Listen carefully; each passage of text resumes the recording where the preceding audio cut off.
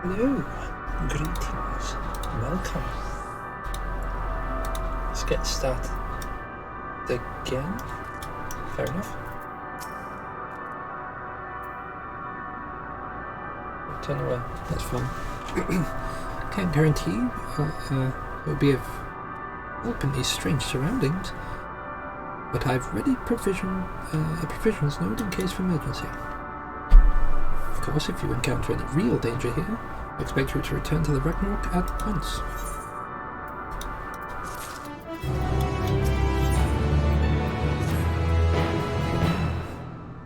We're fortunate that this place can support life, albeit barely.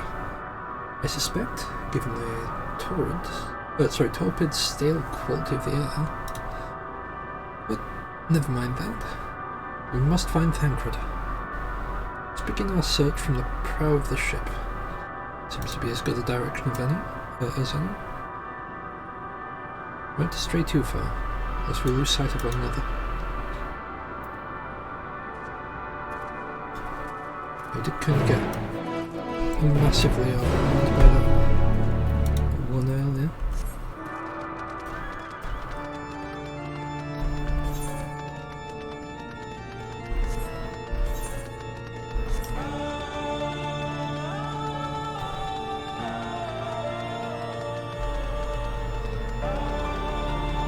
Okay, so we've got dragons. Is this maybe where the dragons came from?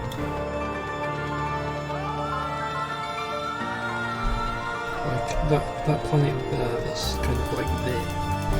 That may be where the dragons first came from. Where folks like Midgard's on planted. Ruins? What if what, I wonder? Perhaps we can find something to help us understand the nature of this place. A relic, an inscription, anything. Leave off me, stone dragon.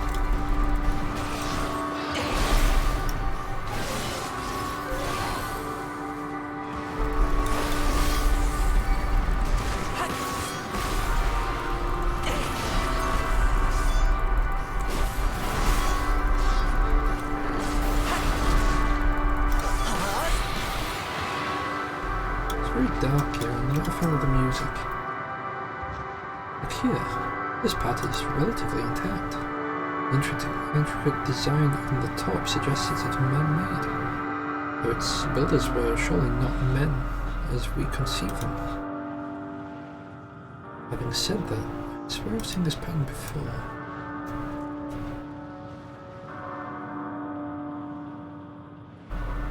Fair enough.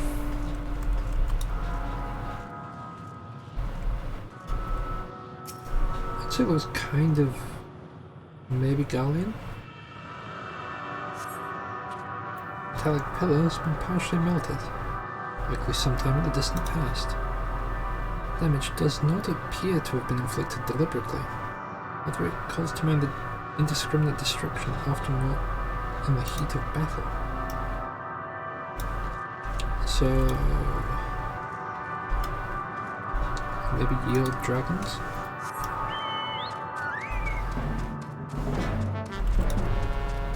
Maybe the reason that Midgard Song fled the star they came from? What's over this way? Space, cool. But this hill might afford us a better view of our surroundings. A poor decision in hindsight. Besides the light from the ship, it's also shrouded in darkness. Thancred is here, but never know it. What I can tell, we are near the edge of the island. Call it that, surrounded by floating debris.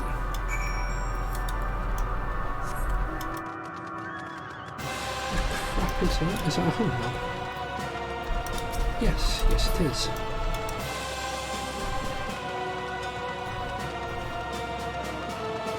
The layers are a bit strange, aren't they? Strange new world.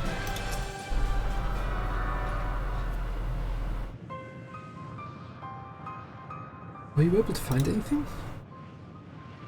Not much. I feared.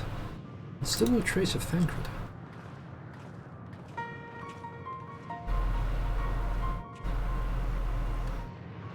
There's nothing but emptiness as far as the eye can see, which unfortunately isn't very far.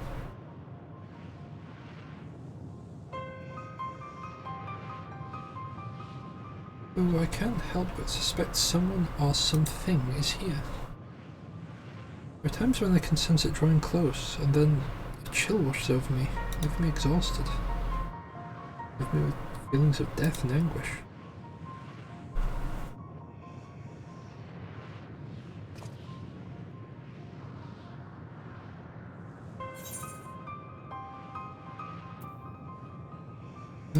I felt it too when I was near that thing.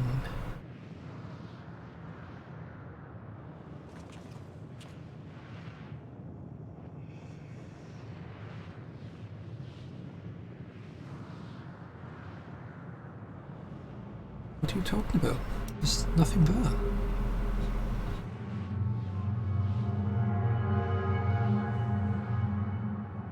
So can we maybe see the dragons because...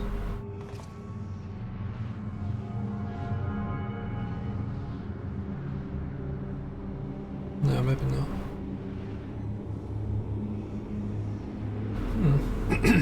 Before we jump to any conclusions, perhaps we should search elsewhere. Agreed.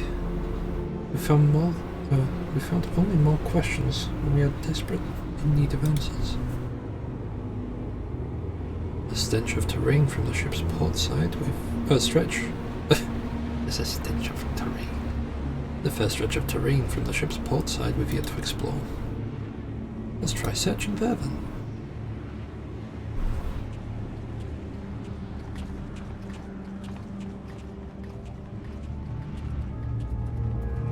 A word before we rejoin the others.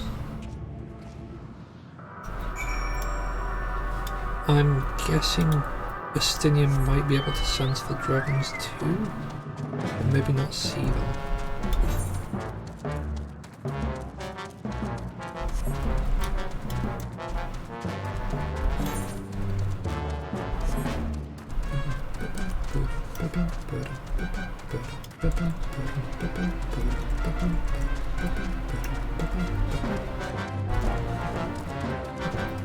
So does this place have ether currents? It does. Okay. I can sort those after stream if I remember.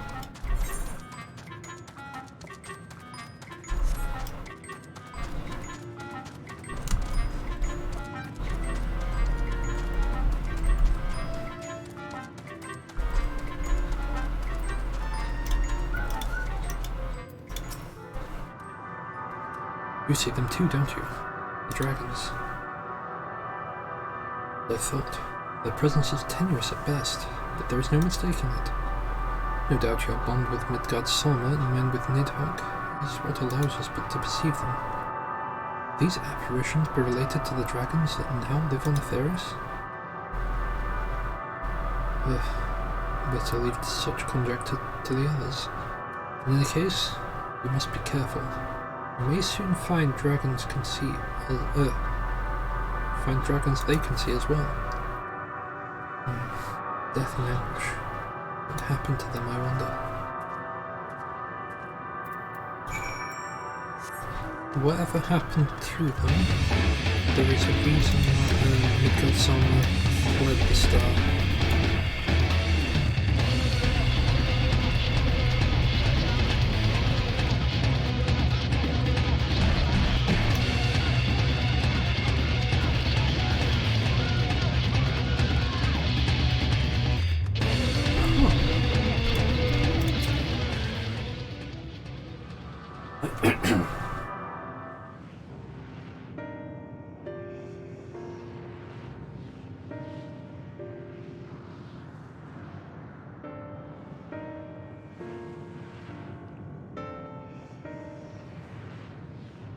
Dragons?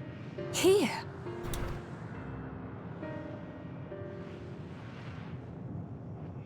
What you see is a memory of a world that once was. A world suffering a slow death, whose denizens cried out for the release of oblivion. What?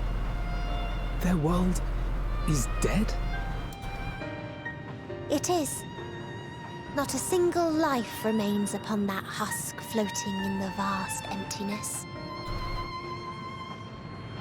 These creatures are shadow and shade, perpetuated only to suffuse dynamis with their unending lamentations.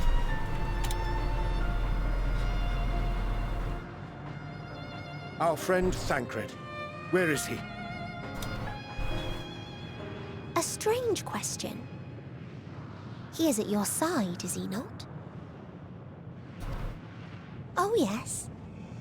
He is here and there, and everywhere within this space. He would tell you himself if he had form to form words.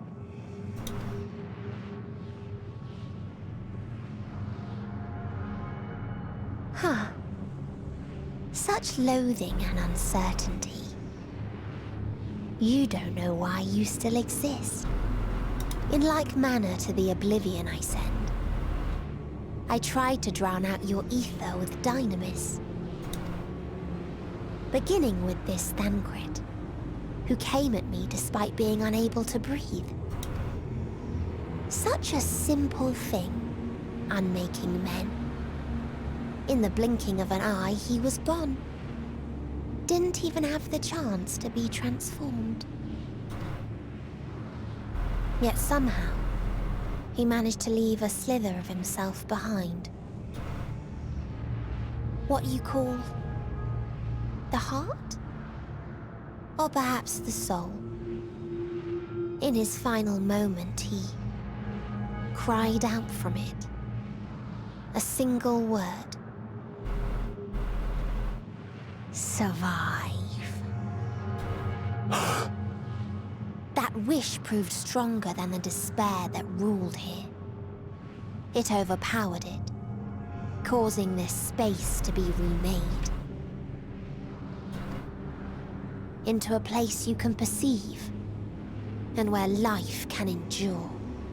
Good on you, Thancred. That you draw breath is proof that his soul lives on. For how long, however, remains to be seen.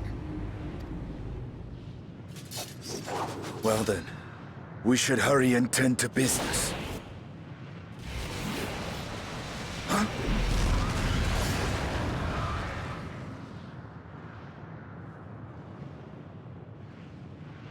It's futile. You will never reach the true me. I told you, emotions dictate reality in this space. Such changes as you might work will not alter in its nature. You may see, but you cannot touch. Walk, but not advance.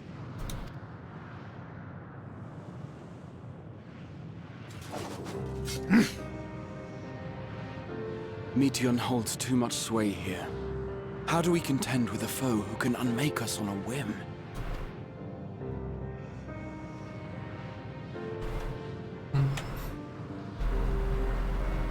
I do not know. But Thancred gave his life that we might come this far. We must press on. Agreed. We cannot turn tail here. Not without something to show for our comrade's sacrifice.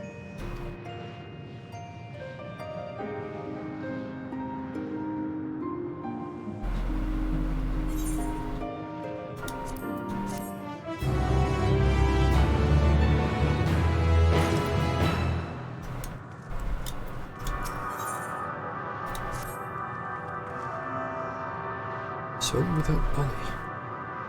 Form of being which we are not wholly unfamiliar. Indeed, for we existed in a similar state while residing in the first. The circumstances are rather more dire than that. It is true, but I choose to believe he is not forever lost to us. Regardless, in sacrifice he hath afforded us a chance to prevail. Let us not squander it, and ascertain the nature of this realm that we might confront and defeat Meteion. Justinian, Samtli, would you accompany me in speaking with these dragons? I missed what they said.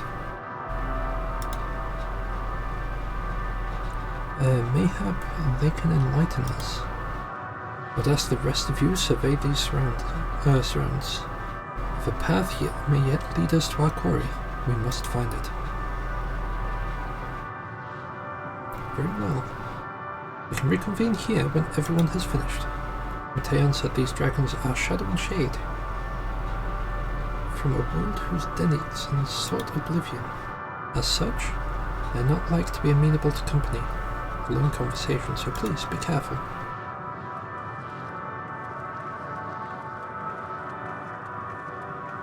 Let's split up and gather what knowledge we may.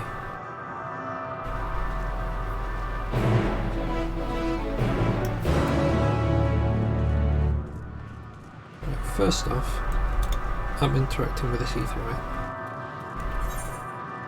After that we'll find out what's gone on with our dragon friends.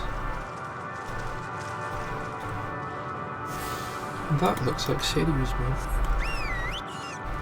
which has great music.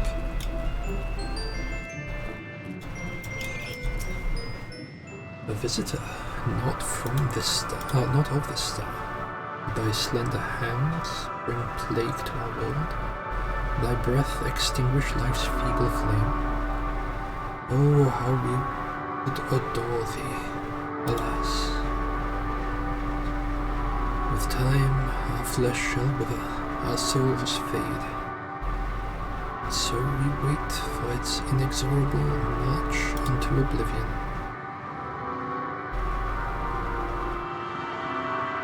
If thou art not come to hasten our demise, I bid thee leave us. We crave not companionship, only silence.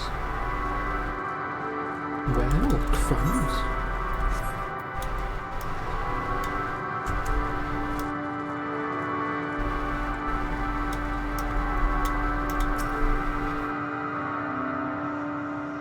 Beyond that distant veil, paradise lost.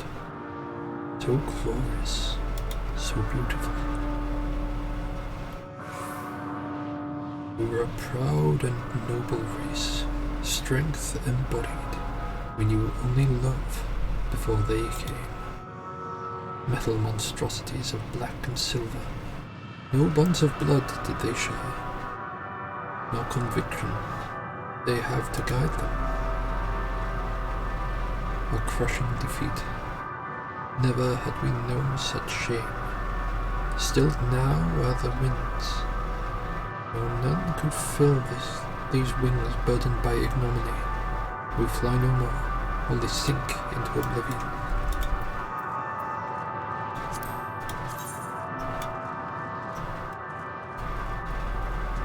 Fair enough. Does that have a visor thing? Nice.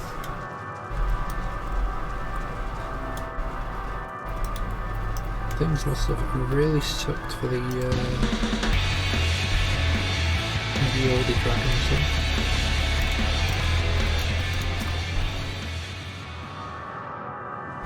Thou wouldst bid me speak. Folly. I observe the lesson of stone. I shall not fly nor speak no more. Only watch and wait and end. One sight yet stirreth my blood, tempteth me to raise my voice in lamentation. Ah no, a cradle of unsung dragons. No words, no songs are possessed of the weight to describe such tragedy.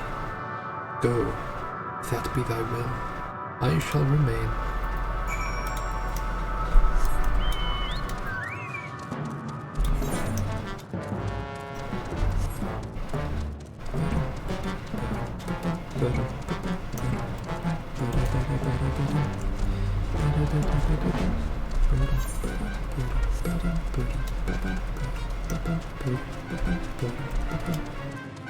Oh dear. I don't like those ones. Level cheating.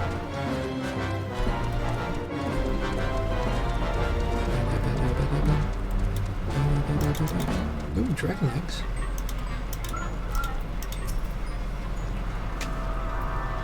They led you here as well, did they? It was described to me as the source of their woes and proof of their end. I'm beginning to see why. The hatching ground, or was, seems similar on the Theris. Godsam's kind must have once lived and thrived in a place such as this. Reatrus said his father was driven from their ancestral home by war and strife. This, then, is the fate of those who remained. Let's look around. These eggs have more to tell what happened here.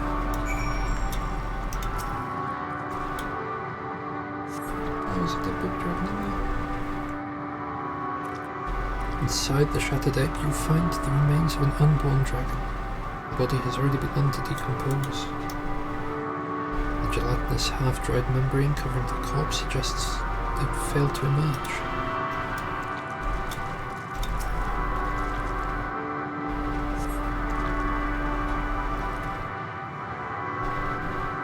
Murky liquid is pooled inside the eggshell. The noxious fetal matter is indicative of contamination.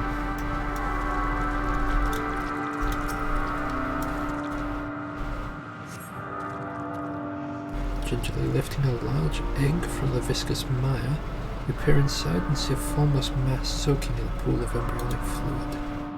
The stomach turns as you return the egg to its resting place.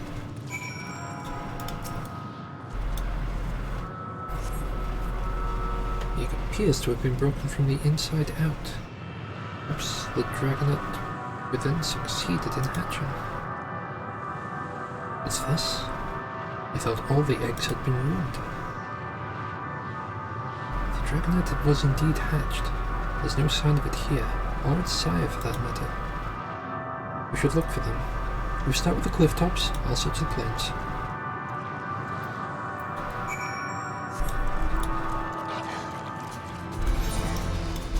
If one did hatch into this, that would be rough to say the least.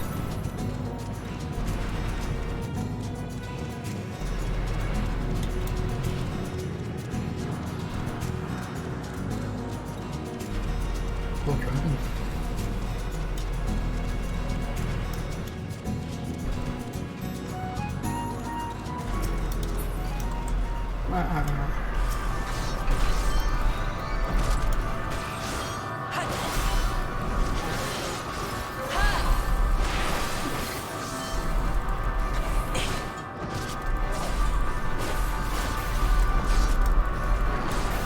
I wonder what exactly happened.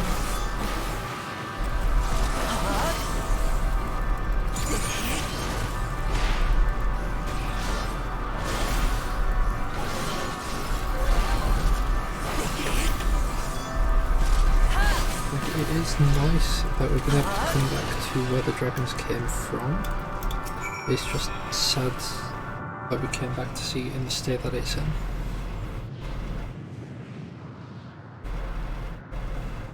The boisterous howling hath been quieted. By thy hand, I presume.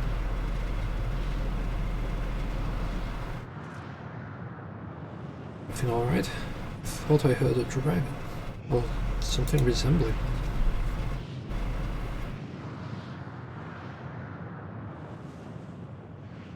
Ah, I see what's happened here. Was that your child? Perhaps. Some eggs in Arm Knoll are indeed mine. If life within one did quicken, the beast that hath been slain may be of my blood. Yet I do not recognize it, twisted and malformed as it is. Not a dragon in truth. Reminder of our failure. A testament to our shame. Explain.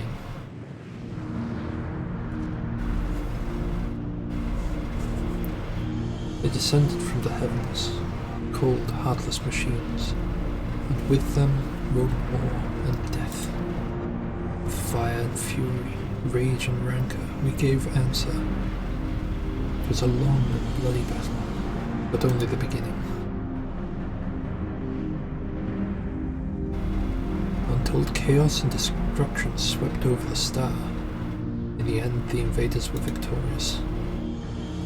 When they looked upon their prize, they deemed it unfit for requisition, and were abandoned to our ruin. The survivors sought to put away their shame, to rebuild. A futile effort. On purest soil replete with ether, did we once cultivate our nesting grounds, but our lands were barren. Any eggs nurtured in such such desolation were fated to rot. What few survived to hatch emerged as abominations. Shall have no new progeny.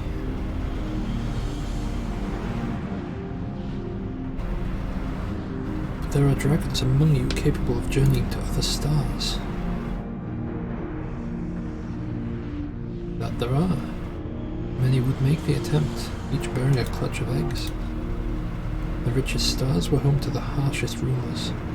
The arrival of dragons incited contests for supremacy.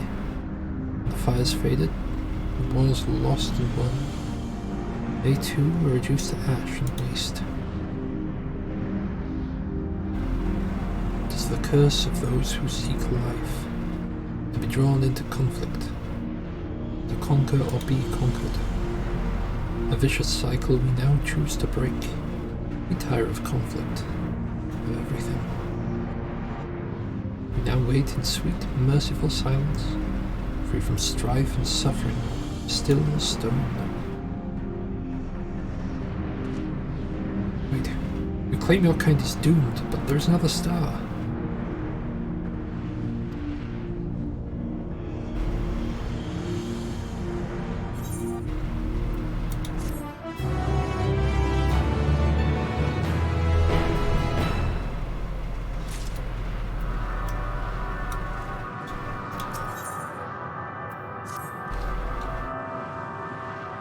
Only to brood in silence, to be left alone with grief until time itself comes to an end. The sole reward for senseless bloodshed. A pain I understand. I wish that I did not. What fools we were. But now isn't the time for such thoughts. Others will want to hear what we've learned to come.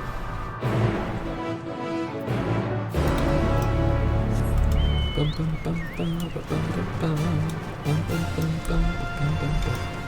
My little sis on that bird. Good bird.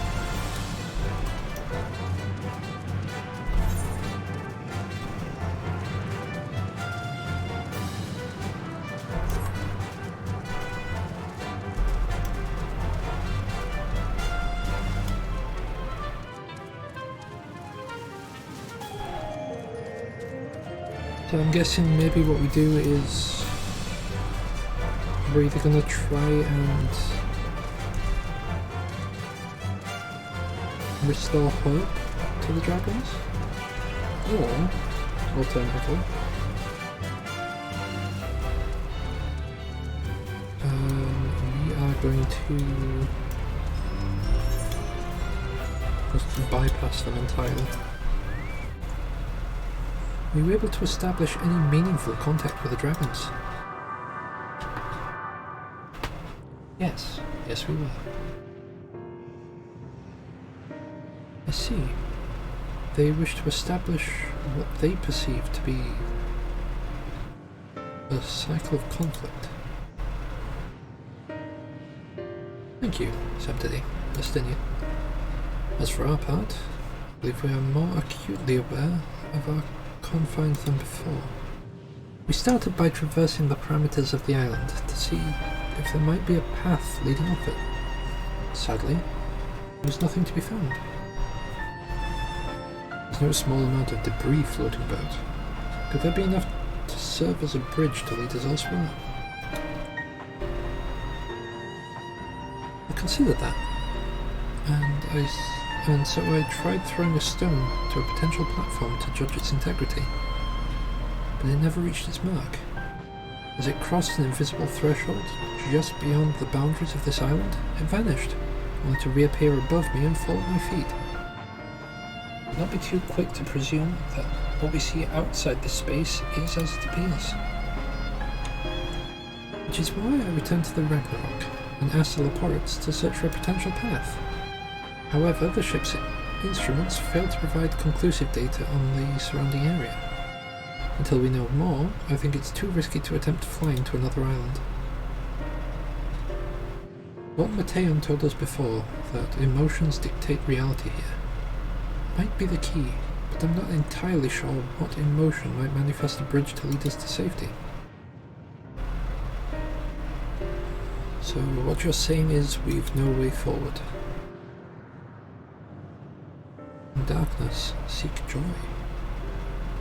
At present, oh god.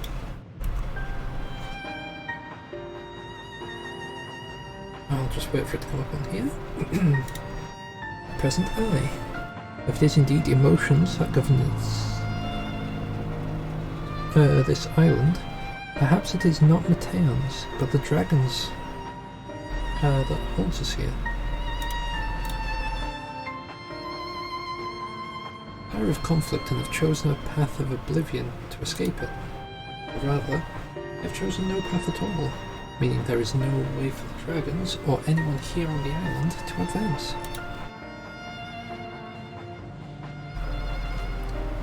Sound theory, disheartening though it may be. If that's the case, what recourse do we have? They are not like to be persuaded to help us.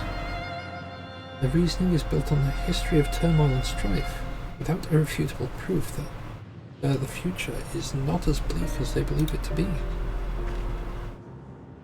Mayhap persuasion is not the answer.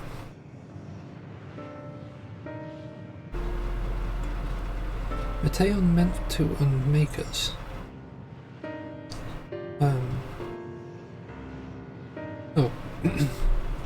If I read it properly. Mateon meant to unmake us there and then on Ragnarok, and she would have succeeded were it not for Thancred's determination. She conceded it was strong enough to overpower the despair that otherwise rules Ultima Thule and reshape it to a degree. Perhaps it can be done again in like manner, by overpowering the prevailing emotions.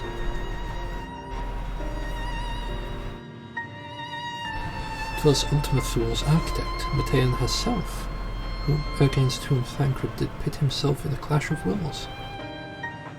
Though I marked no leader among them, as such, I did chance to encounter a dragon possessed of despair far more potent than the others. Potent enough, mayhap, to dictate the course for the others, and thus their domain to follow. He spoke but a few words, carefully chosen, the tone and timbre alone threatening to rend my heart in twain. Channeling his desire to remain may allow us to alter the island upon which we stand. Alas, I fear my vaunted rhetoric availed me not against his calcifying heart. Mayhap one of you will fare better.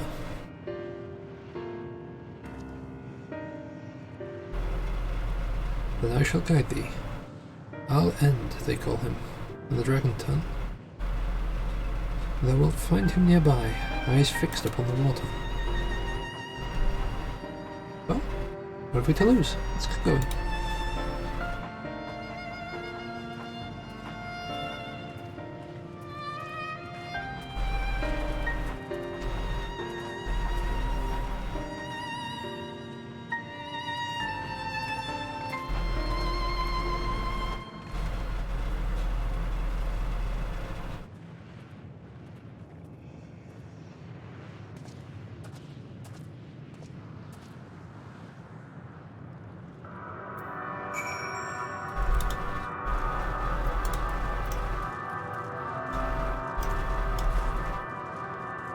Yeah, I thought he might have been a bit closer than that. Apparently not. Probably shouldn't ride this one around here. The Heavens Ward weren't fond of dragons.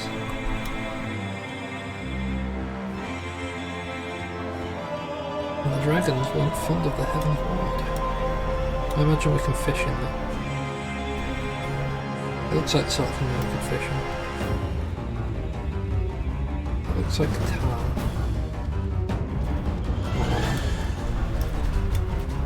Bit both.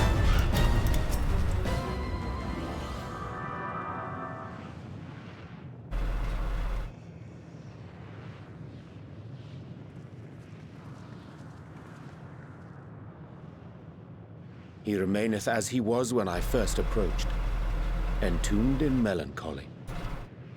I see. Perhaps I could... I'll handle this.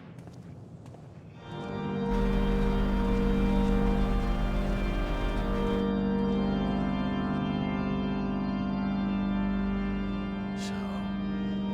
waiting to die like all the others, are you?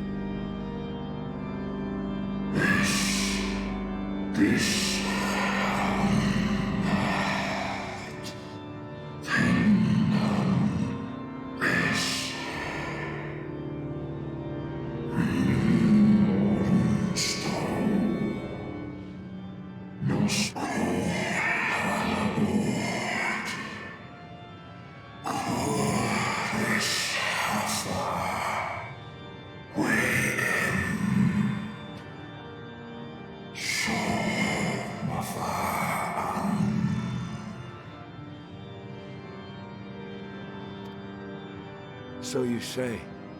Yet your kind has found a new beginning on our star.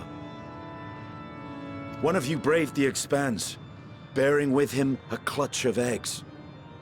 They and their children now rule our skies, their song heard by all.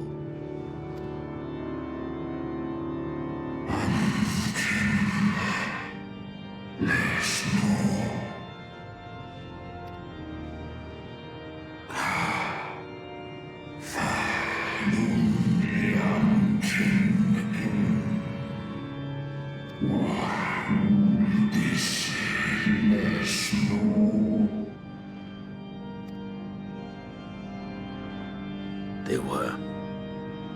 They suffered much, and repaid their suffering in kind.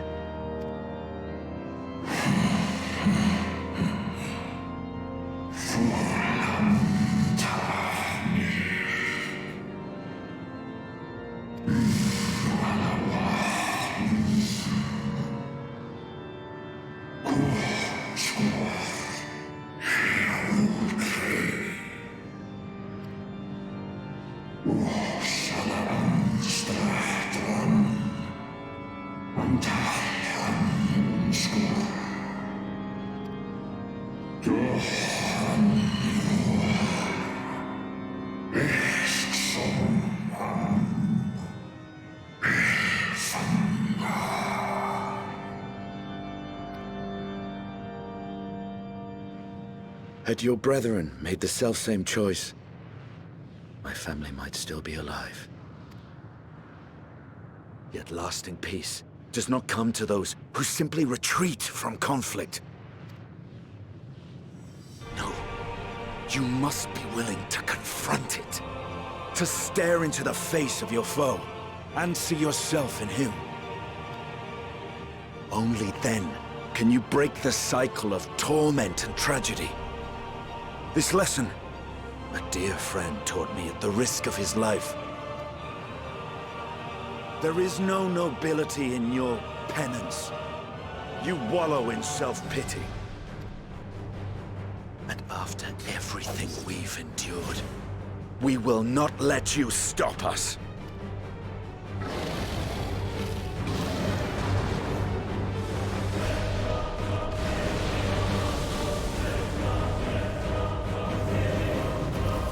Estinian!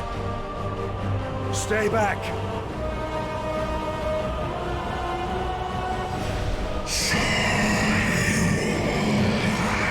There's only the Mateo in the skies. Yeah.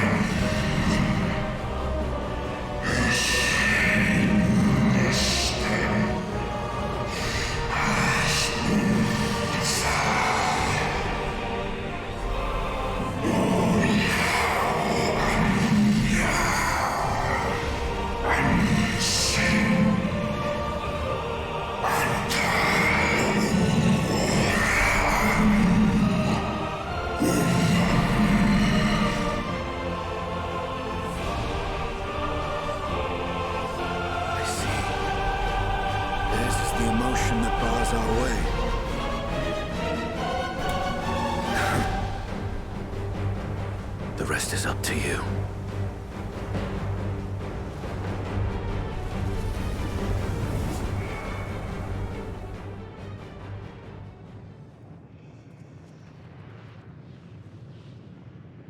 No!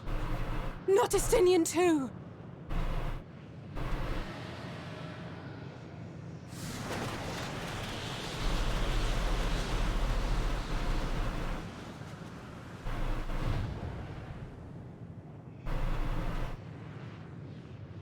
There's a wind.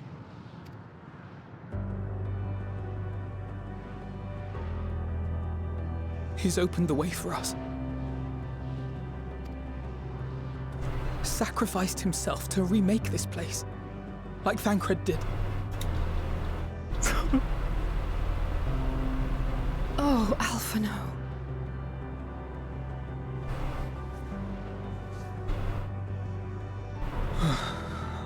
Come. Let us follow the wind. It will not lead us astray. He would not.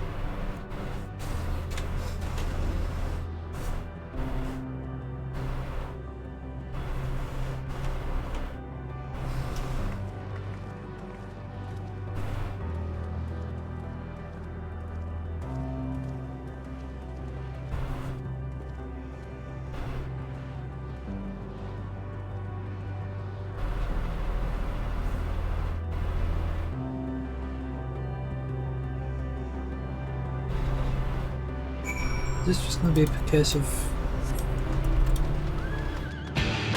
folks sacrificing themselves so we can advance to get to the table?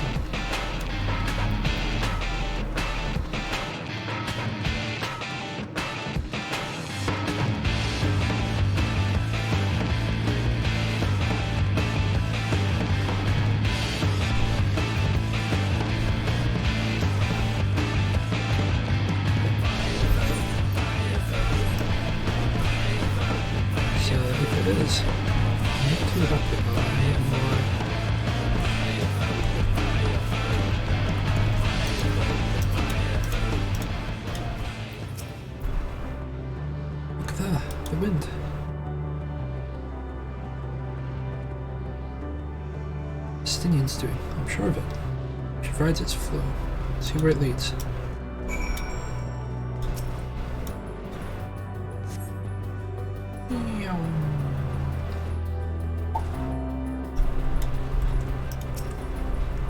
Powerful gale has delivered you to another world. The other scion should arrive before long.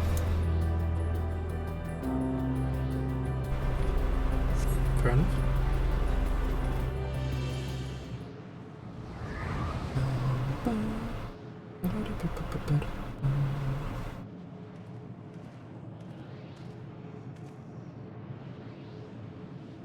He did it.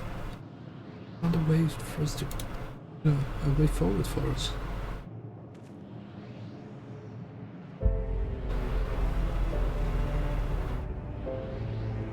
Dragons remain trapped within their prison of their own making, lamenting the horrors of war. Yet Estinian knew them better than most. He was a man of honor and a dear friend, willing to fight at the very end for what he believed was right. And he is still fighting Alphino, just like Thancred.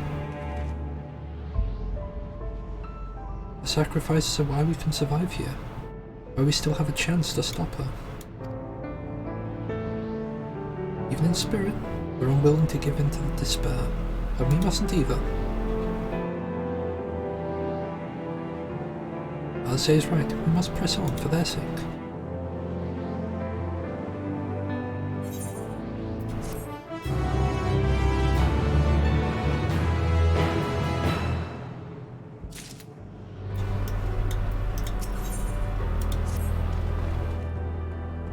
As Ishtola and Alce said, we must continue.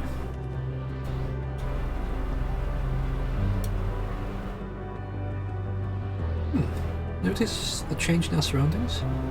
Perhaps this is a memory of an altogether different world. It would be prudent to learn of it, then. Tread carefully, lest we lose our footing in the sand.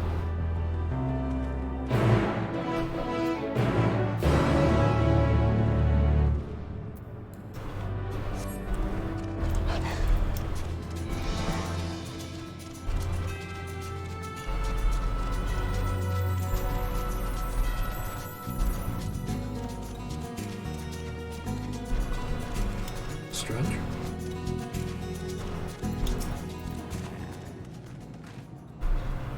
Were it not for the violet crystal embedded in its surface, it would appear to be an ordinary stone. Here a script hath been etched upon it. Oh. Done it again.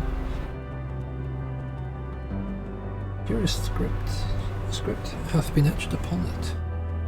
Upon them. Alas, it is not a language with which I am familiar. I cannot say I recognize it either. Nor I. The dragons, from what I recall, preserve their knowledge in song and eschew the written word entirely. We may assume this is the work of another race, one we've yet to encounter. Mateon claims the dragon's world suffered a slow death, seeking the release of oblivion. The life we find here, like as not, doth wend its way toward a similar end. What do you suppose that is over there? Very wiggly. Not sure it's hard to make out at this distance, but its surface seems to have the same crystals as this monument. Oh, that. Meaning there's a chance we may find whoever built them both. Go have a look. Come on. Let's pay sacrifice.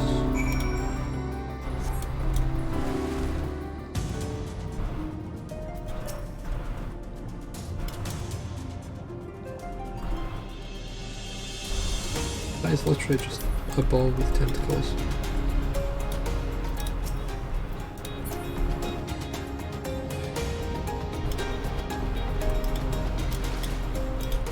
Ghostly figure. Ooh.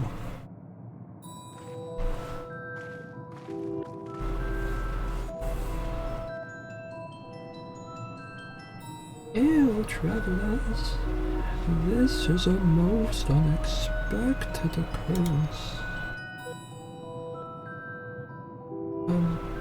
Hello there. Is this your home? Indeed it is. Ah, forgive me. I had forgotten. An exchange of introductions is expected when first meeting those with whom one is unacquainted.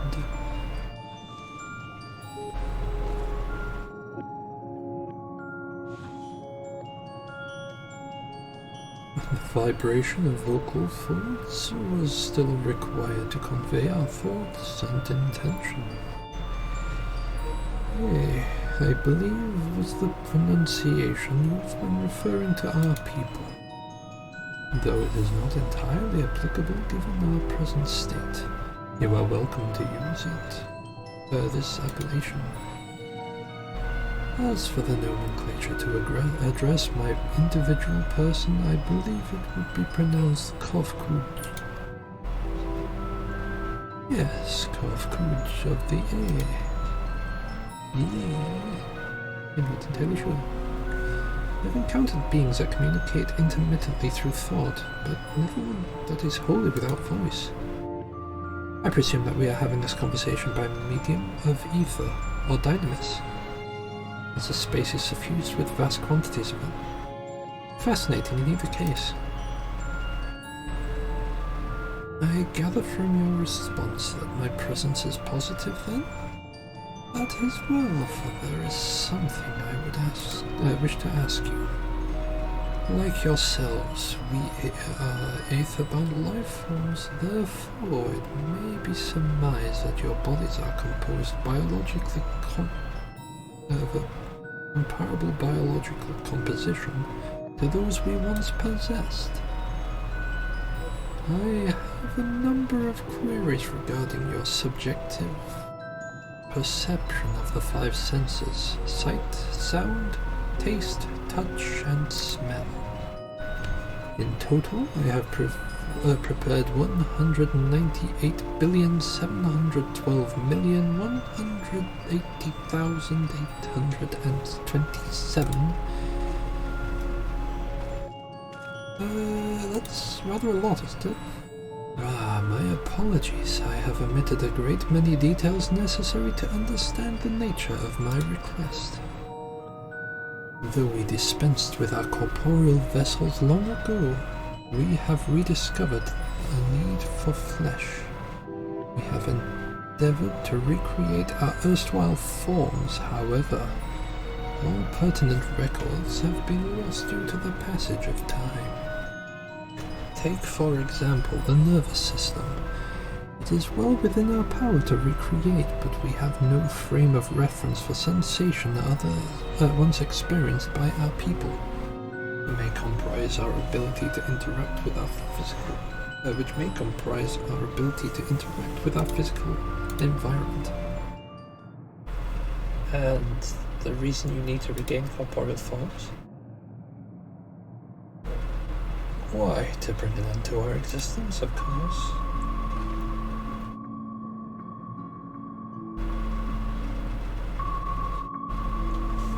Though need is perhaps a strong word.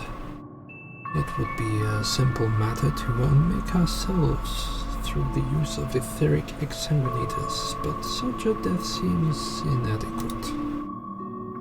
Traditionalists among us believe proper death requires an inescapable sense of impermanence in one's final moments, an experience found only with bodies of flesh.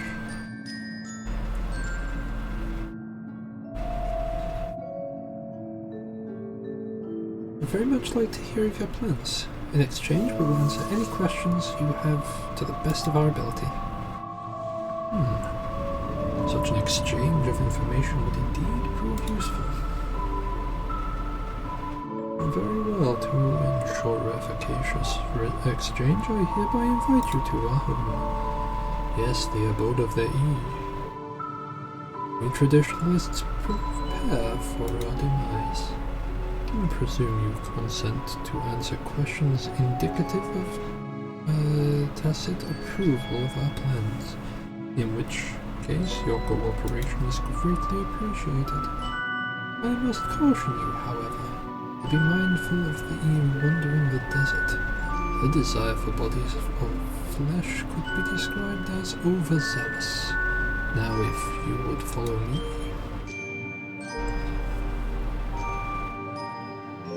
It's going rather smoothly, other than complaining mind. Even so, we mustn't forget their aim is oblivion, much like the dragons.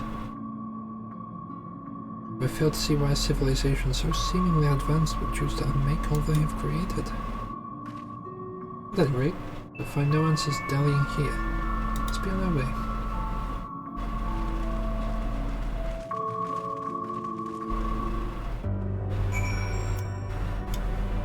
I'm guessing we might lose, well, I'm guessing we're either going to lose Ishtola or, ooh. This guy. Yeah, Ishtola or, Raha next.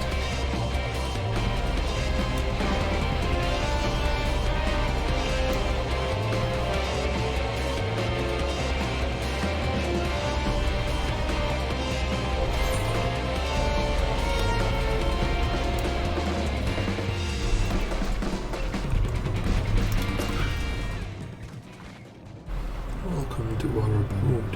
Most of our compeers you will find remaining idle in their domiciles through critical expressions indicate my phrasing is unclear.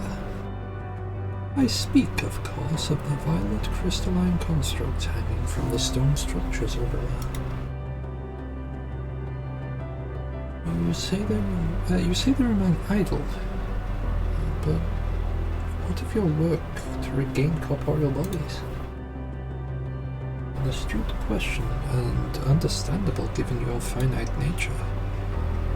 We have no desire to pursue our research, for it is no longer necessary. If in our idleness we are struck between inspiration, we rise to pursue said inspiration to its conclusion. That is why I was present for your arrival, and why I continue to engage you now. While the others are not currently in a mobile state, rest assured they would not object were you to disturb their respite. You need only cast your thoughts towards one of the crystalline domiciles to communicate.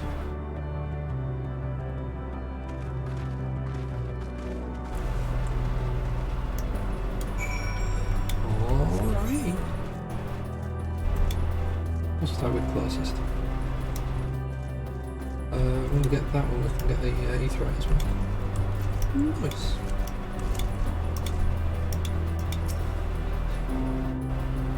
I think that that was doing that voice was rather annoying, so I'm going to stop that. Cast your thoughts towards a crystalline domicile, but there is no response.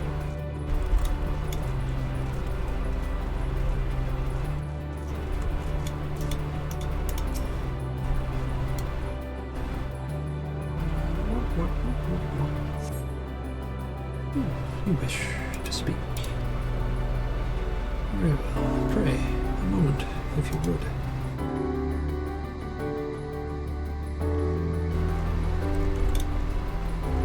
Look at that bird.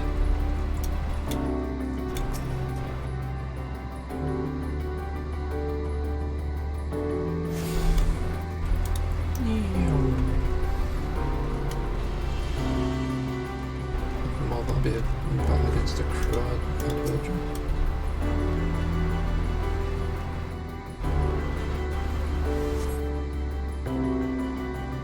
Why we seek our end, you ask? If you must know, I will tell you. Just a moment. I must remember. What form did I take when I last emerged?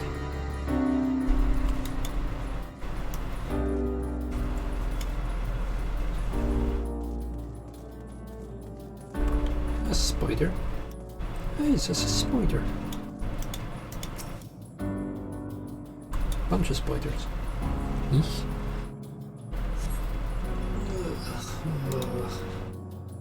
Strange moaning comes and goes. Soon fades into silence.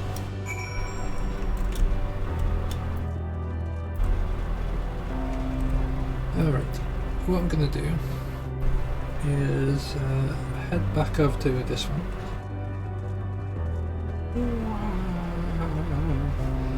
Then I'm just going to quickly dash to the toilet because I have been holding for the past few minutes. And this seems like a good place to pause.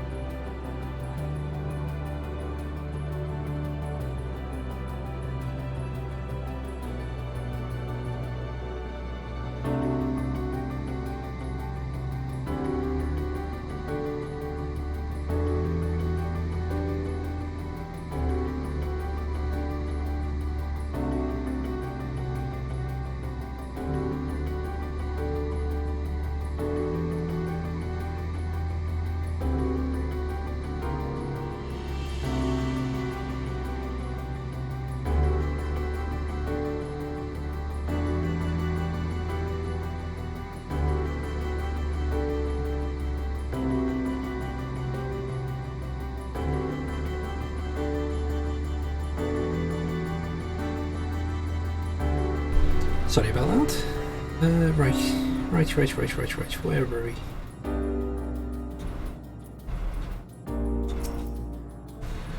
Did your inquiries yield satisfactory responses?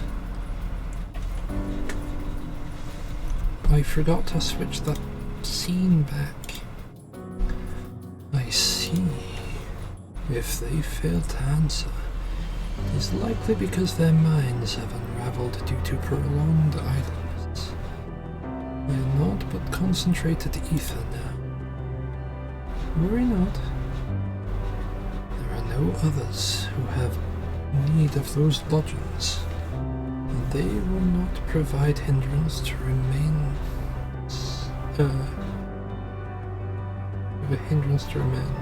remain as they are.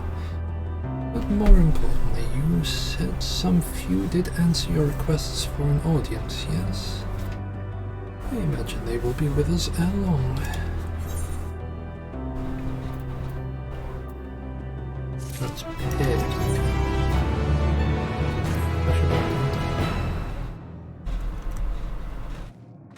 What are we in terms of quests, I wonder? Oh, 8 quests left, okay.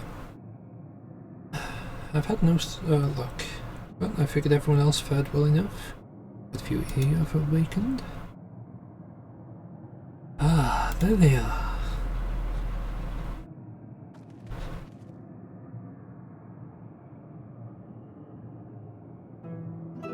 May I introduce Lalak, Dudik, and Nenid.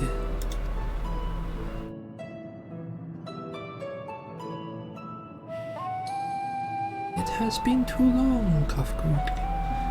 I dare say Sadr 4 has since completed an orbit.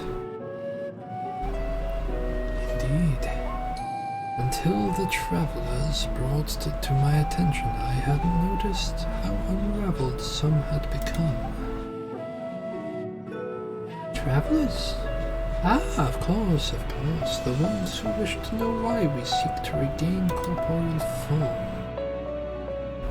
The truth of the matter is plain to see as the neighboring systems.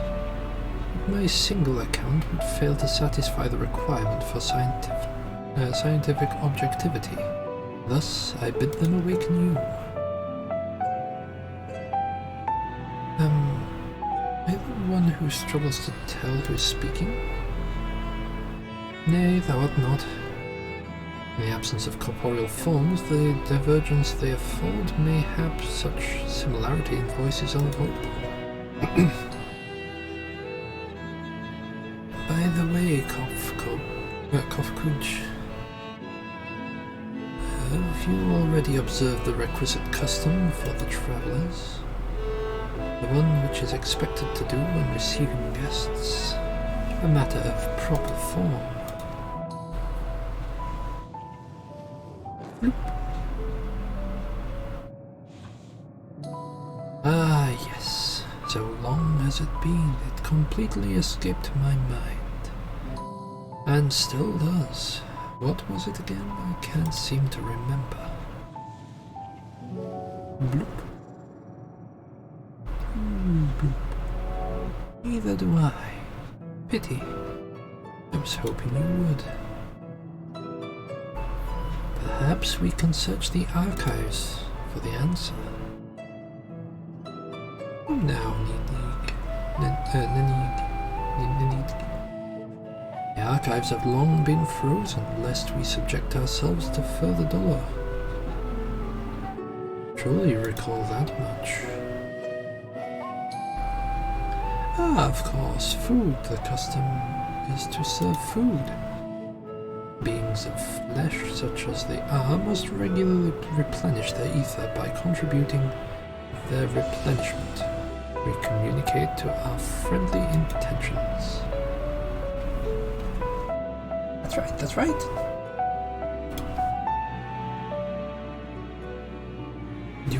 We duly invite you to join us in communal repast, after which we may engage in leisurely conversation. We have a chance to learn something, I see no reason to decline. Excellent. If you would care to follow me, we shall feast you on purest ether.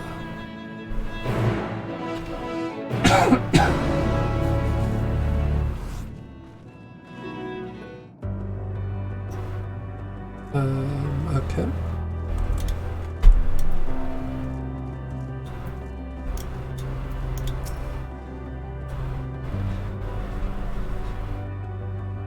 This facility is where we replenish our ether. There is no particular name for it, but we traditionalists sometimes use the word restaurant. Now then, if you would take your place with your comrades, the space will soon be awash with the purest ether. Please absorb as much as you like. I've got a weird feeling that they're going to try and drain our ether.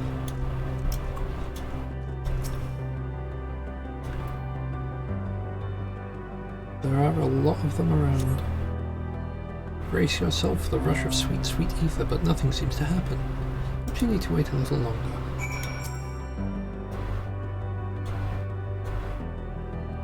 They're going to try and force us to abandon our flesh as well. Just as I suspected. As meticulously as one might recreate his homeworld, this is Ultima Thule. One cannot simply generate ether here. Recreations, our friends are oblivious to that fact. The very truth of their existence. Much like the phantoms recreated in Moreau. However appearances may seem, we must be ever mindful that this is the memories of the dead with whom we deal.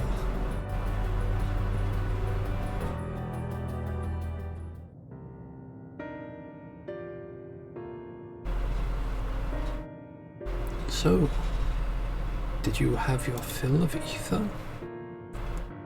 Alas, we couldn't absorb it. A deficiency in our forms, it would seem. Oh, how very unfortunate. May I ask how you normally replenish your ether? We eat food. Nom nom nom nom. Your mouth, you say? How very primitive and quaint. To think that their mouths serve not only to expel sound, but draw in substance besides. Such life forms have long since vanished from our systems.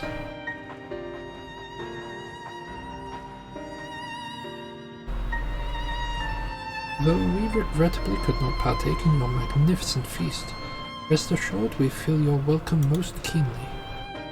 In the course of acquainting ourselves with your sophisticated ways, however, we could not fail but wonder, wherefore did you wish to obtain vessels of flesh, and thence to vanish? May not favour us with an explanation?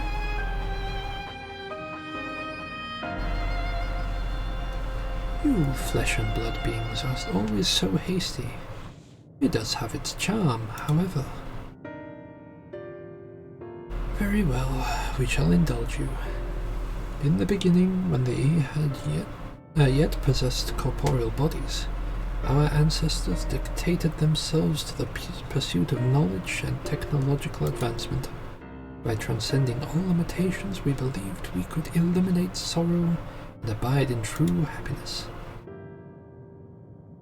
From the tangible, such as land, to the intangible, such as labor, there exist myriad hindrances to the progress.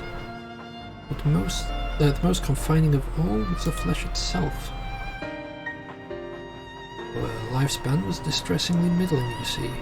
Too short to enjoy unhurried lives, yet too long to be considered disposable.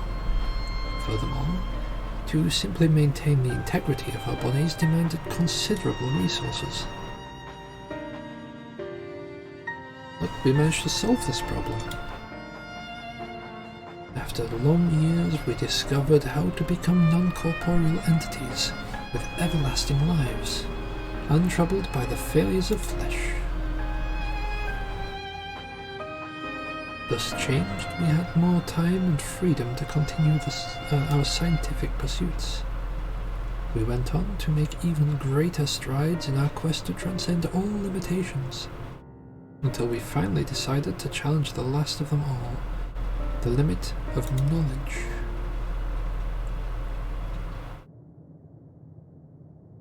That is to say, deciphering the laws of creation. We sought to discover how the universe came into being and explain extant phenomena, and thence predict the future. If we could but achieve this, we believed that we could be free from uncertainty and anxiety.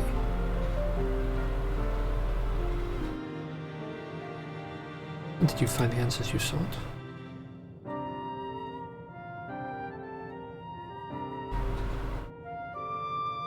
Yes, we did. Our efforts revealed to us a fundamental truth. Knowledge of said truth is essential for the continuation of our conversation. If you would learn more, we will share it with you. No, we mustn't, primitive as they are. It would be unspeakably cruel to deprive them of their ignorance. They are possessed of corporeal forms. Their lives readily ended. As those who have gone before, is it not our duty to warn them? What thinkest thou?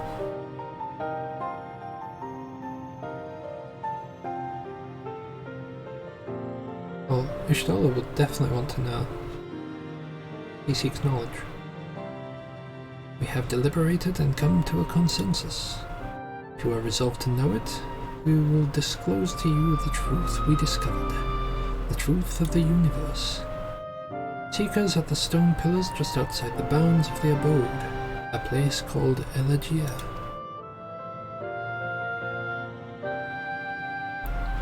I'm guessing Ishtola will do that one. A fundamental truth. We will hear it, of course. Let us learn from what has led such enlightened people to this indolent end.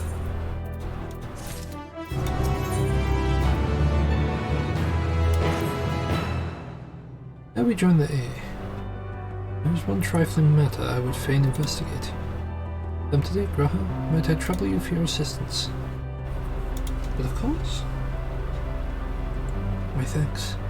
We shall head outside the abode if you would kindly follow me.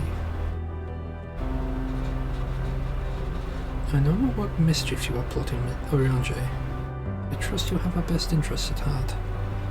The rest of us shall go on ahead to Elegia. Lest you worry, we won't start without you.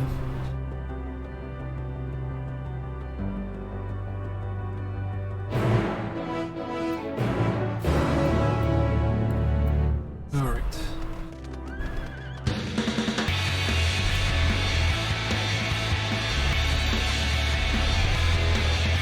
I feel like Oriange knows something that is not passing me.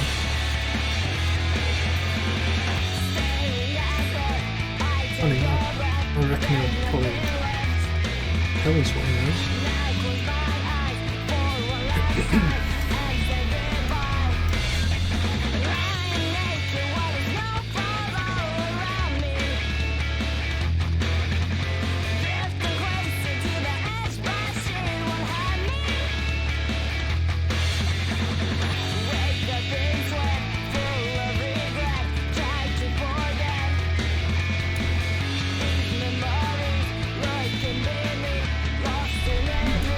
Interesting. Wellspring of the... Alright then.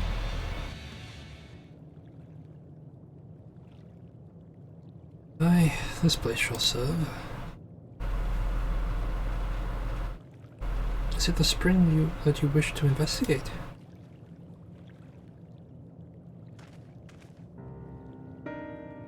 Pray forgive me, my friends, but there is naught to investigate. 'Twas but a pretense to speak in private.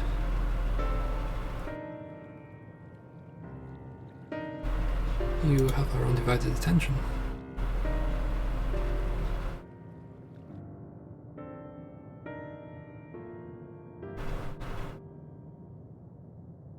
As we have established here in Ultima Thule, those denizens of ruined stars are recreated in their twilight days. Yet, one question doth arise in my mind. So faithfully formed are the simulacra that they believe themselves yet amongst the living. How dost thou suppose this is possible?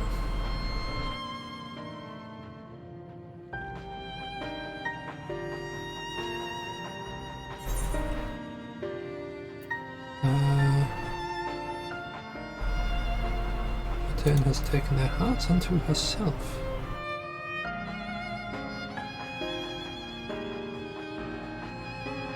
I'm inclined to agree.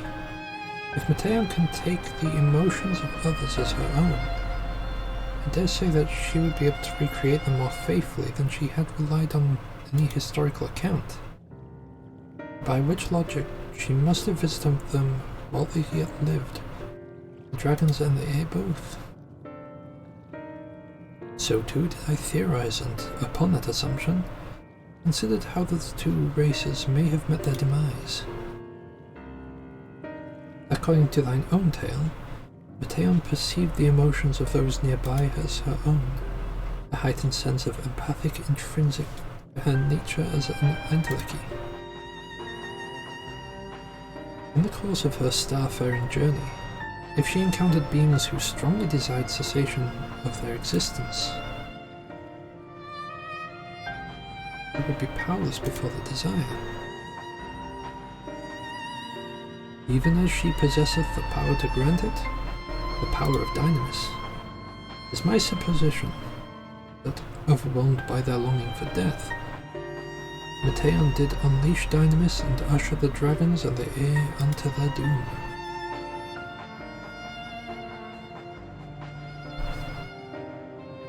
Of course, such was not always the outcome. Full many stars did she find already lost to ruin. In order to create a terminus, however, the fervent desire for the end is essential. Therefore, should you struggle to find a way forward, pray ask yourselves this. In the place where you stand, whose is a soul that yearneth most desperately for oblivion?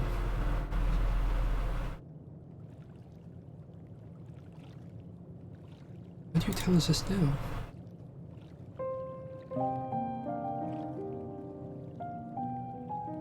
Ne'er again would I betray your trust.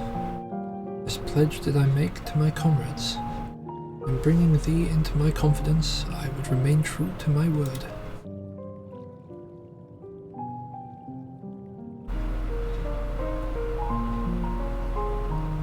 As for thee, let us consider it my fitting reward for the secrets I harboured for the Crystal Exarch.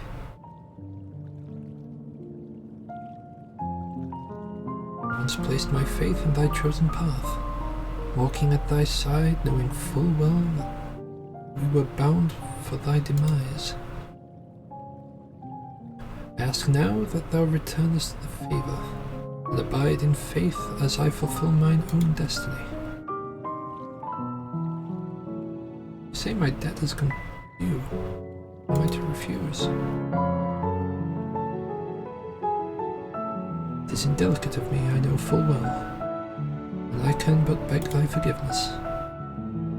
Yet, if I must needs go to such lengths, I cannot well feign ignorance of the answers I found within.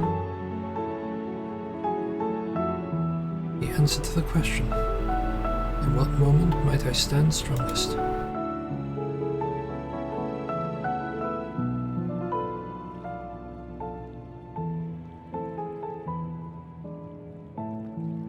We've been through, I will say only this.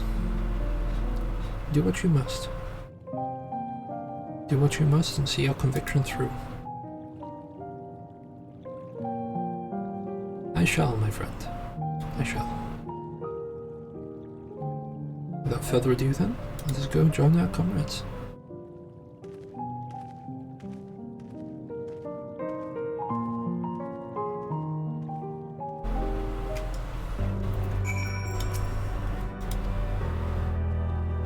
Be off too.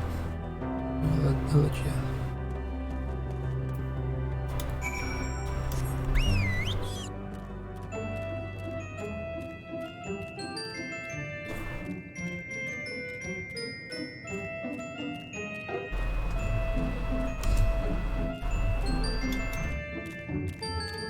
some random floaty bits.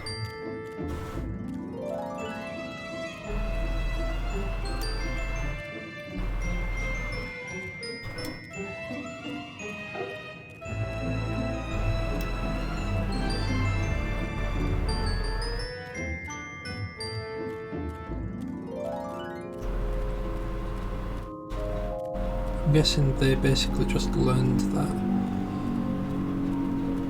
essentially everything ends at some point. Even the universe.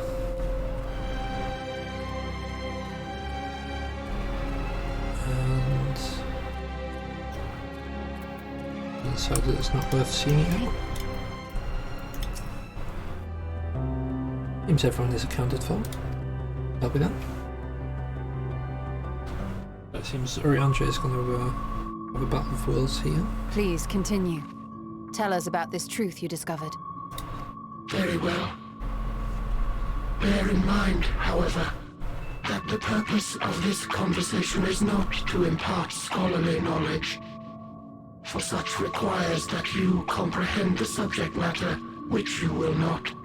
We will forego the intricacies of our scientific methodology and deal only with the conclusion, the end of our society and our world. We acknowledge, with regret, that your star is in the midst of the same panic-induced cataclysm that befell Deneb 3. As such, in order to avoid causing undue distress, we will refrain from explicitly stating how much time you have remaining. You are entirely too kind. I pray you recount your tale as you see fit.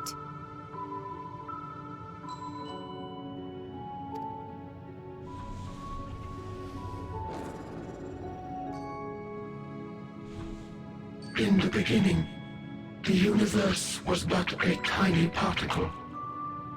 Then suddenly, this particle began to expand, having remained entirely in the bounds of your star. The phenomenon may be difficult for your kind to grasp. But this expansion has since continued unabated. Speculating that the universe could not grow indefinitely, we sought to learn what might occur, and made a worrying discovery. The stars will continue to spread apart, as will their finite thermal energies. Eventually, all heavenly bodies will grow cold and freeze. No new stars will be born, and the universe will enter into an eternal ice age.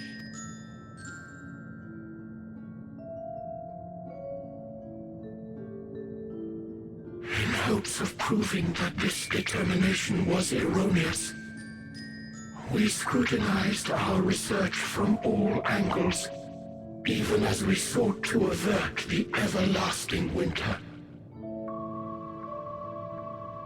The endeavor proved fruitless. So infamously so, in fact, that it became synonymous with vain effort. The universe as we know it would end, and there is no way to prevent it. Beneath the weight of this knowledge, our society stagnated. Though we had time still, it was a cold comfort. Why strive for anything when desolation is assured? When our wealth of wisdom, accumulated since the dawning of our kind, would be forever lost. No civilization would rise from our ashes. No scholar recover our knowledge. In silence unbroken, naught would stir. Intellect was once our pride. Overnight, it became our shame. Our works, monuments to futility.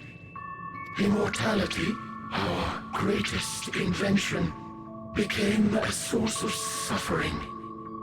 Rather than suffer on, many chose to unmake themselves by means of etheric exsanguinators.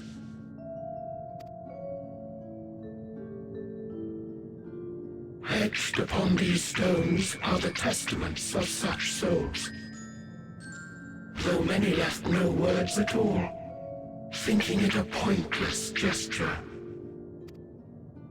Once we have obtained vessels of flesh, we likewise intend to vanish. If you understand this, understand aught of our tale, you will abandon your quest for knowledge. Ignorance truly is bliss. If you would cling to your illusory happiness, remain primitive and pure. It is the only way.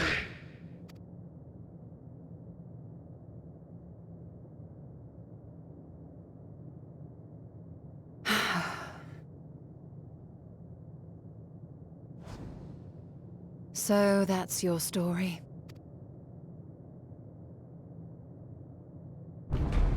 While I appreciate your advice, I will not heed it. Convinced though you may be of this truth, it is yours and not mine. Indeed, truth, I have ever believed, is in the eye of the beholder. Are you suggesting that we have reached a faulty conclusion? That our science failed us? Hardly. As you yourself said, the subject matter is beyond my comprehension. And that, I accept, is true. I do not possess the knowledge to prove or disprove your conclusion. In my mortal years, I doubt I could even approach the wisdom of the air. But of one thing am I absolutely certain. I would not be happier in ignorance. Y'shtola, no! You mustn't!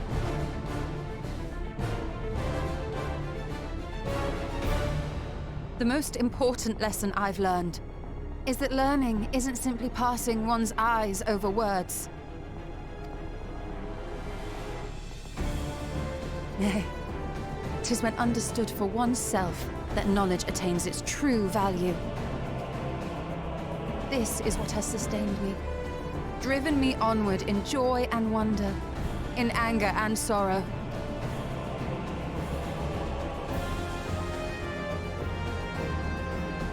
The universe may end, and all may be for naught, but I will live as I always have. I will always seek out new knowledge, and no conclusion of yours, no matter how grim, can dampen my desire.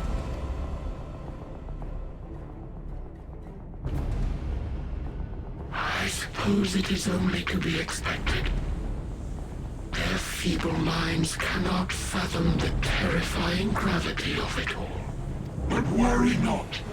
We consider it our duty to enlighten you, and we will not stop until you grasp the full extent of our despair.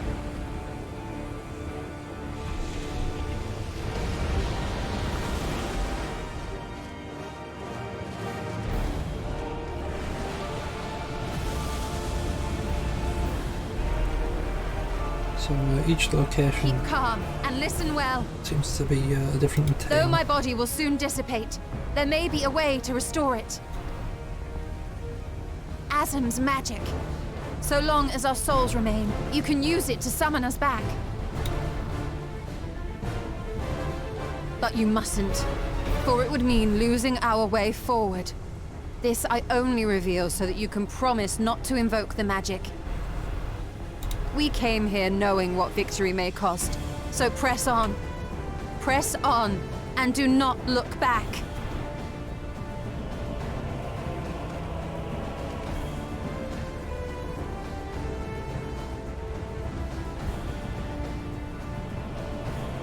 I shall join thee. As subterfuge is not required, thou shalt not suffer for mine absence. Riange. My resolve hath never been as strong as thine. Full oft have I wavered in my decisions, and afterwards been stricken with regret. In spite of this, I may still stand with my comrades, supporting them as they attempt the greatest of feats. This truth I have learned in the course of our journey. And many though my shortcomings may be, I may also claim to excel in prophecies.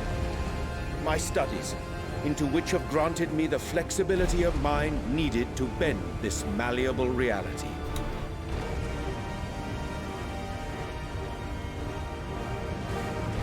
Thus shall I hope that thou mayest have the strength to resist, and our comrades the strength to continue.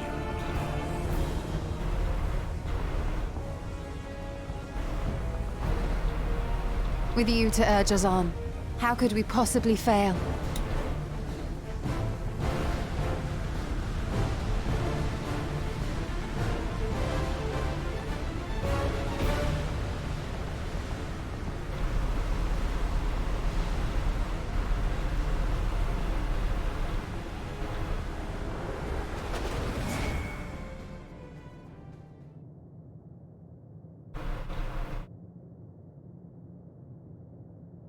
Lost 2 that time. Oh dear. But that is a pretty clear path forward, I guess. What's this? An extinguished civilization. Rekindled.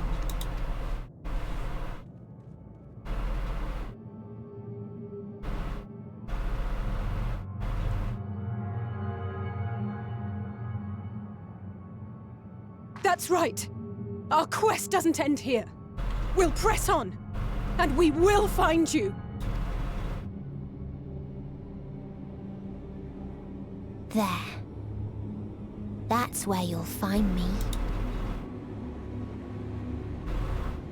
Is that another star? Of the stars we visited, most were already devoid of life. And where there was life still, the inhabitants wished for death. But even death, we learned, isn't truly the end. It is but a part of the cycle of rebirth. Souls return to the star, or in its absence, a larger flow. And eventually they are reborn. Alive again, to know suffering anew.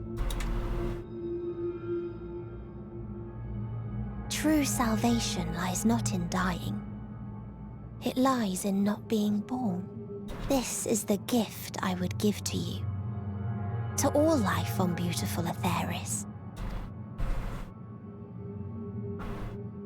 To that end, we created an egg wherein life cannot quicken. That dead sun.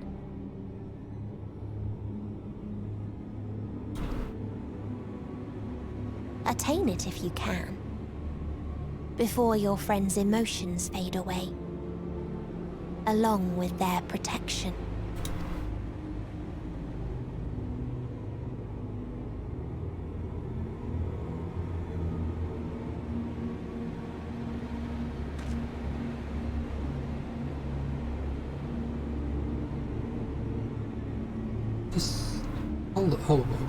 Hold up. Hold on a second. Does that mean that they are containing...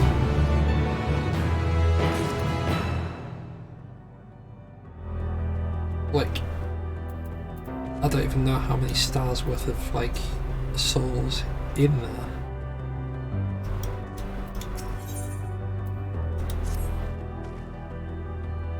Are you all ready to continue on? Let us make for where that light shone. Stola and Rianjay have opened the way for us.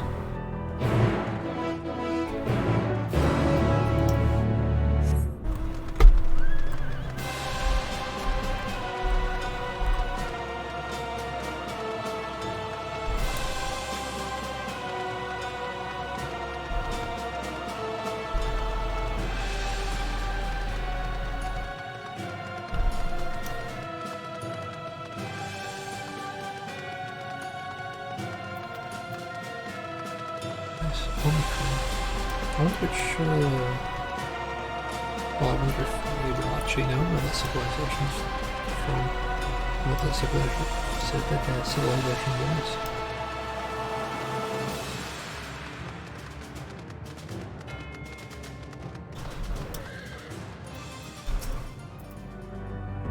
Yes, I can feel it.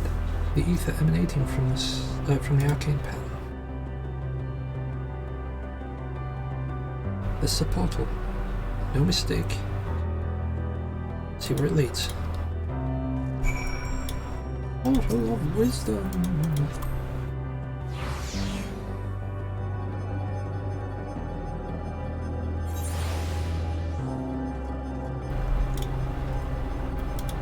I think we'll do this.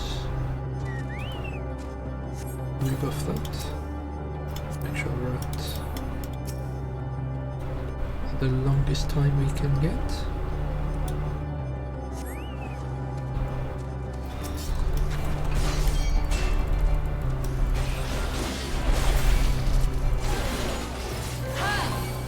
Yeah, if anything, this kind of feels like we're going to fight Omega.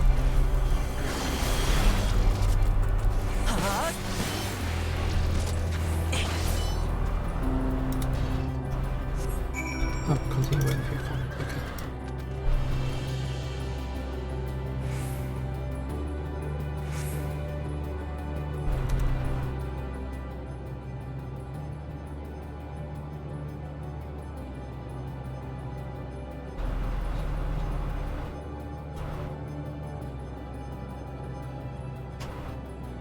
Now the problem is I can't really read what the titles are for these quests because they're using like funky letters.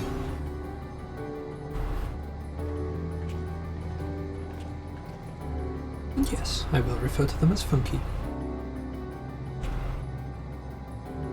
Amazing. Another civilization. Attacked as soon as you arrived. Not the most welcoming of places, is it? We must try to identify. We must try to find denizens who are amenable to conversation. We should also get the lay of the land. See how far we can go. I'll help Alfinov with that. In the meantime, young Graha can search for friendlier folk.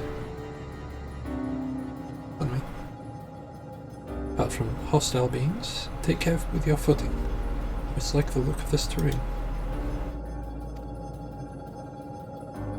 Not knowing where the locals, what the locals are like, you'd best take care yourself. I'll find you once we finished exploring. I'm guessing it's over here that we need to go. Yeah, with the ether, right?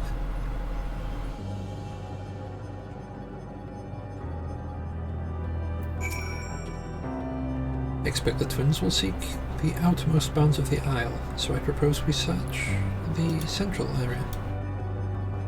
Our machines patrolling here and there, sentinels in all likelihood. Like those you encountered, they will most certainly attack any who venture too close. Let's avoid them, while others will appear more approachable.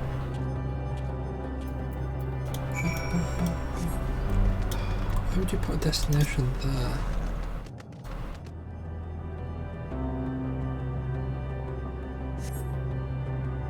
But the patrolling machines in the area do not seem inclined to non-violent intercourse.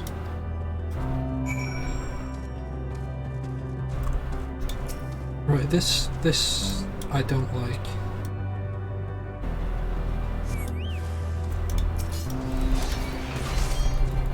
This feels like they're just trying to check its own now. And as opposed to maybe making more interactions earlier, they just decided to slap them all in there.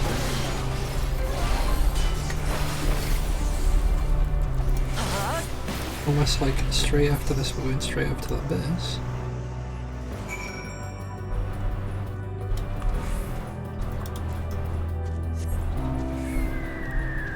Like what they could have done was encounter base. Instead of being a look around, encounter. this. Look, the machines here do not appear hostile. Let's see if we can communicate with them. Begging your pardon, but we are searching for the denizens of the star.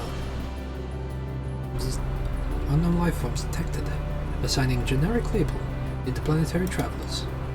Greetings and welcome to the planet Beep. The planet? What? Can you please repeat that? It appears your hearing organ is unable to process the name in our tongue. It may be translated into yours as Alphatron. Your people, meanwhile,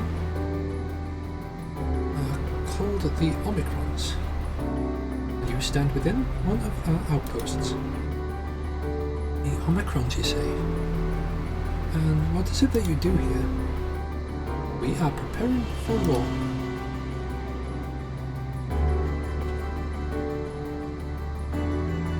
As we presently do not have a designated target, you have nothing to fear. Should your star become designated, however, you will be taken into custody and or terminated. Not a little frightening, these Omicrons, but at least they seem to be forthright. We'll see what else we can learn from this fellow. Try speaking with the others. No.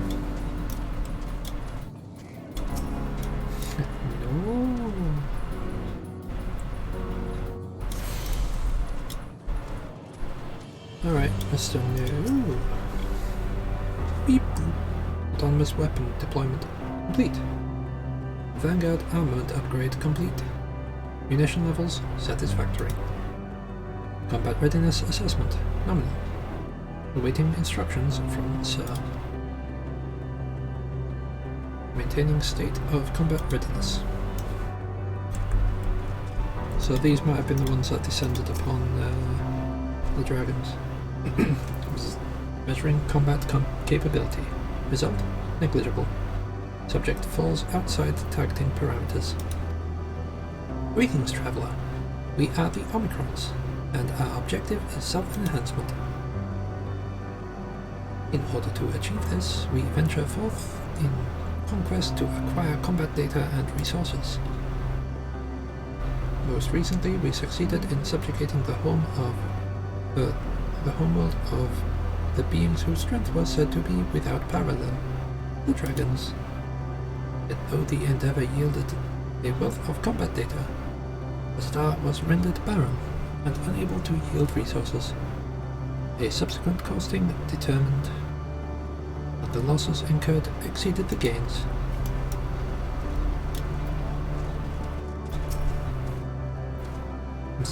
Greetings, traveller.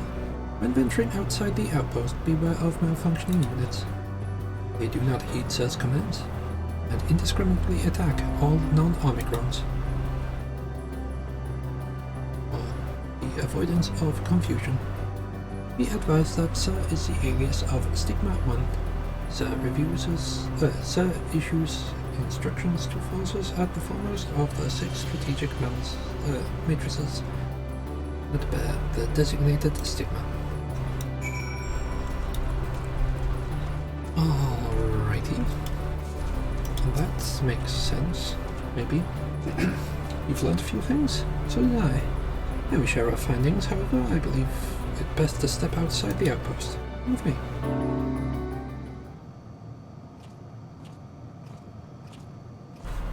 Ah, there you are. We finished surveying the area, and this will come as no surprise, but there is no way forward.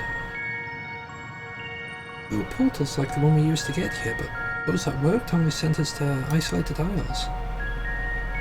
And as before, we must locate the embodiment of the emotion that bars the way. All of yourselves, did you find anyone to speak with? Yeah, in a sense.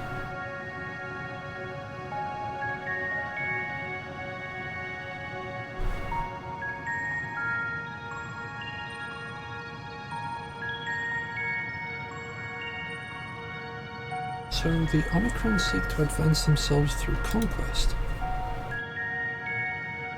Following their victory over the dragons, they stand ready for the next campaign, but their leader has yet to issue new commands, and so they wait.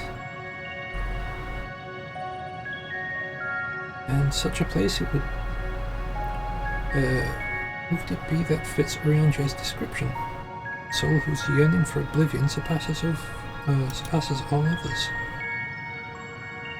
Urianger said this? During our investigation before we joined you in Elgia.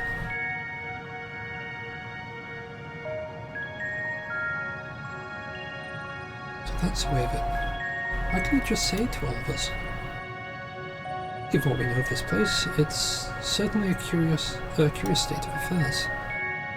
The dragons and the air longed for death, the Omicrons long for conflict. As much as may lead to destruction, it must be considered a distinct desire.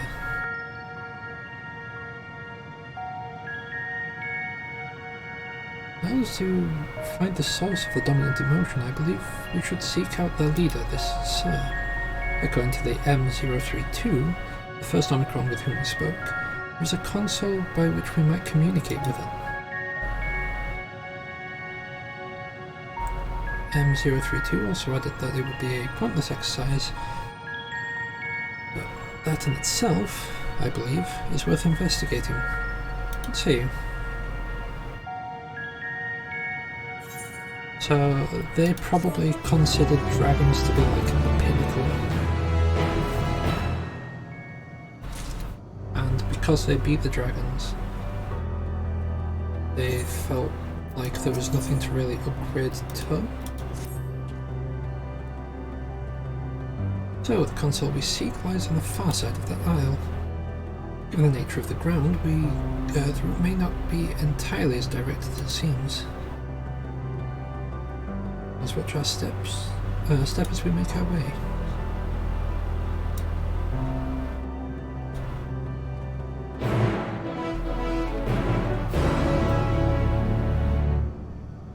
It really does upset me the way that is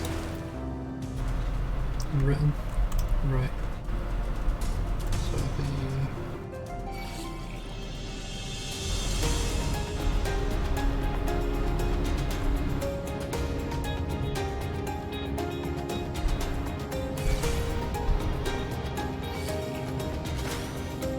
those things look weird.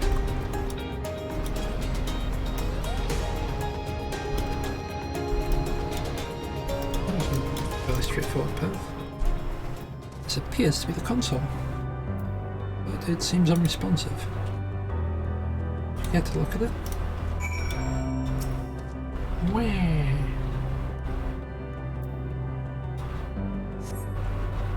Try touching, smacking, and attuning with the console, but there's no response. Look, I see. Must be a way to activate it. There must.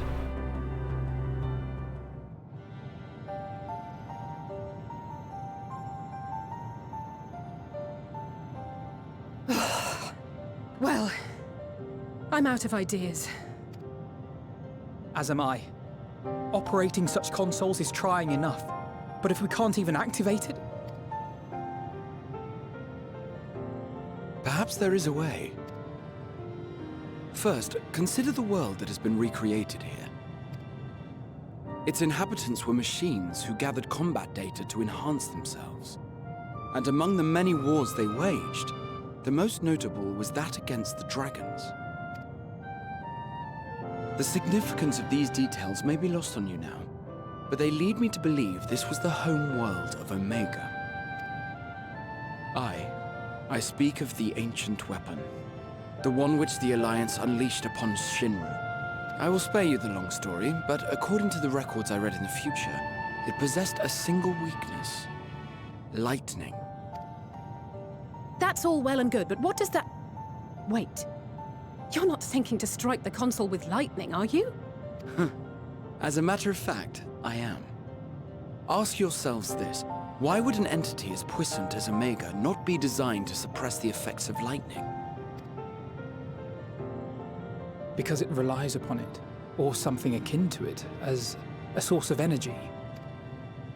My thoughts exactly. And there is a good chance the same is true of the Omicrons and their devices. So, shall I cast caution to the wind and try something reckless and dramatic? Yeah, have at it.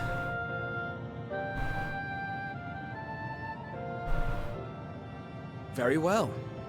Here I go. I'm hoping it doesn't backfire.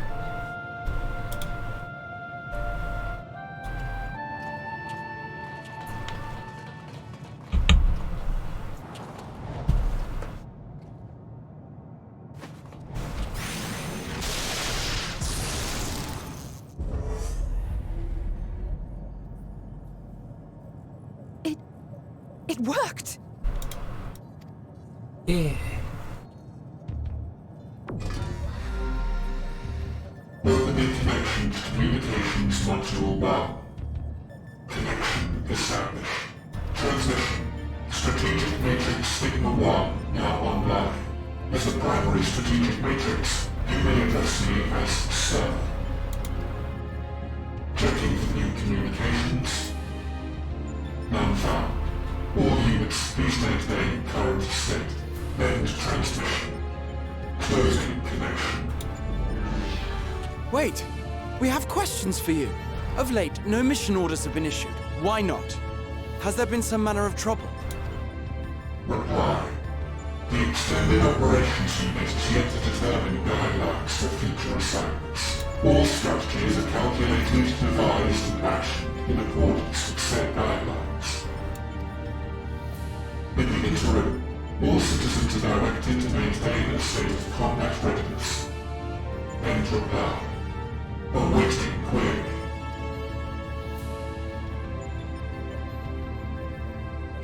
Can you tell us why the Extended Operations Unit hasn't yet determined the guidelines? Unable to comply. Information unavailable or access restricted. In that case, is it possible for us to communicate directly with the unit? Access denied. Unable to establish connection. Is there anything you can tell us? Have there been any abnormalities, like a threat to the star or widespread unrest? Reply. Negative. All citizens continue to operate at maximum efficiency. Christ, look at that shattered star in the background. If your operations are suboptimal, please proceed to a maintenance facility for evaluation. Otherwise, stand by at your designated post. End reply. End transmission. Closing connection.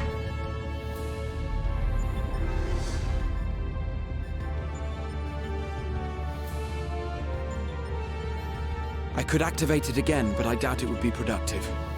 What do you think? If all the Omicrons really were running as efficiently as it claimed, then I doubt they were hoping for life here to end. As this Sir told us, there just haven't been any new instructions, and everyone is standing by. Should be standing by at any rate. If there are those that are neglecting their duties, perhaps we can glean a clue from them. I propose we take another look around, and also try to find the operations unit. They'll be out there somewhere. Maybe. Assuming that was part of the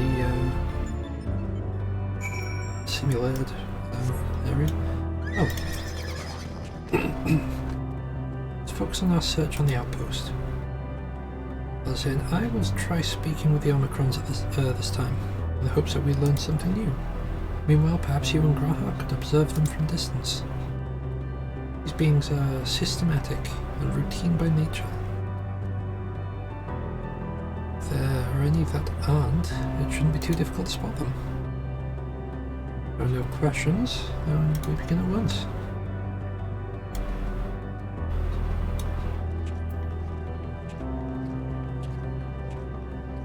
As I came this way, I believe I spied a promising vantage point. Follow me.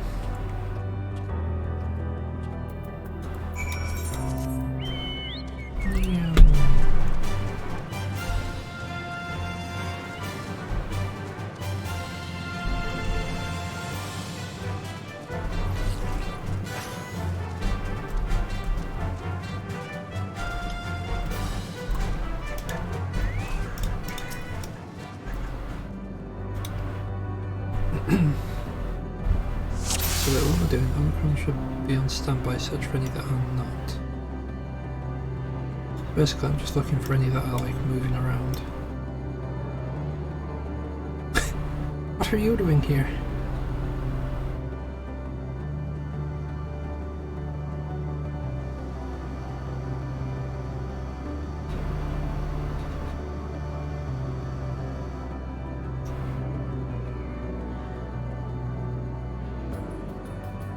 Oh, hello, hello.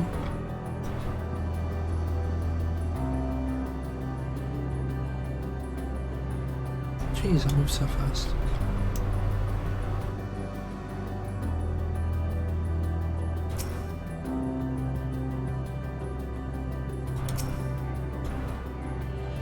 Wonders about ceaseless as if lacking a clear objective. Haha, found you. Well, more appropriately, I clicked you.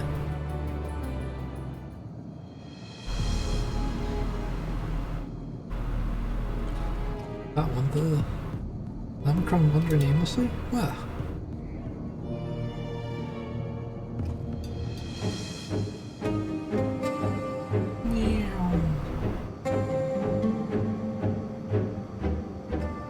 Aha, I see it.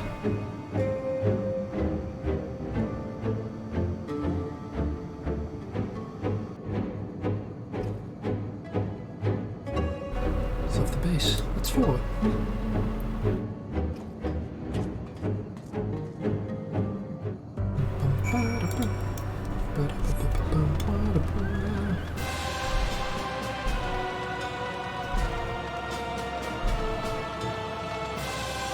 Right, so it went over this way, so it's over there next to the thing, probably.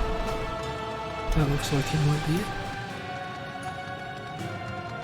Nope, that is a broken Omicron, okay. Oh, we've got a teleporter. It's not here, but it definitely came this way. It must have used the portal. Time to go through and see what we find. Follow portal. Not follow, follow.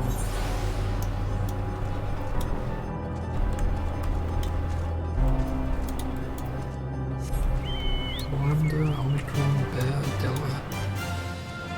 Hey, and something called Gamma at some point in the back, I reckon. No.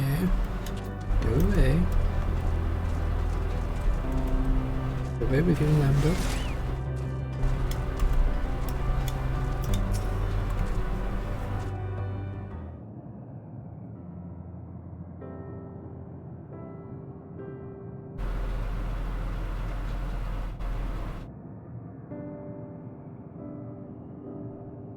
Weird. Looks like it's not entirely made out of metal.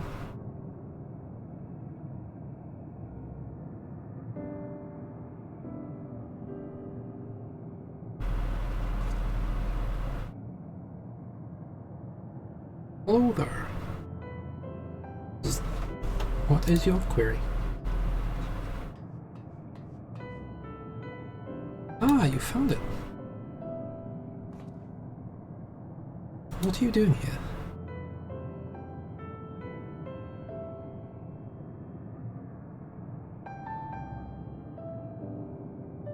I am looking at the tree.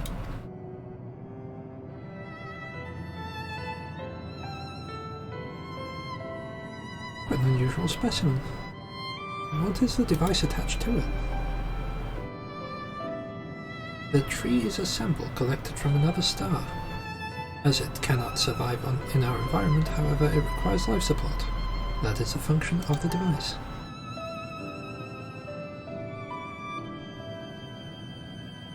Go to such lengths to sustain it. Is there something special about this tree? Being foreign matter, protocol requires that we study it. As this task has been completed, the specimen may be discarded. However, when I behold this tree, I am made to feel as though there is a problem. In order to become strong, we have continued to enhance ourselves. like we did countless others. We conquered the star and this tree came. It is the last remnant of a dead world. There is nothing towards which it may aspire, yet it grows, extends its branches, sprouts leaves, produces seeds. Why does it seek to continue? Why was it made to behave in such a way? And to what end? I do not understand.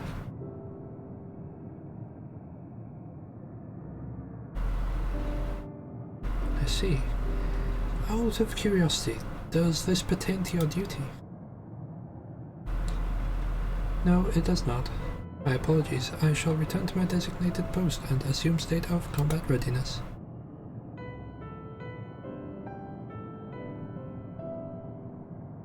Oh, it was acting outside of its orders. Perhaps it is simply a malfunctioning Omicron. These are by no means uncommon. But it may also be a unit possessed of the ability to make decisions, not unlike Sir. I believe this bears further investigation.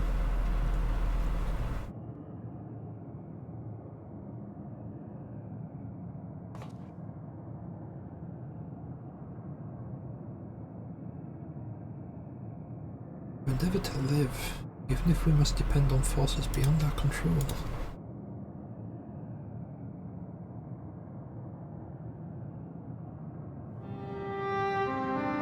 Tell me, Samtali. One day, when this adventure becomes part of your epic, do you think I will be mentioned in it? Of course you will. If only you will.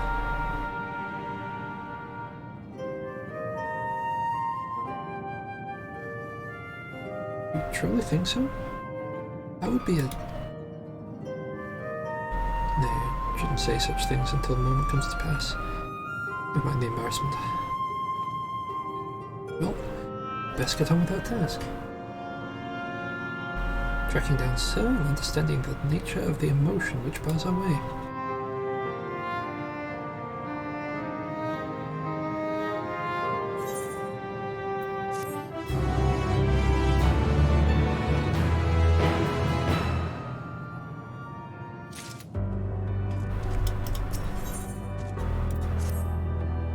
We should return to the outpost for now. Others will wish to hear about the errant Omicron. If we are going all the way back, I'm just going to map travel back because I can't bother fighting through stuff. If I'm completely honest. We are here for the story, not the combat. Unless we have to do dungeons, in which case we are.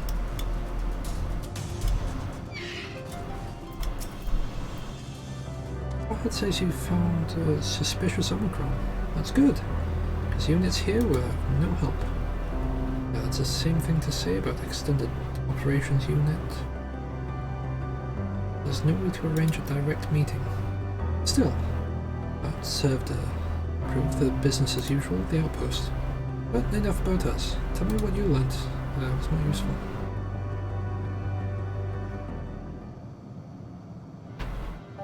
Ow. Ow.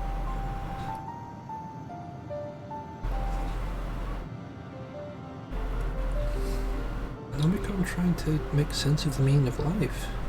None of the others were even a fraction as philosophical. This unit may well be in a position of leadership. Perhaps even one of those that comprise Sir.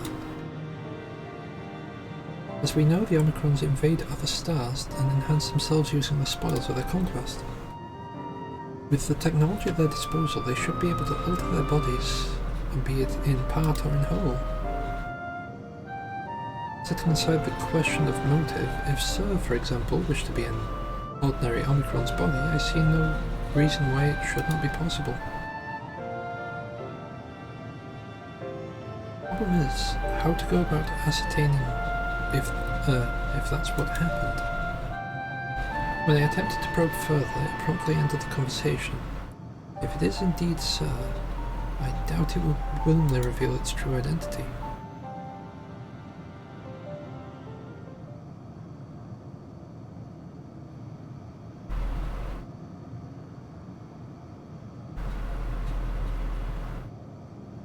I have an idea.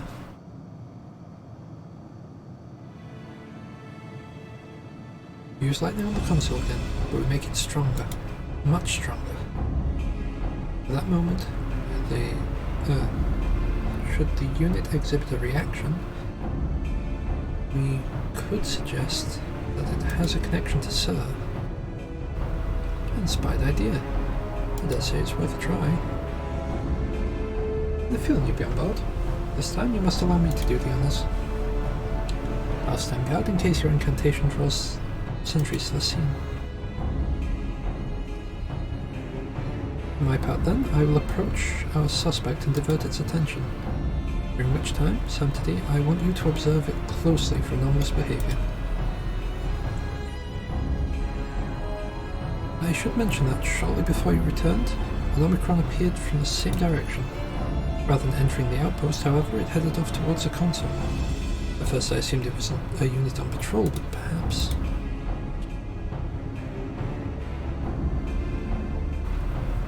that could be our errant Omicron. We'll seek it out and begin our operation at once. Alright, off now and now, we'll stand by the console. When it's time, I'll unleash a veritable storm. For thunder!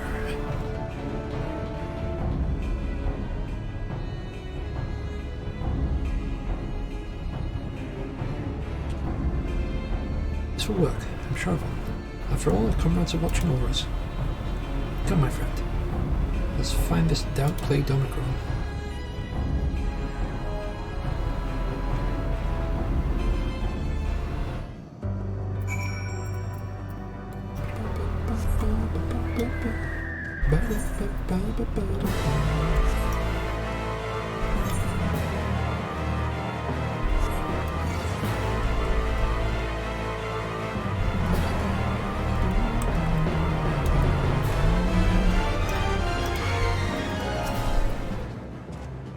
You're the one who was observing the tree, are you not? Full glad am I to find you again. I have a question for you see, about the device which sustains a tree. Provided it does not necessitate the disclosure of restricted information, very well. It has begun distracting the Omicron. We now say it will strike the console with lightning. Observe M17 closely for anomalous behavior after Alice has cast a spell. You may move the camera as well as zoom in and out. Back to an area and confirm it with a click.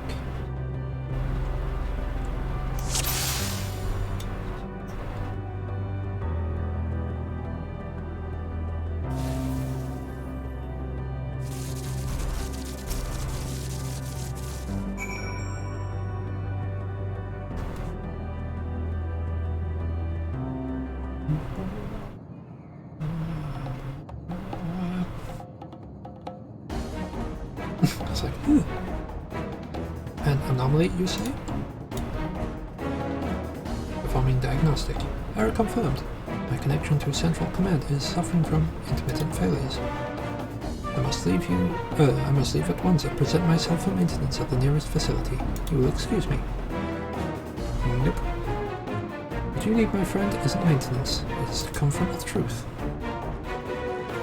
While we spoke, our comrade struck the console you used to communicate with Sir. That is the cause of your anomaly. You are connected to Sir, aren't you?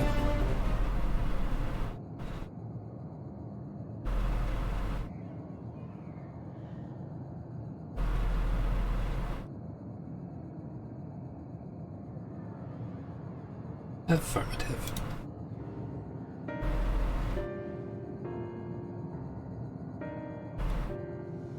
To what end you sought to assert this fact, I do not know, but before we speak further, we must move away from other units. I do not wish for them to know my true identity.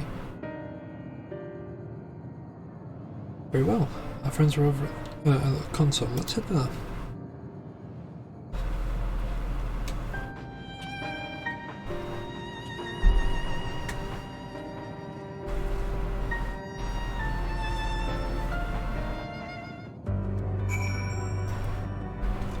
She could have moved us along with them.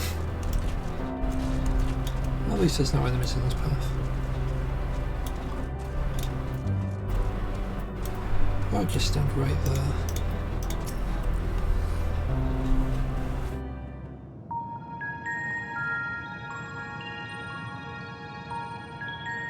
As you have surmised, I am part of the shared intelligence of Stigma 1.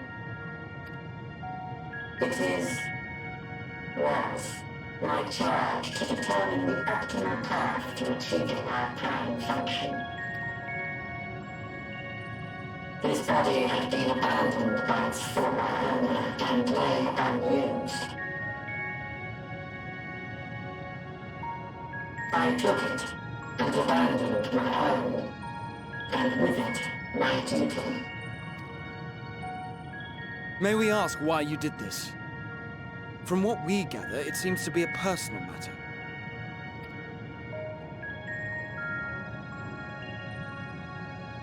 Our kind did not always look as we do now. Long ago, we possessed frail and feeble bodies. Beleaguered by stronger races, our ancestors took to augmenting their flesh in order to defend themselves.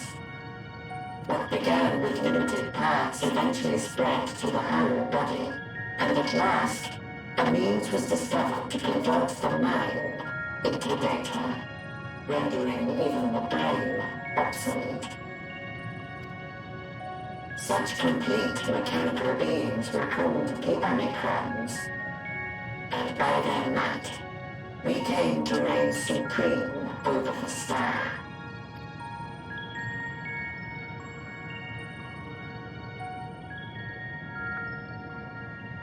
But even then, we did not feel secure.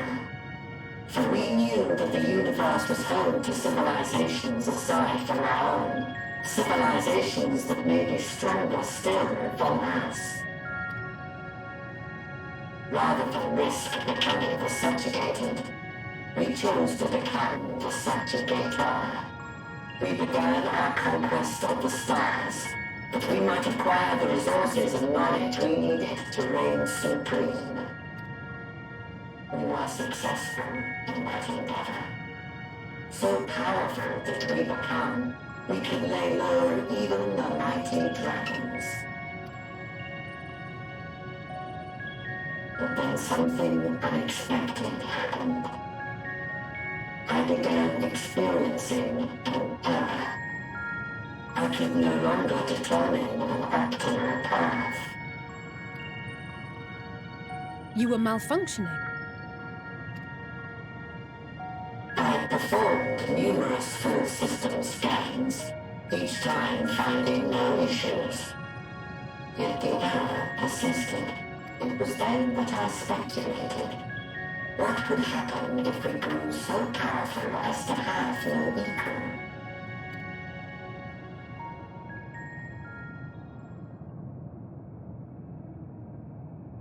To become stronger was essential to our existence.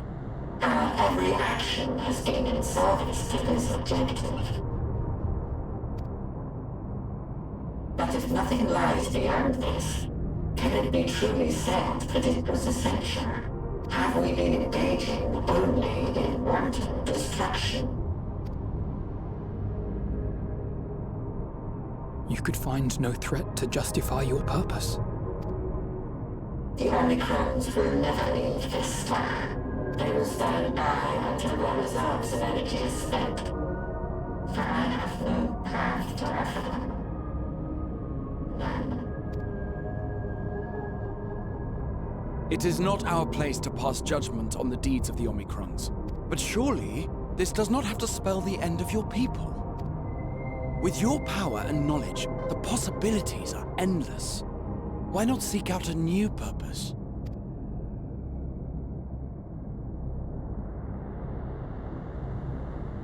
That is impossible.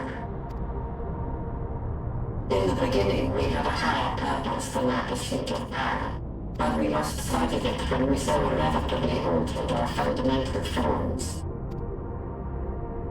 When we cast aside our flesh, so too did we cast aside all that defined us. Nothing remains of who we once were. I have no aspirations. No longer can I dream. The vital spark is lost. Lost amidst circuitry and code and commands.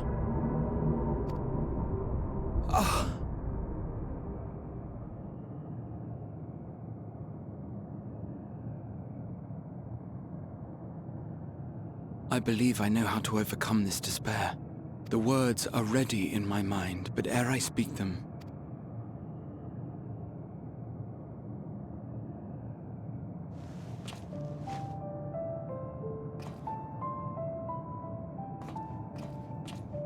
I want you to make me a promise. Be it across time or space, our promises have always connected us. And so I ask that you indulge me once more, that this won't be the end. Never, my friend, never.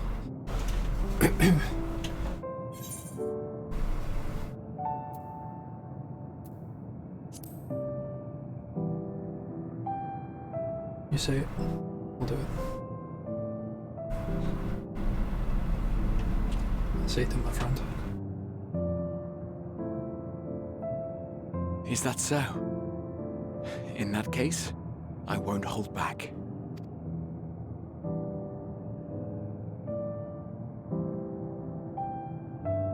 First, I want to visit Ishgard with you. Properly. Just ignore this at the back. We scarcely had time to look around last time. I should like it very much if you could show me the sights. Next, you must regale me with your greatest adventures, in the places where you lived them, if possible. I may have read about all your deeds, but there is no substitute for a first-hand account. And last but not least, a new adventure together, unlike any we've experienced before. We'll travel the lands, cross the seas, and take to the skies upon the eternal wind, and it will be marvelous. It will.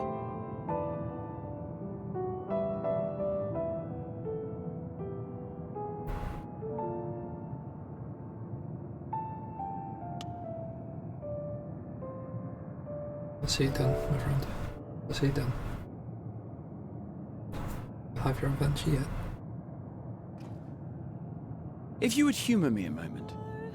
When we awaken each morning, how can we prove that we're the same individual who retired the night before? Through the remembrance of past events, we might say. We have our memories, yet there are times when we forget or recall incorrectly. What of our bodies, then? It is the same one, we might say, yet technically speaking, as living beings, our bodies are constantly changing. It will never be as it was at an earlier point in time. Our souls are no more immutable. On our star, people are known to inherit the souls of others, yet they are decidedly different beings. For my part, I've subjected my totality to much and more, and each time I would ask myself, what is it that makes me, me? Were you able to determine an answer?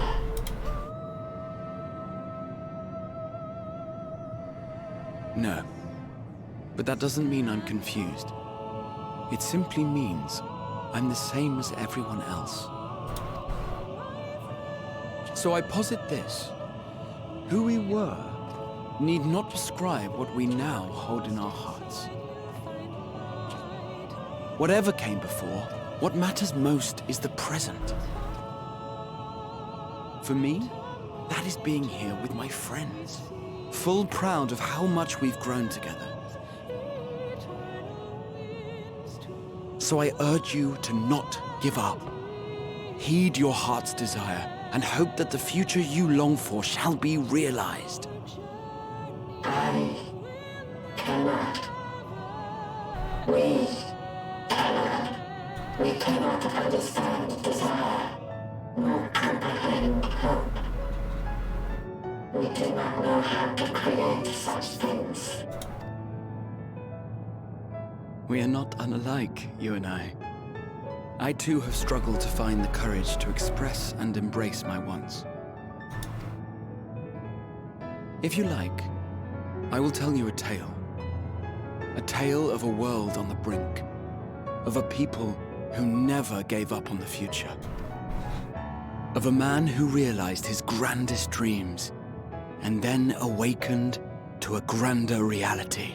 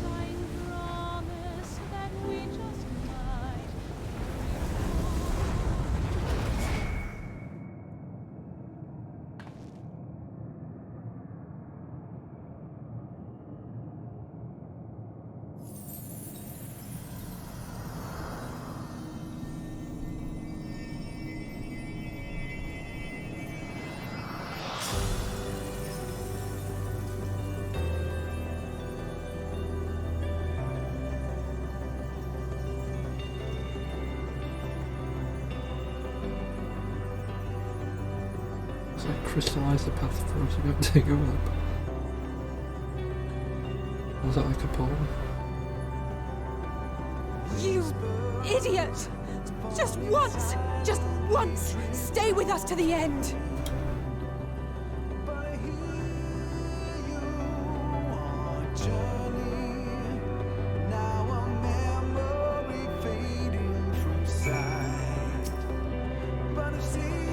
So easily, as if it's nothing. What do you think we feel? Next time we meet them, they'll give him such a flick. It'll just be the start. It's over, fools.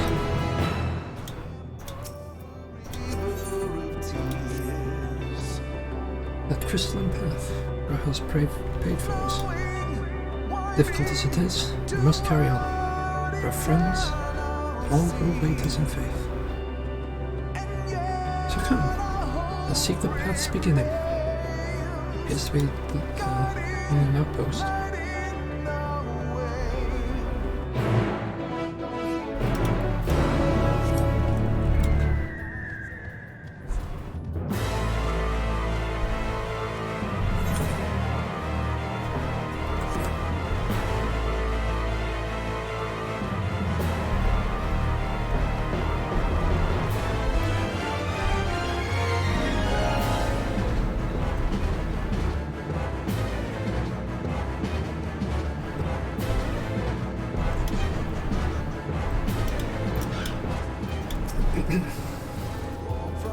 Look, portal's opened. You surely deliver us true. It must.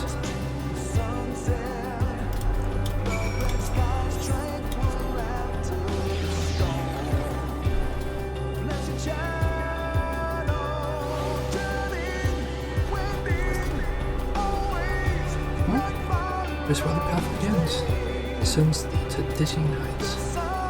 To make our way, one step at a time. Our friends got us this far. The courage, the strength, the wisdom, the love. And to them to continue no matter how long it takes.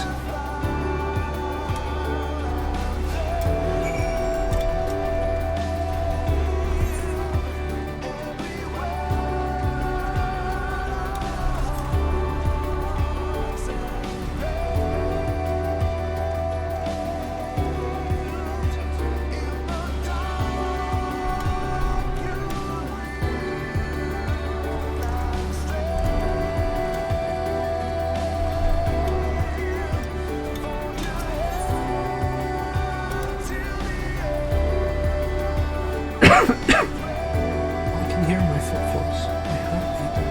It's so much quieter now. The fact we can breathe and continue on is proof that the others are still with us. They are.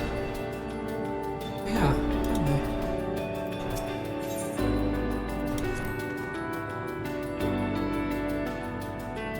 Tancred would scout the road ahead. You stole and Riandra would trade opinions on esoteric subjects. Rahab would join in the discussions. You must chat with me and Alice about the mission. Justinian will be at the rear, apart yet present. All the while you would come and go wherever you're needed, and together we would travel.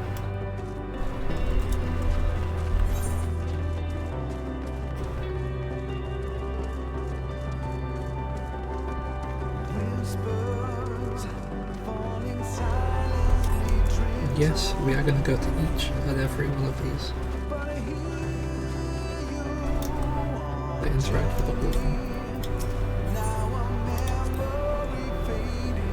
Those broken stars I see, shattered, ruptured, unraveled.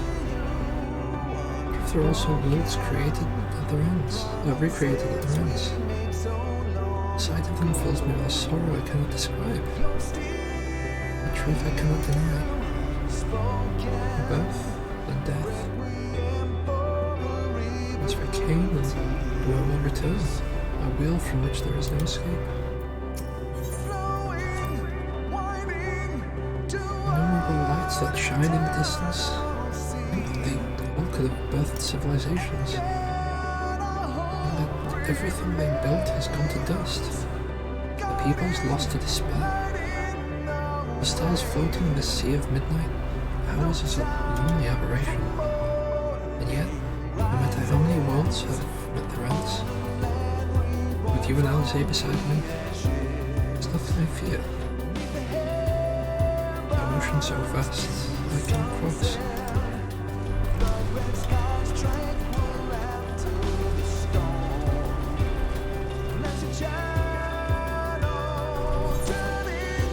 I'll go this way first, then we go. But it's fine.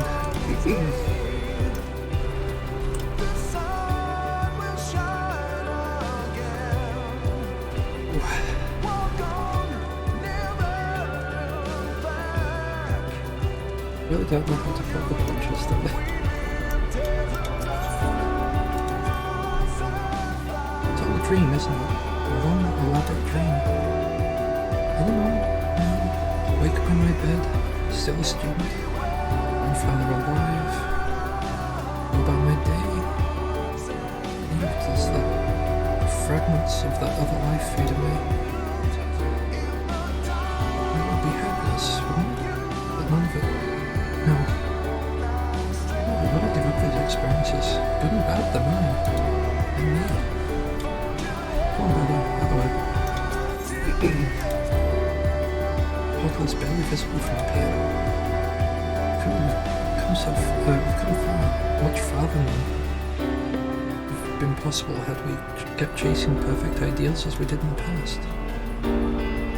Because we have known failure and frustration, we have learned, grown from them, that Heidelin has entrusted us with this mission. The fate of the very star.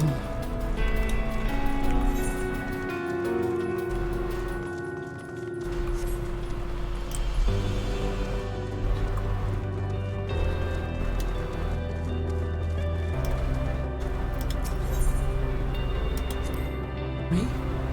Oh, I still have plenty of legs left in me. Don't you worry. It's you I'm worried about.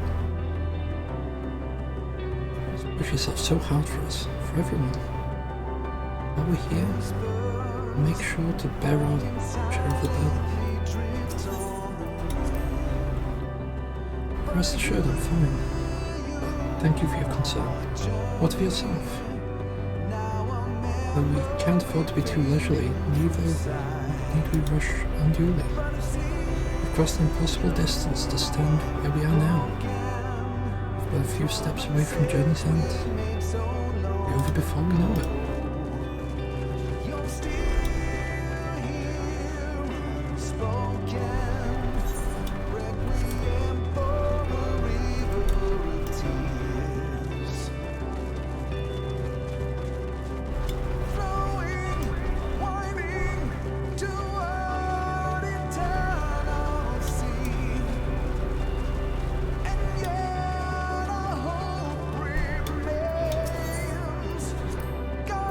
This is it. The end of the path. The beginning of whatever awaits. There'll be greater hardships. Maybe made to feel powerless. Yet what may. Let us have no regrets. No. Let us have pride in what we have achieved. What we achieved and how it changed us for the better. Fighting for and dying for as they did.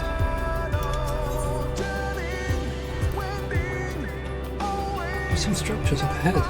Still a ways to go before we reach the dead sun. Even all this, I know how naive it must sound. I hope it works out somehow. Still, forgive me if I wish for it all the same. If you knew someone. Not that you of all people need it, it's just after all the help you've given me, once I want to be the one able to give help. Hope to help you. Only the two.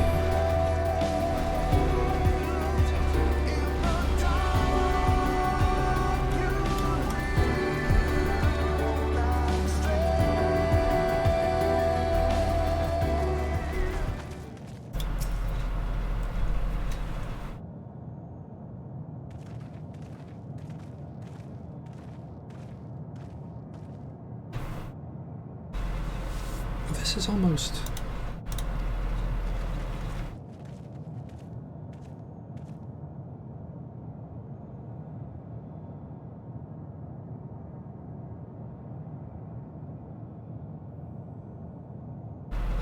normal? Not unlike many cities we know, but it's deathly quiet.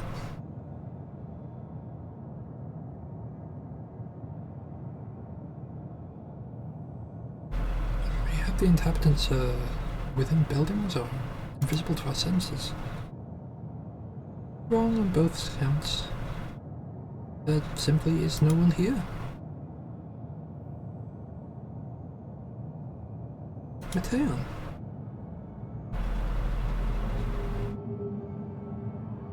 So this will be one of the civilizations that they found just devoid of life.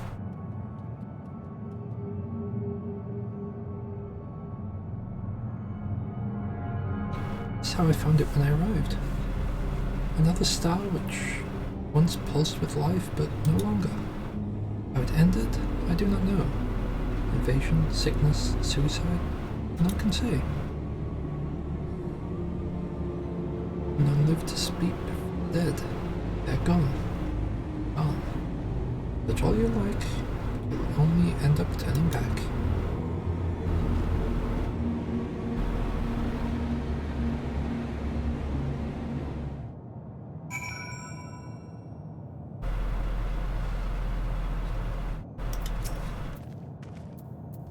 If there is no one here, then neither should there be emotion to bar our way. Yet Mateon seems convinced we'll turn back. What riddle is this?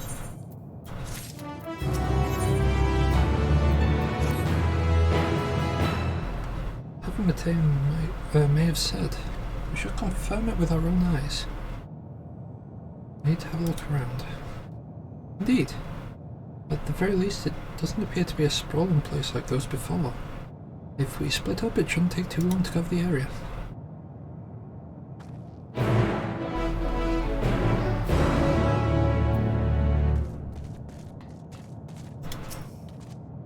Think you've caught me? This form is barely a drop from the ocean that swirls within the dead sun. Even so, I could easily unmake you. You are only still alive because your comrades... because of your comrades. They cannot protect you forever. Will they fade away, I'll satisfy myself with watching you try and fail to find a way out of this lifeless place.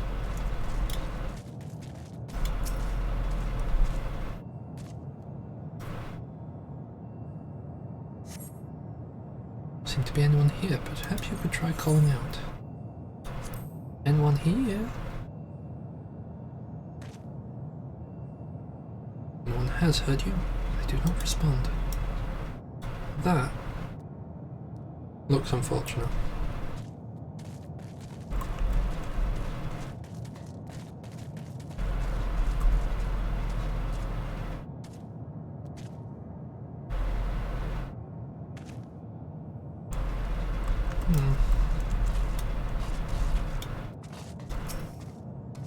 Written off the thick layer of dust, one could imagine someone drinking from these cups but moments ago.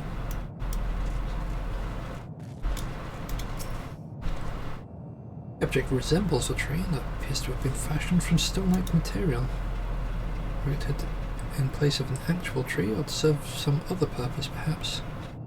Regardless, there is no one left to explain, to tell a story.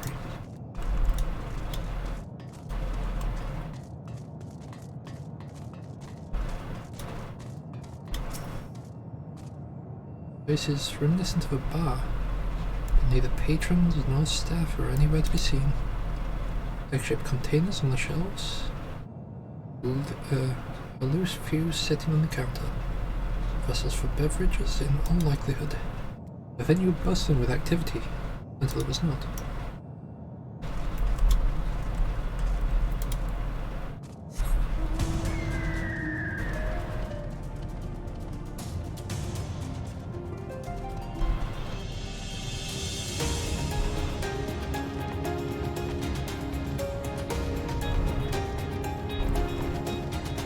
Probably stick in the circle, that might help.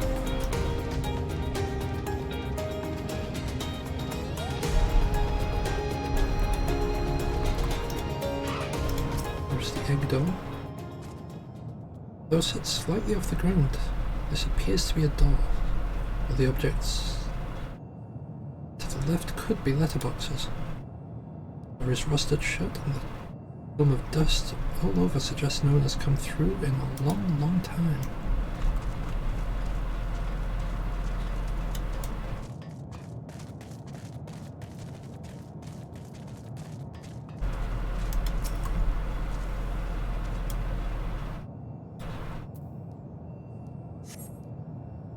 In the distance you glimpse Alice picking her way through the ruins, but otherwise spy no signs of life.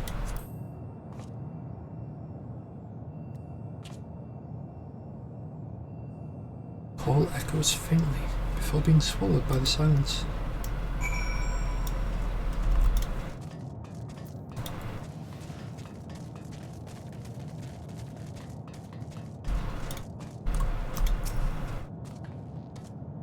Take a look at this. If the road was a little longer, we could take it to just beneath the dead sun. I suppose this is where the reconstruction ends. How about you? You find anything of interest? Nope, no one. I see. I also notice the same things. Cups left upon tables, chairs out of place. I don't know what happened here, but I do know I don't want to be alone anymore. We've searched enough now. Let's find Alphinaud and compare what we've learned.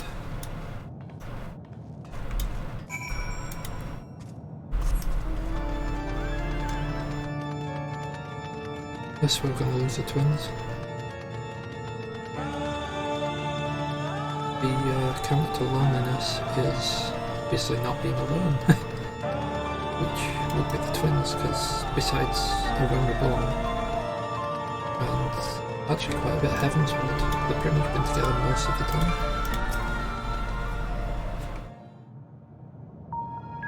Or at the very least always return to each other.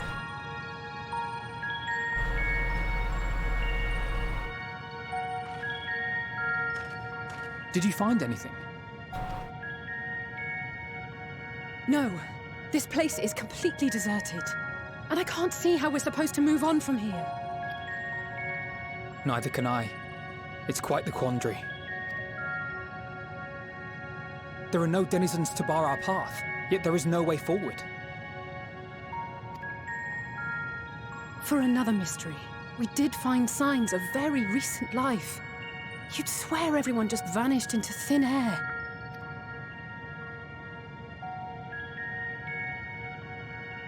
I wonder how many ruined worlds like this has Meteion seen.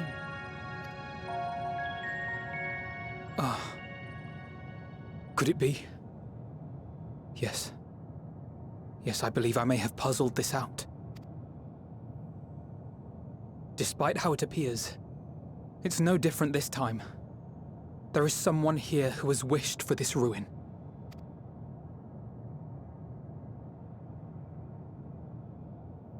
And I believe that together, Alisaie and I can overcome their will.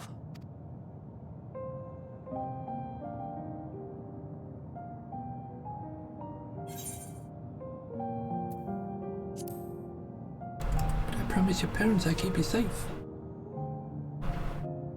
I know. I know. But if there is a chance this will work, then I would take it. For everyone, and for myself. I will not pretend otherwise. I have my fears. Not for myself, but for you. The last to remain.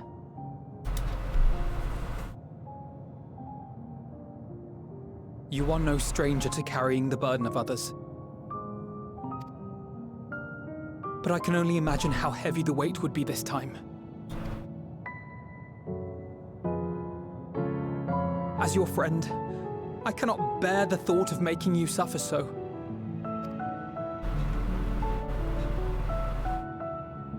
Then why suggest such a thing? It's too much to ask of anyone, even him. Why must he be the one?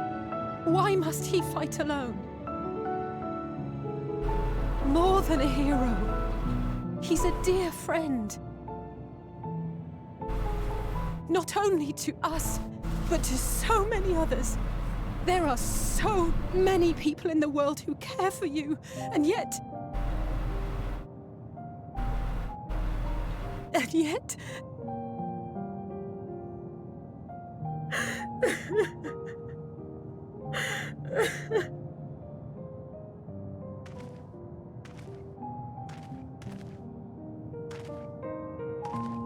Alisaie, I have an idea.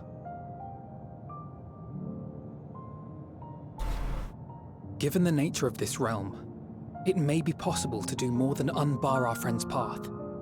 We might also pave him a new one.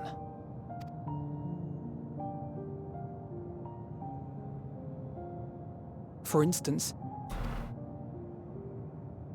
a path where he finds happiness at journey's end.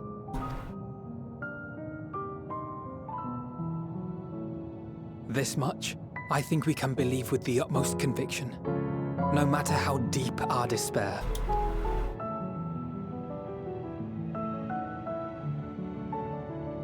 So please, believe in us too, and press on.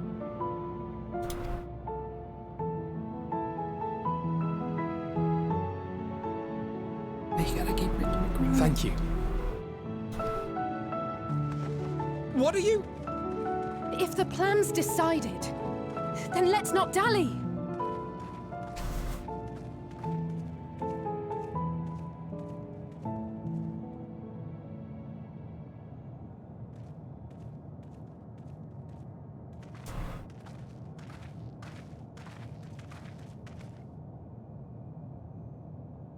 Ah, there you are.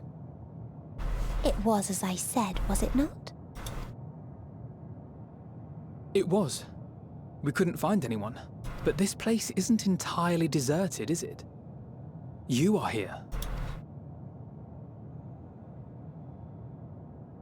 You sought out a star of promise and found a ruined husk. Like us, you explored the devastation. Like us, you were stricken. Horrified by the thought that so many lives could be snuffed out as if they were worth nothing. And the thought that you would have to bear the terrible tidings to Hermes.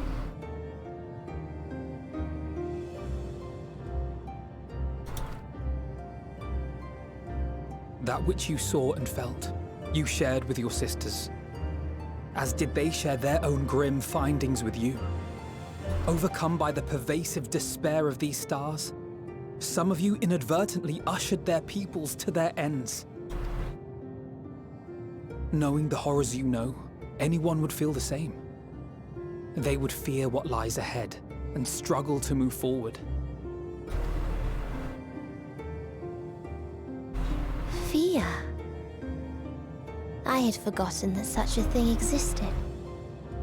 So focused have I been on shepherding despair. If you can remember, then you can still face and overcome your own fear.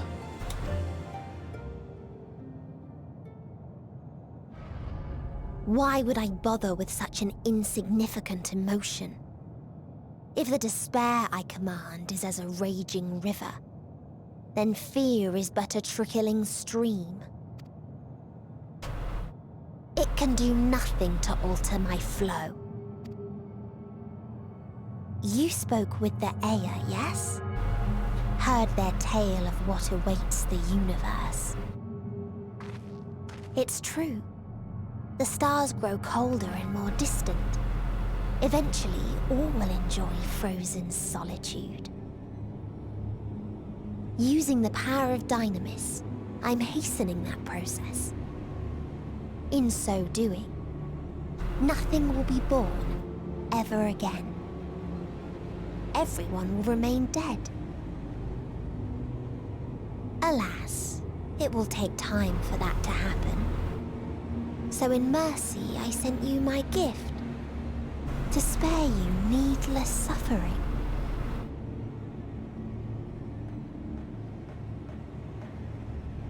Don't worry. Even if no living witnesses remain to mark the event, I'll make certain that Aetheris has a proper end.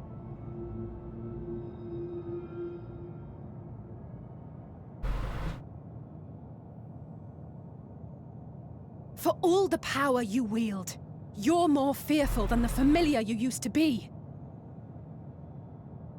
That Meteion feared simply to move forward. But your fear is such that you've given up on everything. I know it well. That sense of defeat. I've tasted my fair share of it. But as many times as we've fallen down, we've learned how to pick ourselves up and carry on. We take each other's hand, share in each other's courage, follow in each other's footsteps, and turn sorrow into strength. There are times when we fail. We bear wounds that do not heal. But these experiences are part of life, and they make us stronger.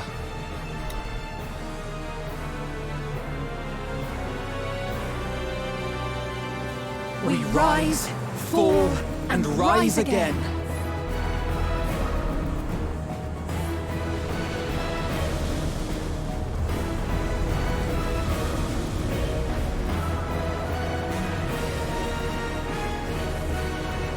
Don't worry about us.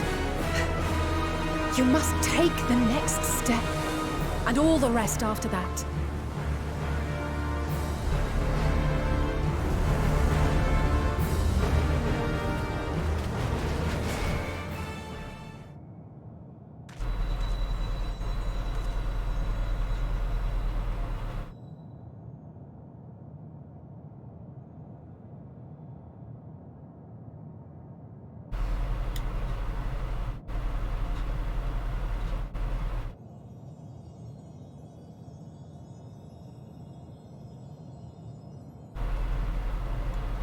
Considering how his silence is deafening.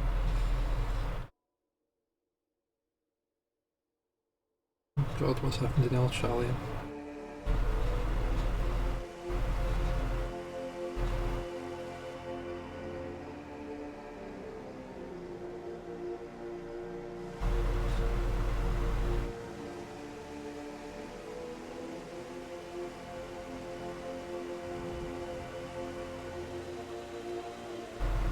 Please, please, oh, please let them all be safe.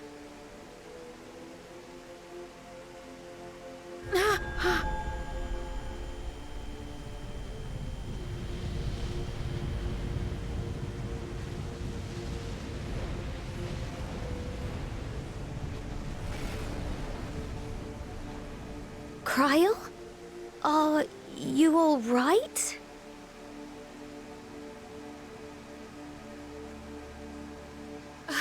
It's nothing. Just a headache. They'll be fine. I know they will. No, it said earlier. Apologies for the interruption. A man arrived on the last ferry, an associate of the Scions. He wishes to speak with you at once.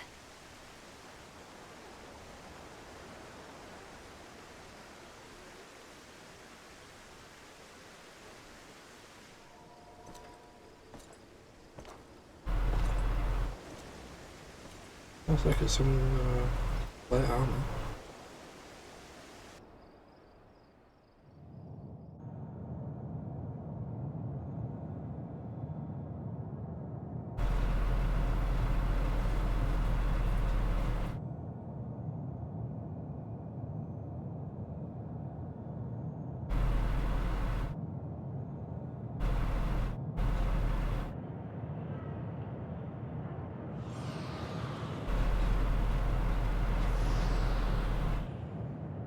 City devoid of life, you sense the presence of another.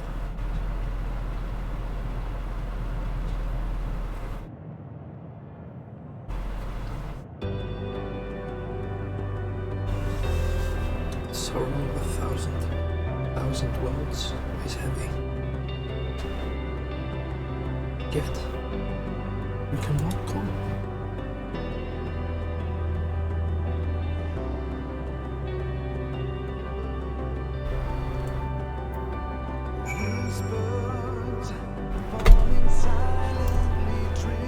If you need a push, I'll be right there behind you.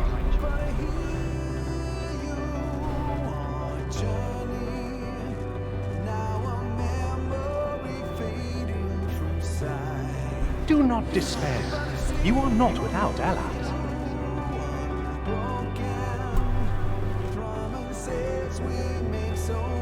What we have sown in blood, we have reaped in suffering, and it cannot go on.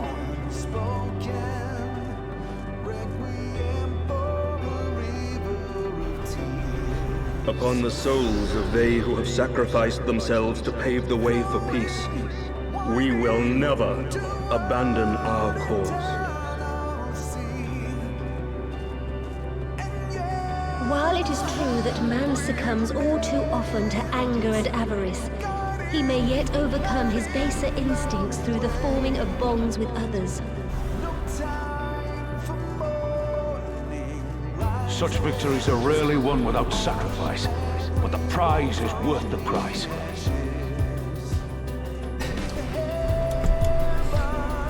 And we, for our part, are glad indeed to be able to welcome friends both old and new.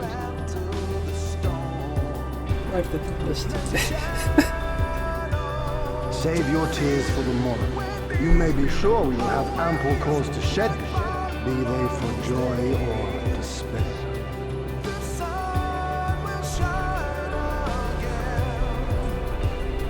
From tragedy and sacrifice, we rise to greet a new dawn.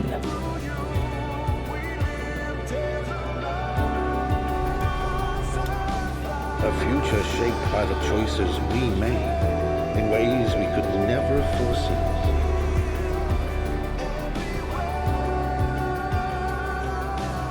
Yet miracles do happen, so let us pray and will our friends home.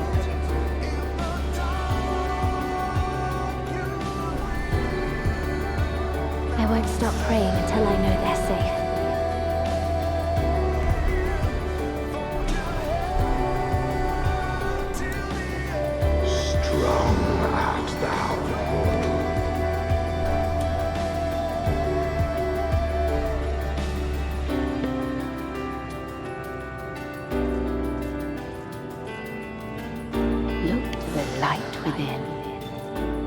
You may continue to serve as a beacon to others.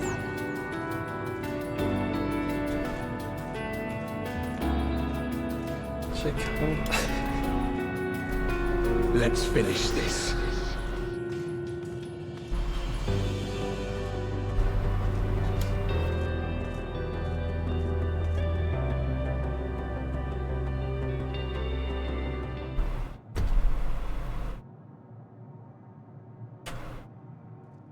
Right now. Please don't let me read stuff. Here the path ends. There is no way to reach our nest. I'm gonna need to be right back a sec, because I need to get some tissues.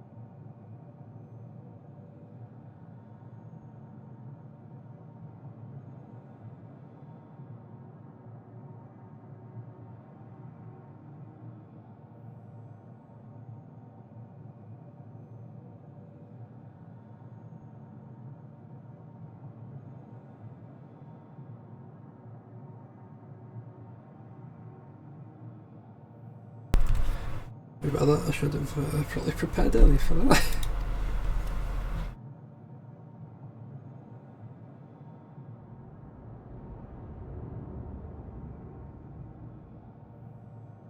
I told you. Resignation and acceptance reign in this place. The rejection of life by those who came to curse it. Those whose dreams were unfulfilled. Whose prayers were unheard. Whose labors were unrewarded. Hope cannot deliver you unto hopelessness. Our refuge is beyond you. Always has it been. Such is the nature of this place.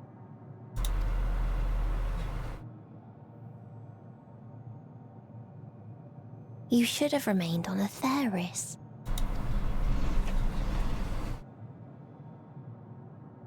Struggle will avail you not, nor will it grant your comrades peace. Come, let me relieve you of your burden. You've suffered enough.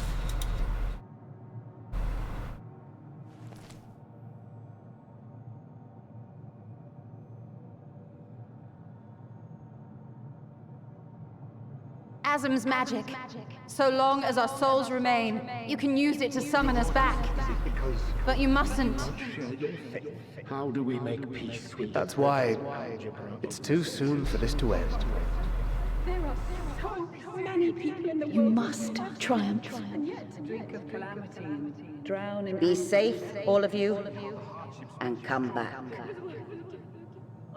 It was all worth I am ever grateful. I came to appreciate most about our star is that there remains so much we do not know. After all these years, is this the answer I was hoping for?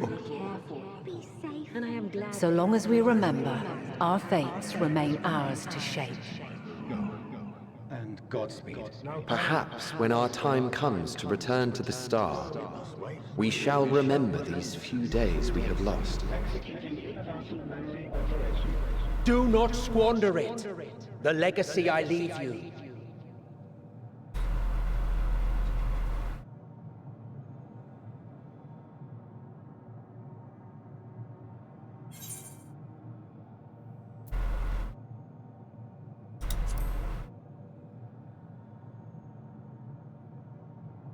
Won't forsake our cause.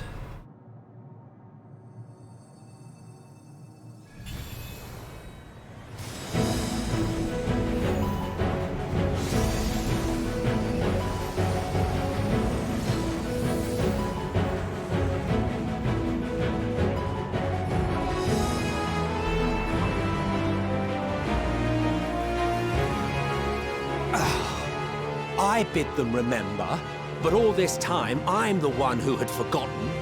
A right fool you've made of me, Hermes. And to add insult to injury, I've been denied a sound rest, forced to watch this clamorous show. Oh, come now. It's been a gripping tale. Unbreakable bonds and noble sacrifice, sprinkled with moments of levity to counterbalance the pathos. It's got it all. I, for one, would have been perfectly content to watch enraptured from the stalls.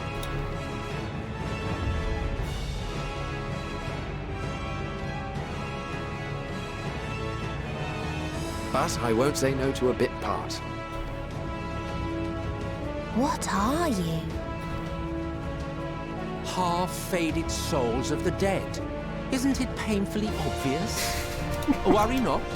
We haven't the power to defeat you, nor is it our duty to do so. Not anymore. That being said, we do have a score to settle. So here I am, Vanar. I suppose you needed me to tie it all together, these frayed threads of our history.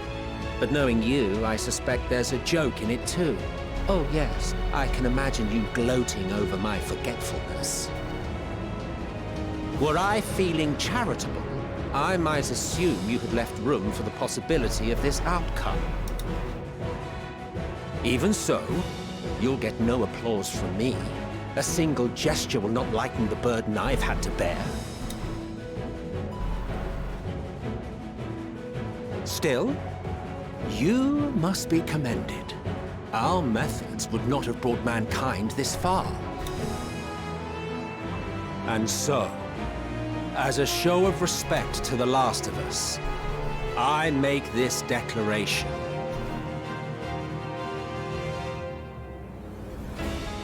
You will not end our journey. That is our answer. The answer of all lives of Atheris, past and present.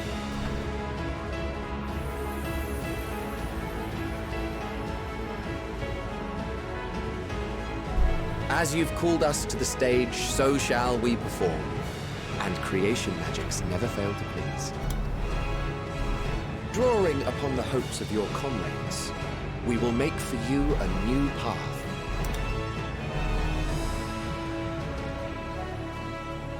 What form said path takes depends on you. So focus. Focus and envision that which rejects the claim that you cannot attain your goal.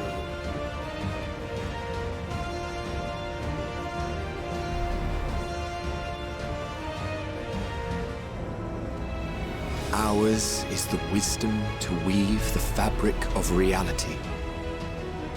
Ours is the power to create.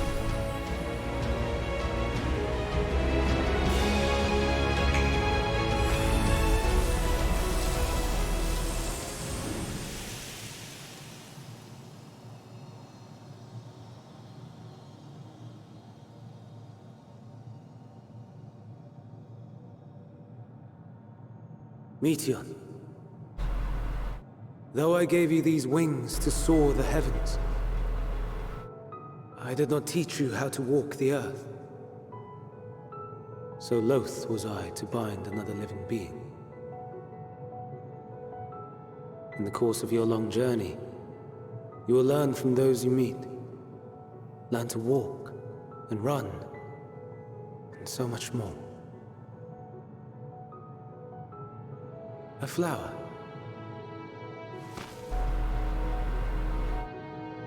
Yes.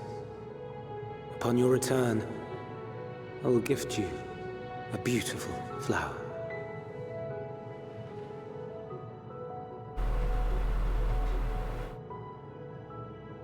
These Elpis blooms serve as proof that this realm is not utterly devoid of hope. No more can you deny its power. No more is yours the dominion of despair.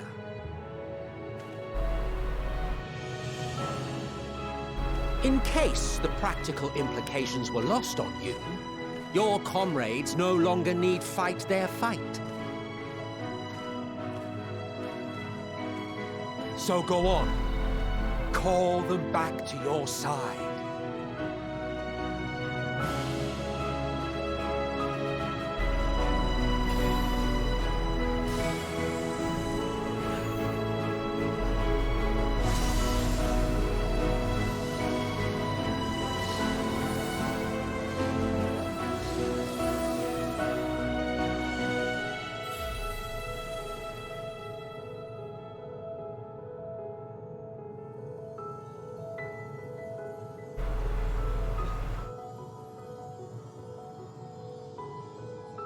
May you ever walk in the light.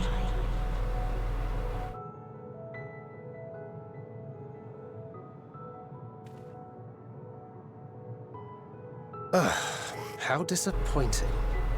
Not even a single scar in the making to brag about. You'll find a way regardless. Honestly, this is far more than any of us could have hoped for. Let us be thankful. Indeed. That we thus stand reunited is a gift. Let us not squander it, and see that we all return to Etheris. Aye. As soon as we've averted the final days. Good to see you again. Our heroic sacrifice paid off, I take it. Come, my friends. Let us carry on and finish it. Together.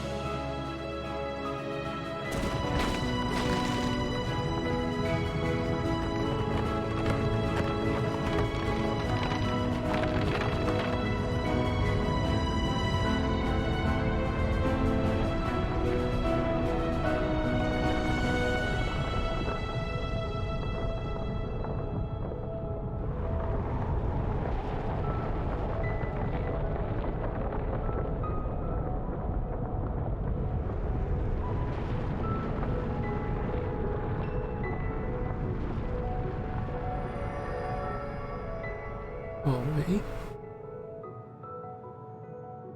Can you hear me? The voice is within, crying in pain, wailing in sorrow, hurting, hurting. End it. Silence it. Silence our song of oblivion.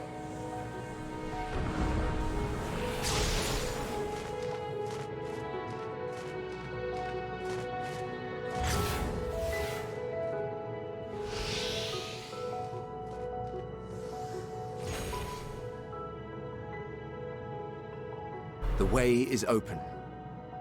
They can proceed.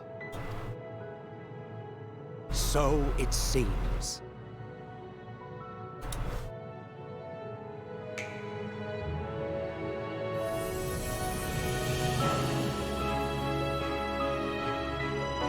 Okay, I go back to rest. You're leaving? Of course. The encore is finished, and I will not suffer myself to live again by Heideling's magic. Yeah, fair. But more than that, the future you seek is not the past we loved. That is why we fought, and why I lost. But though you defeated me, my ideals are inviolate, invincible.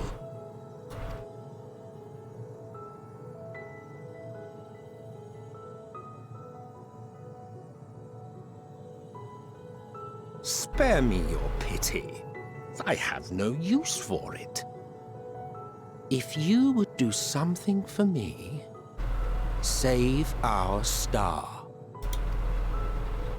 see this tale to a triumphant conclusion, and with elation in your hearts, bid the final curtain fall. Only then may it rise again, and a new tale begin, with new parts for all to play.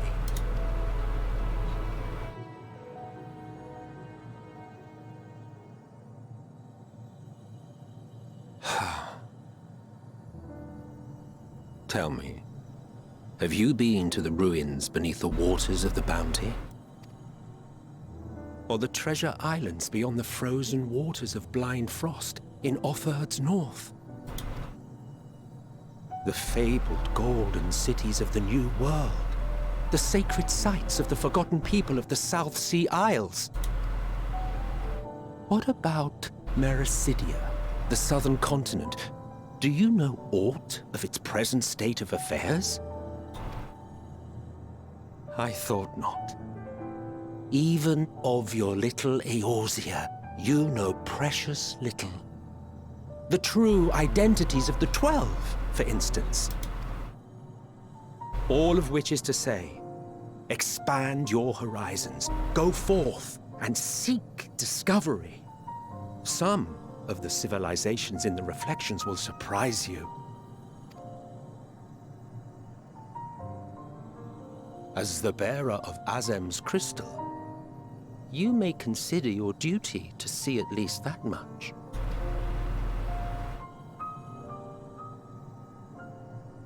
I certainly did.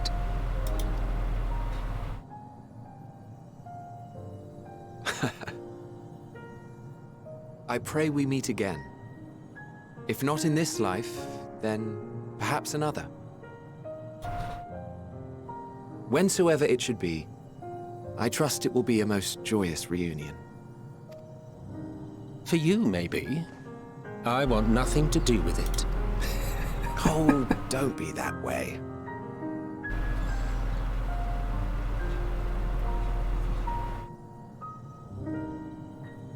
I think he definitely did this bit.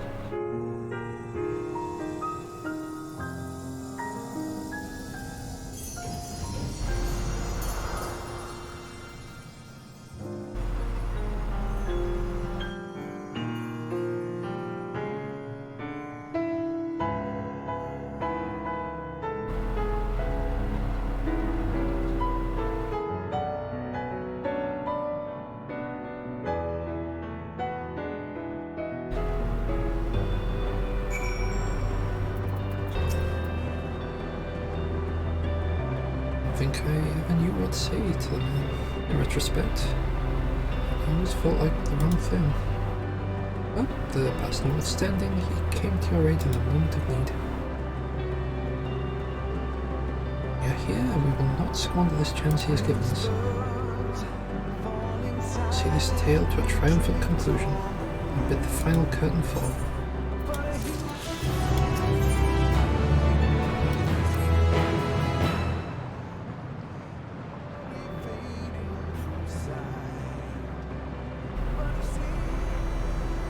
You ready, Sentinel?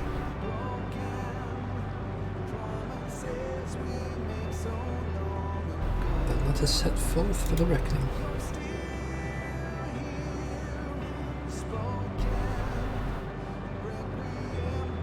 When come this far, I know everyone's resolve is beyond doubt, so I will say only this.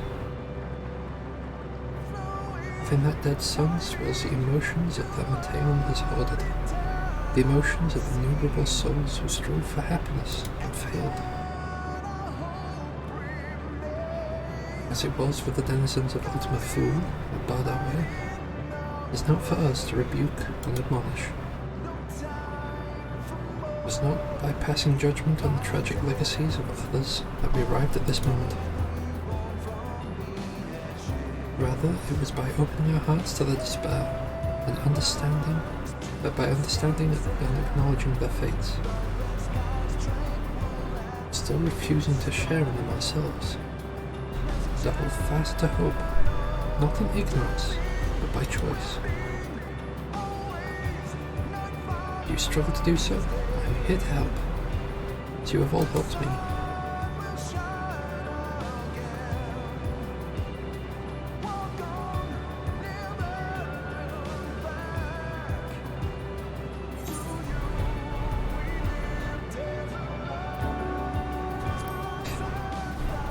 everyone's going down today. Understood? Everyone. Alright.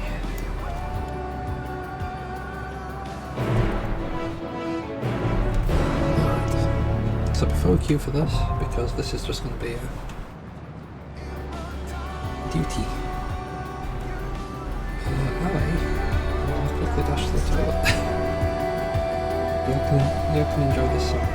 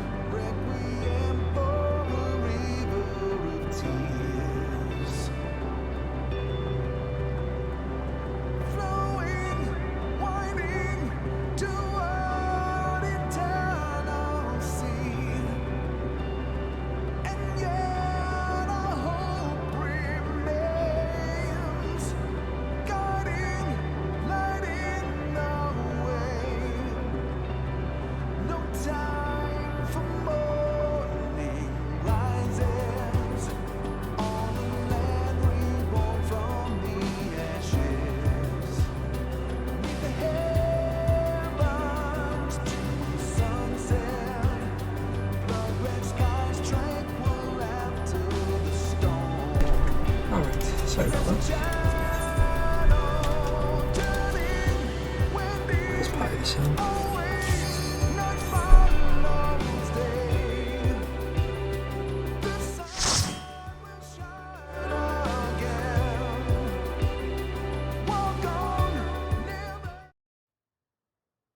So you are finally here, in this place between death and rebirth, where life knows no dawn. Come then. Follow me down into the darkest depths of despair. They're all blue now. I guess we helped out all the others. This is one final one.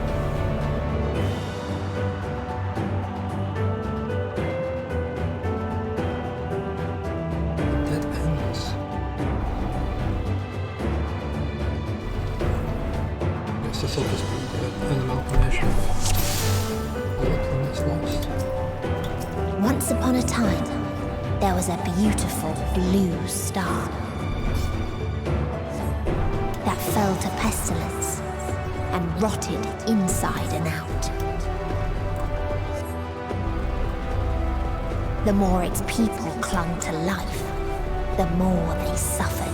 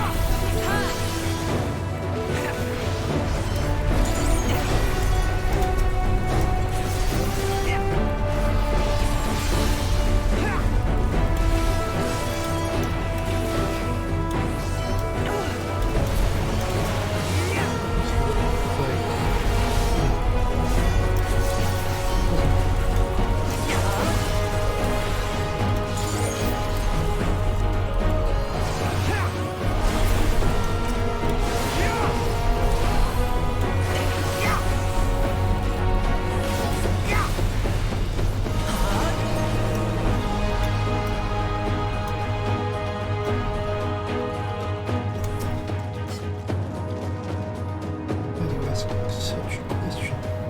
Do you not see the plague and pestilence that consumes us? This is a world of rancid blood and rotting flesh. But death is the only remedy to suffering. There's no meaning to be found in such misery. But it was not always thus.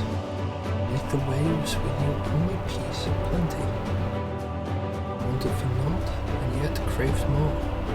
Our progeny might someday flourish as we never could.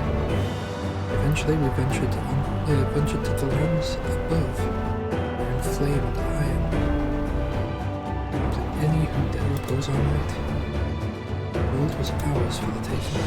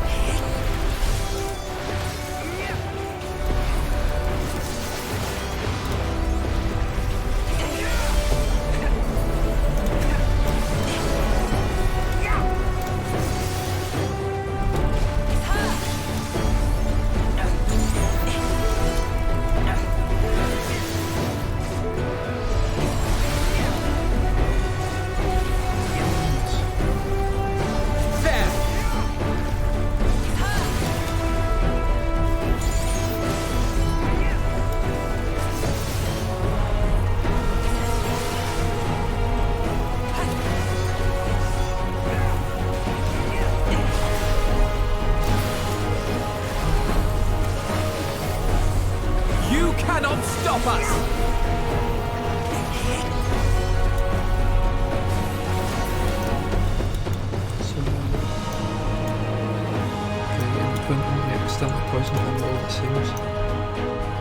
Until they curse not the illness, but their fellow corrupted.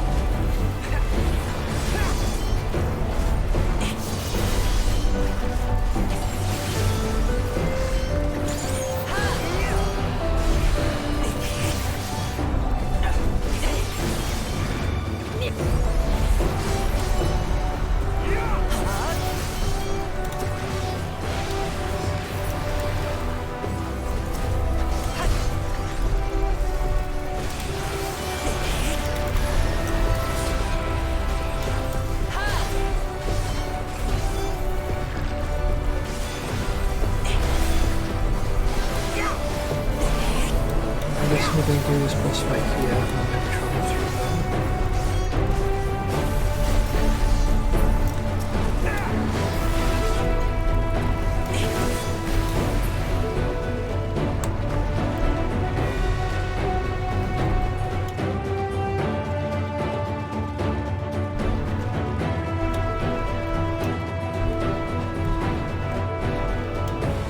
It'd be so nice not having to avoid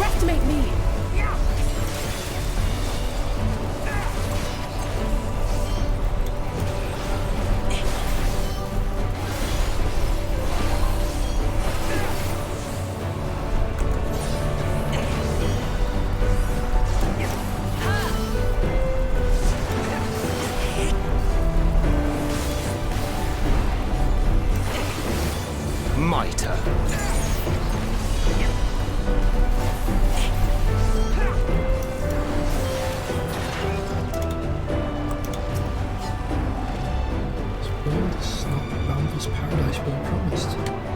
Population quickly outstripped the habitable land. The seas we thought would shine forever blue ran dry. Spoiled and forging the tools of conquest, cramped homes turned to squalor. And then came the sickness, though enduring, and the final blessing the stars to offer. The world of fools will inspire, thus wherever life goes, death will follow indeed. Existence is but the most painful path into nothingness. The wise embrace their obliteration wholeheartedly.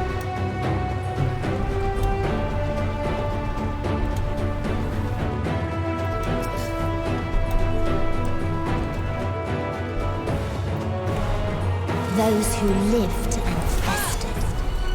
Those who died and decayed.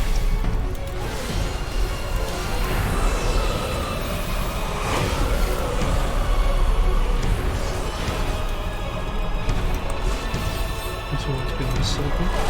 No?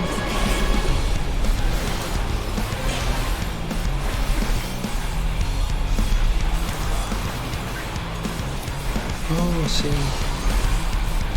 No, I don't see.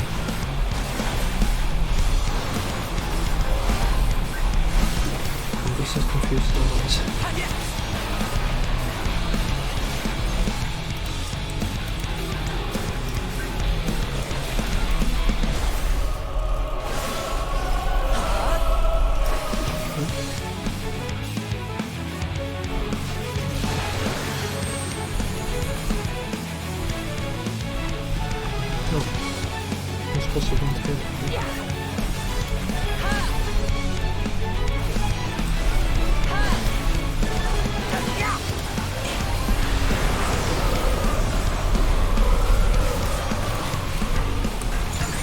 You underestimate me!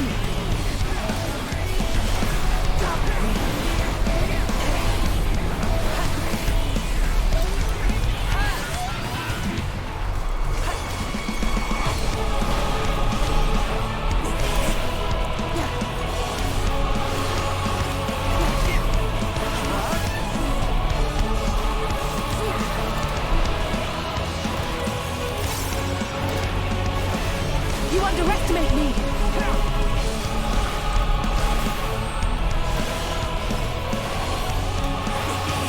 You cannot stop us!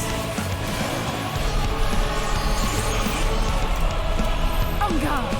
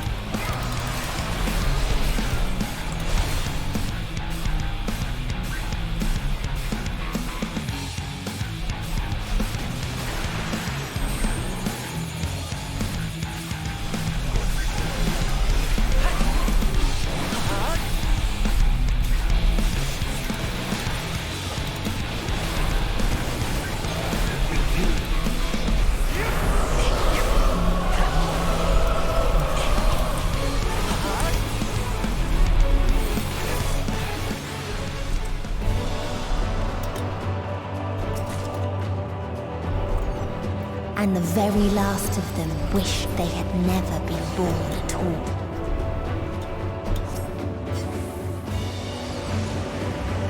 Yeah, we're just moving between areas, I suppose. Ooh.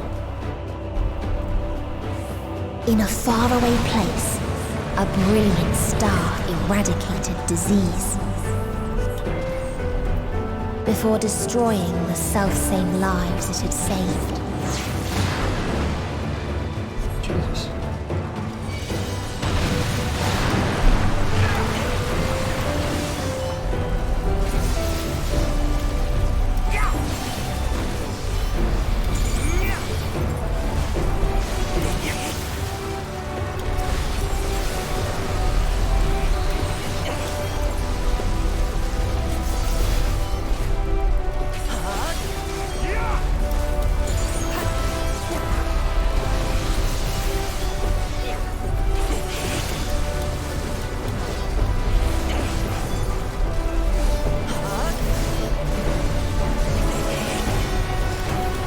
strange that these other materials cannot transfer the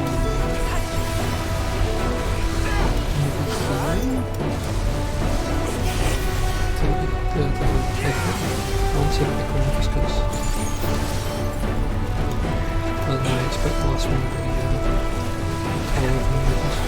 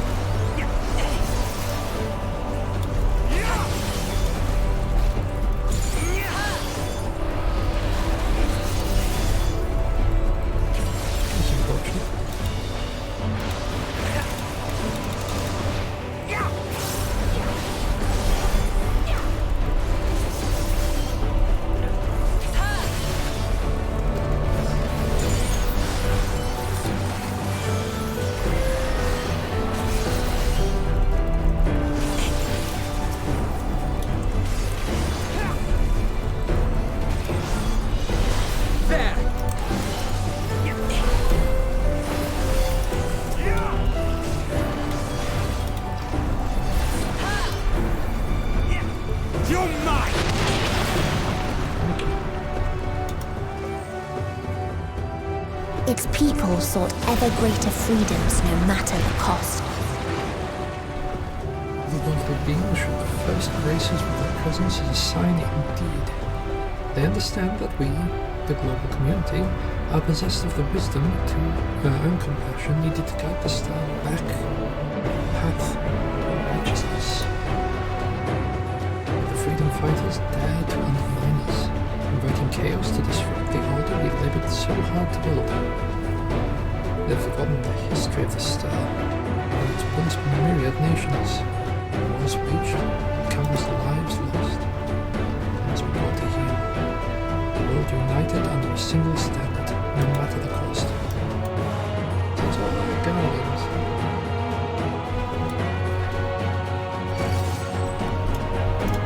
I'm guessing the boss of the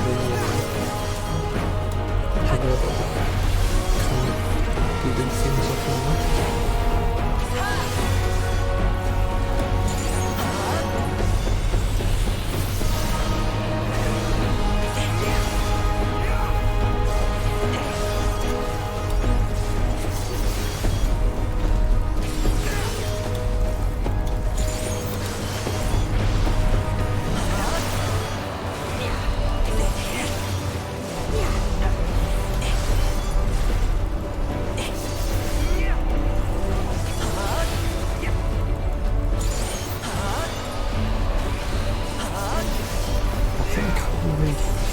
This would, I might split it into a bunch of parts and like splice it together, just because of the amount of times I've had to go to the toilet. Not just spells for the ones of the as well. My turn. Go get tissues. You're mine!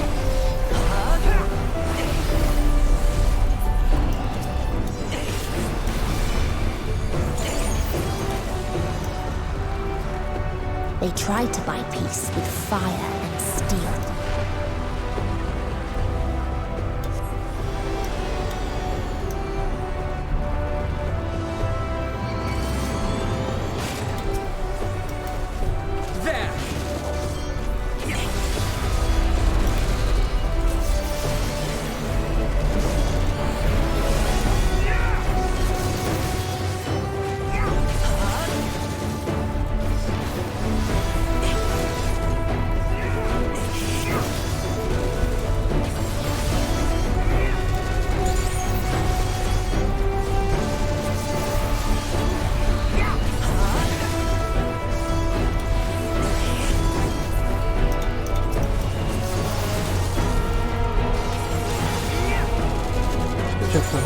stuff works in this world.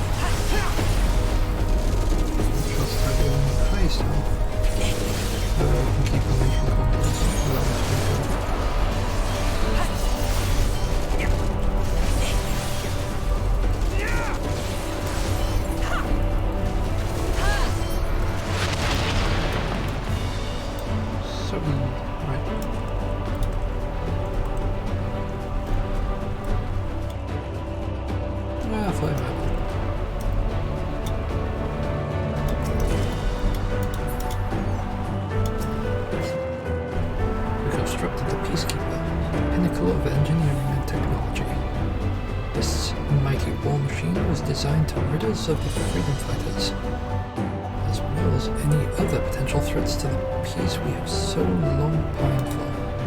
The artificial intelligence ensures that this singular function is carried out with cold and calculating precision.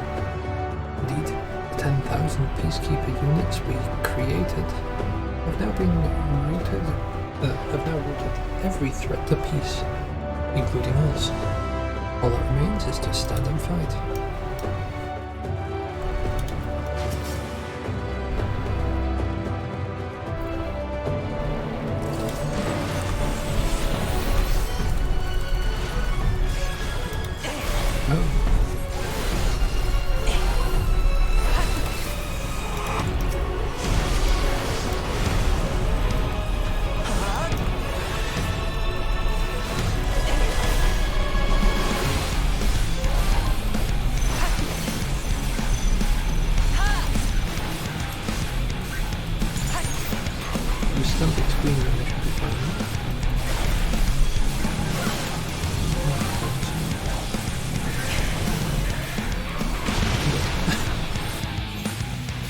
To readjust myself and I decided to run to the right instead of the left.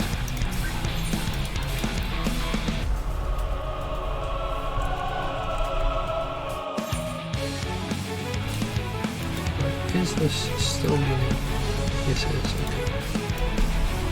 So it's completely frozen on the phone. Yes, I'm actually going to pause it in the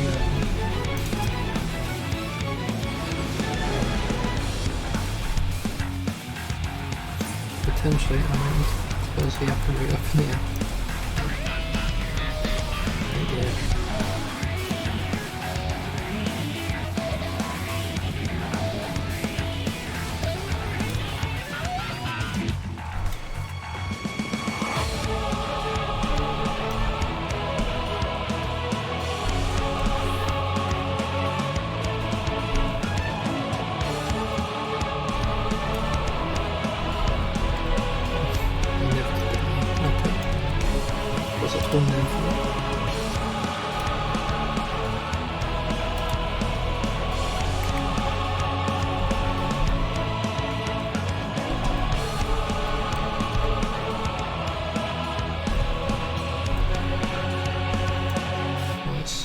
Confusing because it's mostly run in straight lines. I'm just checking Discord in background, and on the front like one of the prayer zones music. There was that really annoying music, so I was a bit confused by that.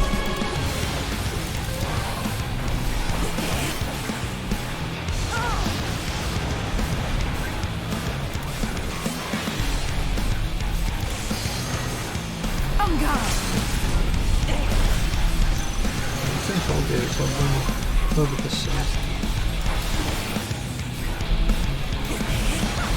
I should be safe about here.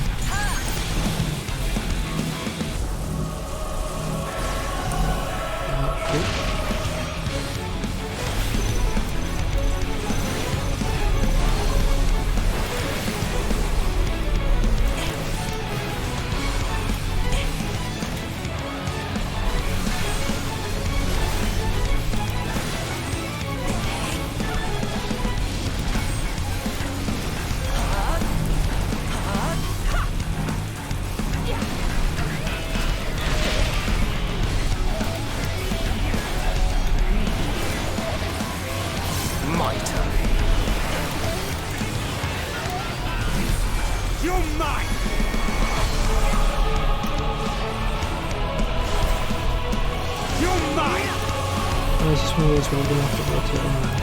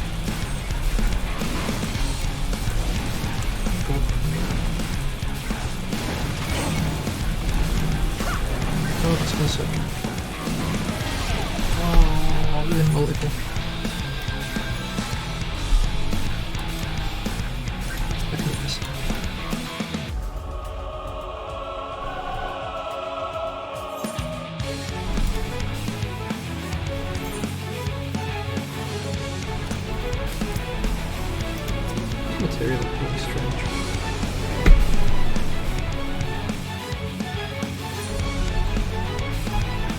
This comes to worst.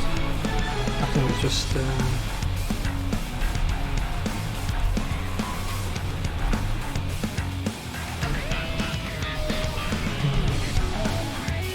won't feel that.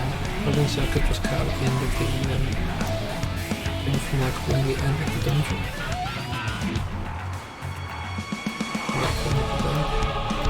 I feel right to me. I feel like I need to compare it.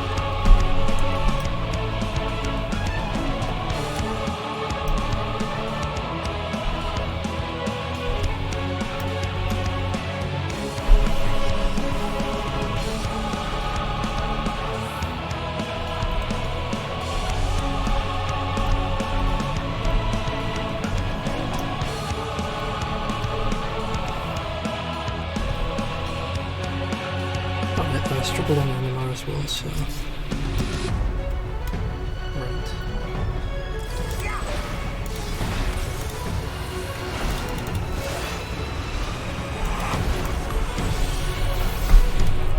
Just thank you for like all the way about.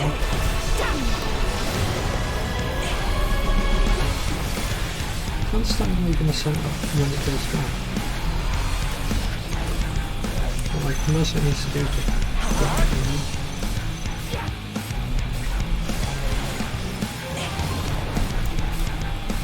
so I'm stuck like back here.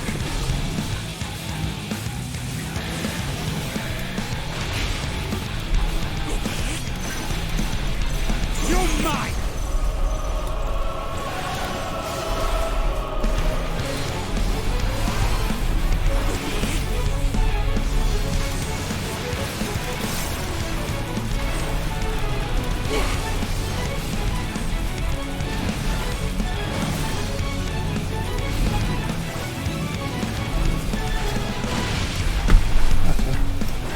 So we have enough time for us to have that one level and then 45 minutes. We'll keep that in mind.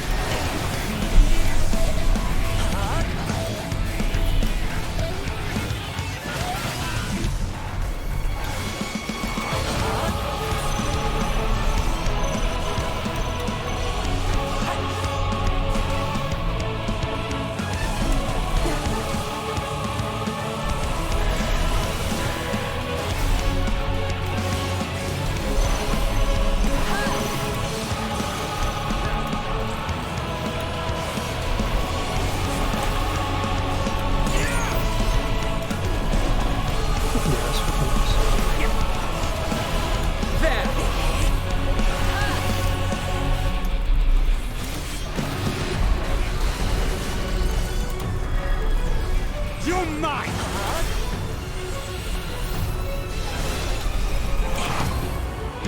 It's not yet.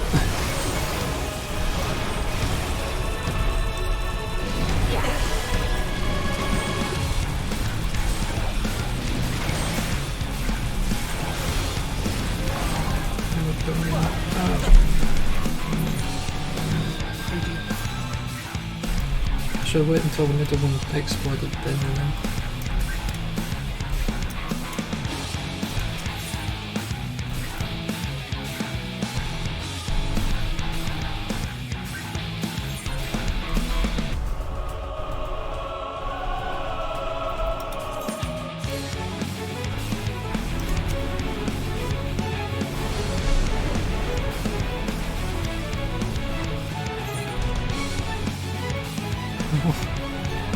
At least I can see the balcony isn't lying.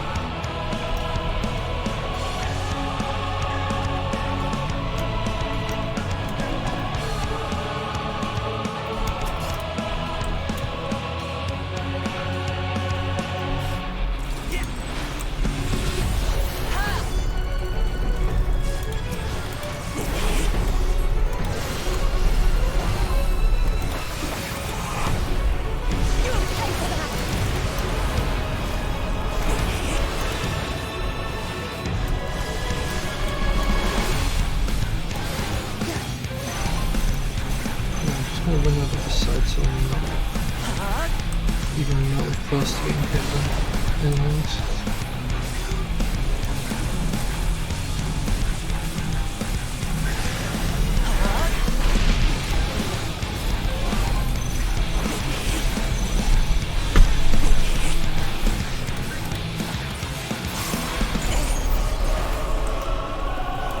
You're mine!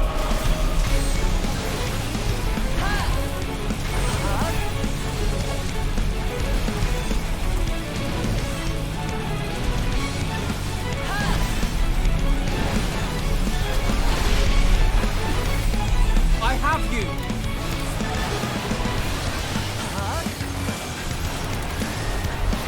You underestimate me!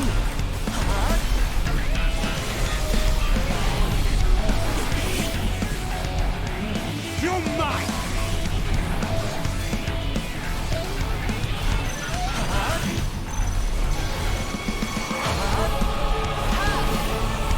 This is where I start scrolling.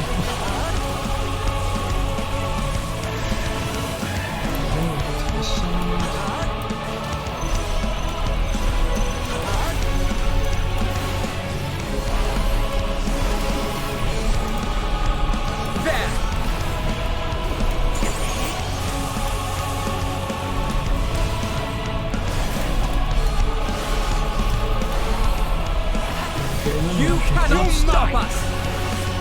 And then there's the next move that I struggle with. On guard!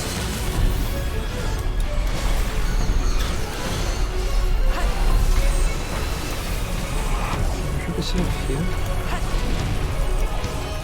Come on.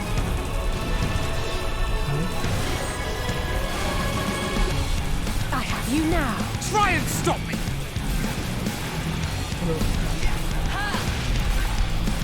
Alright, I'm going through that one. That works for next time.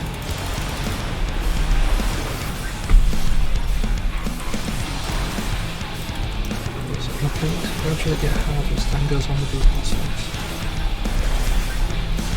As I'm sure you've noticed.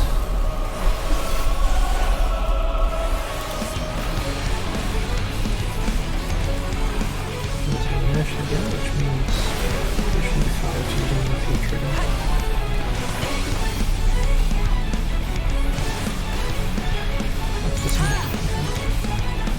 I'll take that.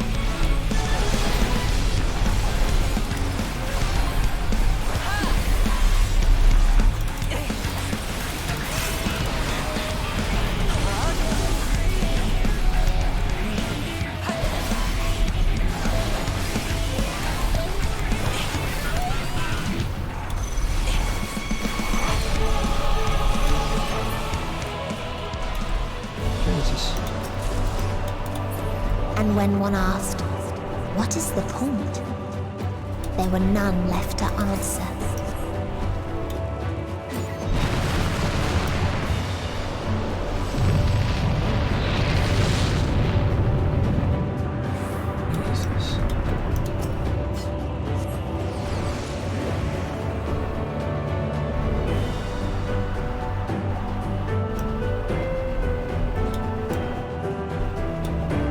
Farther still existed a star without strife.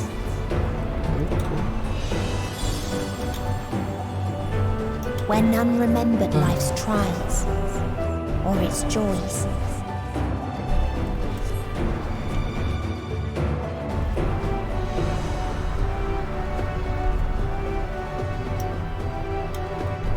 Did they just get like blinked out of existence?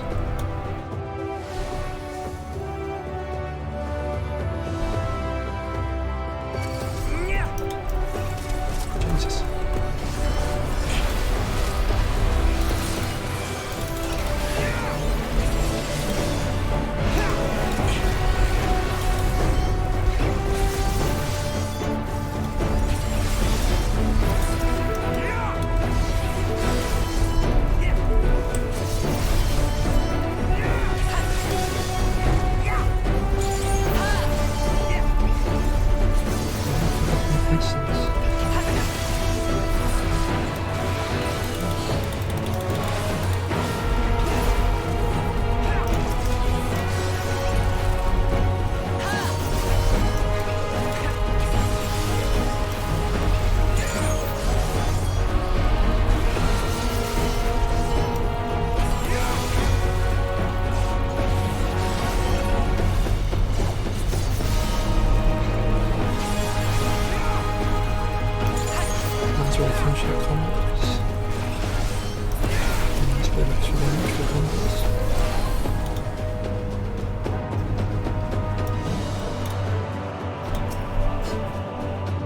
Curious traveller visited our star, a bird which proffered these questions.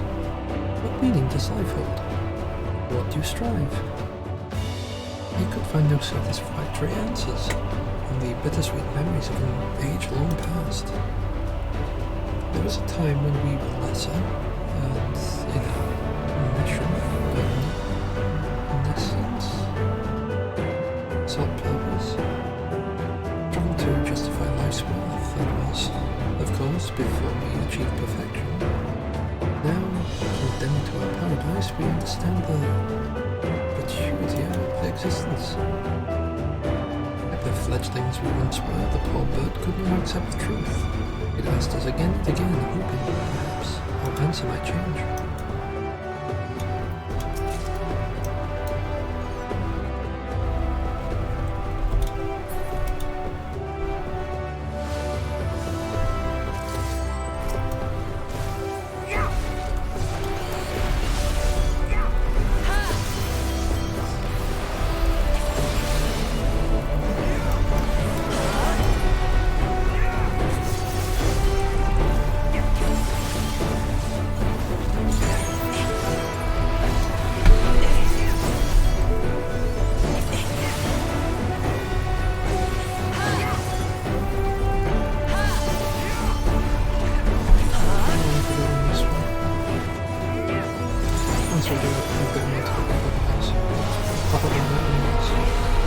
You cannot stop us!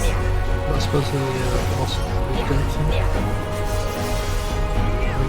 Killing out a bunch of people in the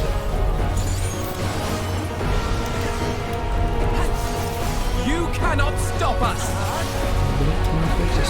You're mine!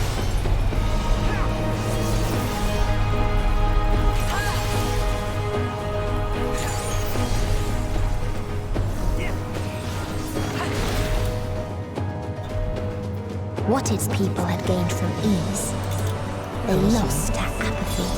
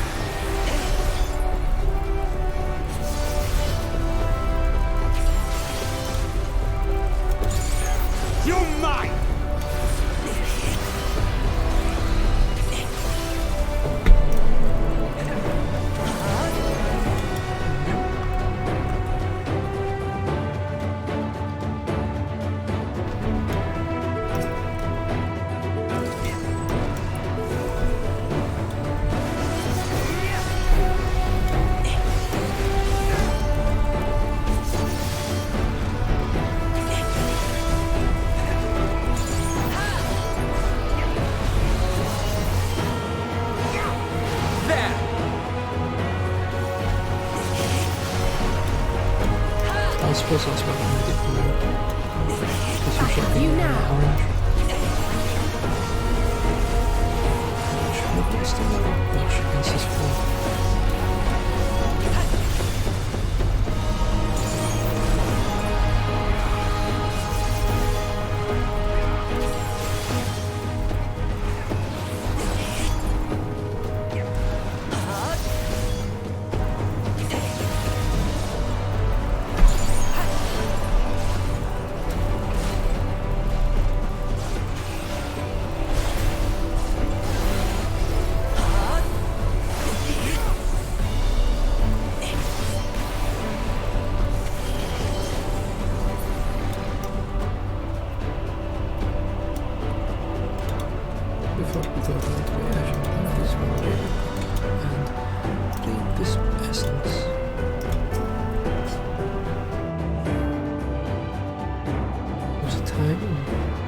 Explore the heavens, found purpose in the hope of unveiling life's mysteries. The dreams shattered when we reached the enlightenment and found it empty.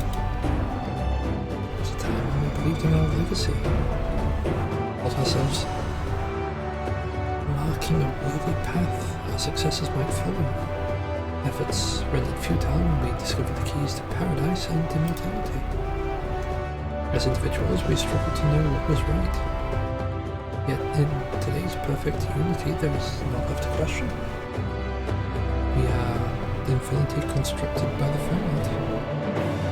No more. Allah shall grant us the mercy of annihilation. Not from existence.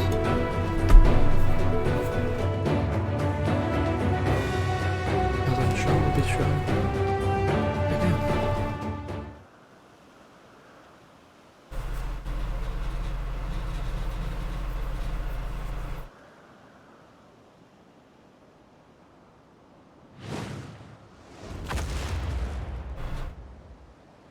I also do kind of like the masks. Oh, it's weird. I like Shiva's face, and not like a stretched Shiva's face.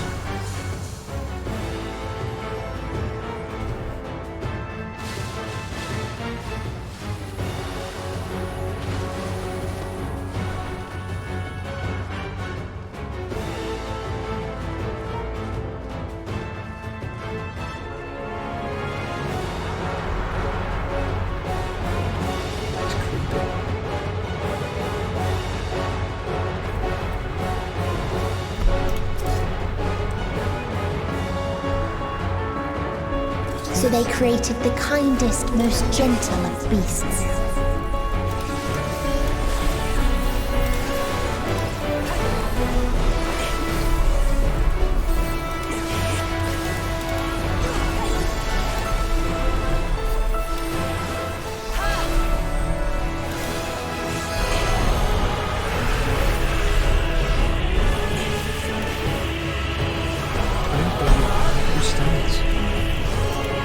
Its steps were light, and its gift was as painless as it was beautiful.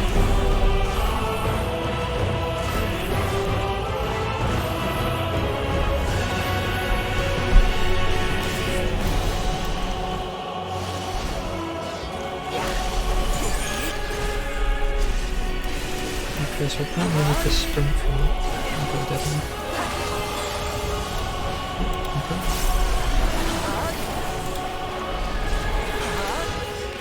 Bathed in its golden glow, they all slept happily ever after.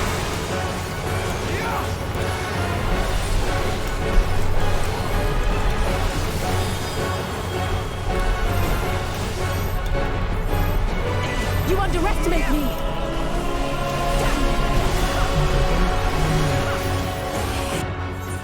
But apparently Alfina doesn't know what he's doing.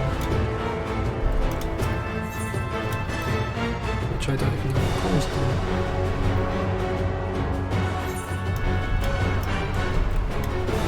Actually, I can see if this person here has anything to say. The person's like, kill him. Oh, but don't.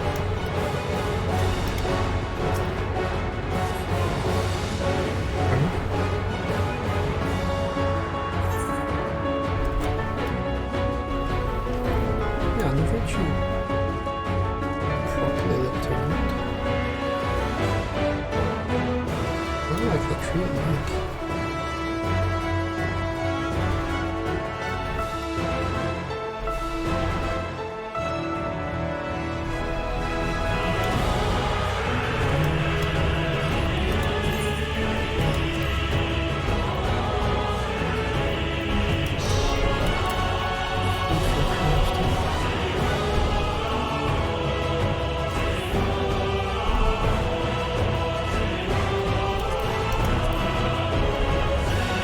Best for stats. Oh. You know it's something.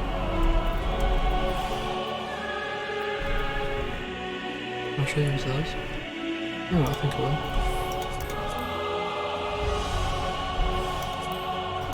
Orange juice is easy enough to get back.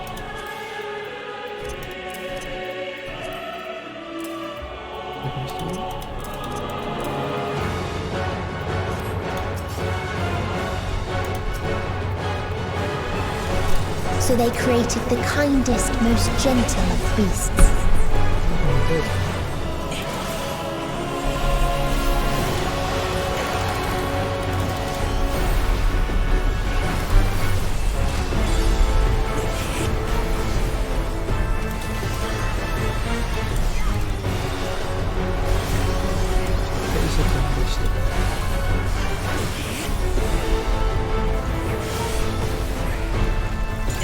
Its steps were light, and its gift was as painless as it was beautiful.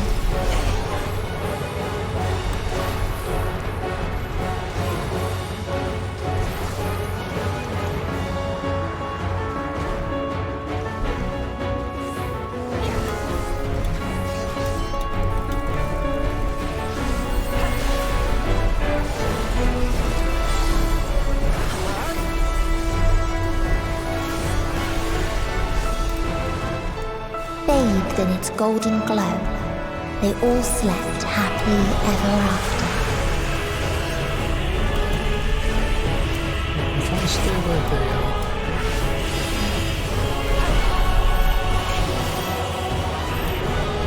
Oh, okay, it's ritual the butterfly person.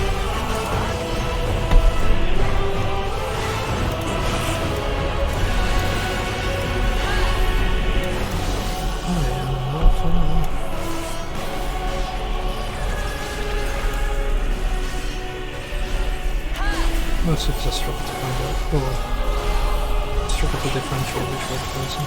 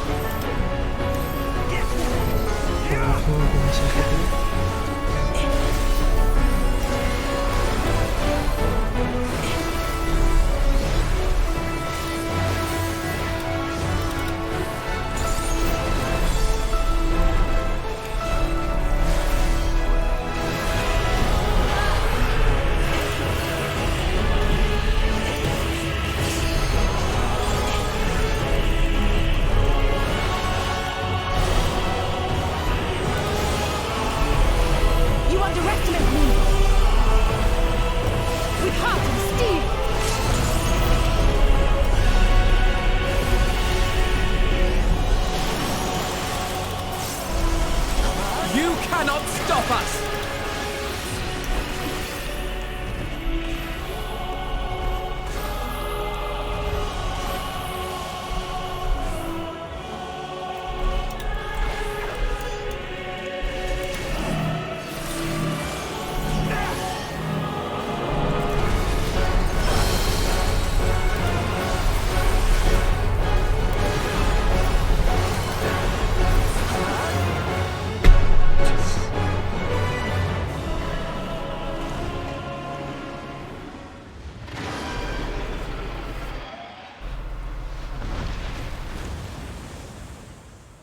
That was creepy. His face, I got that image from all without moving his face.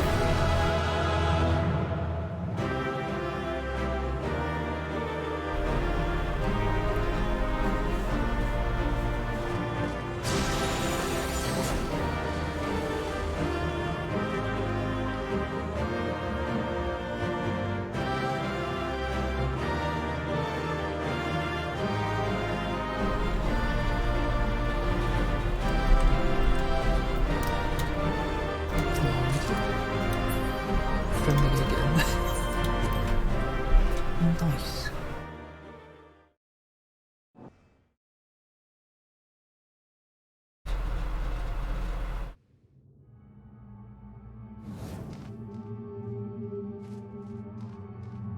That you still stand.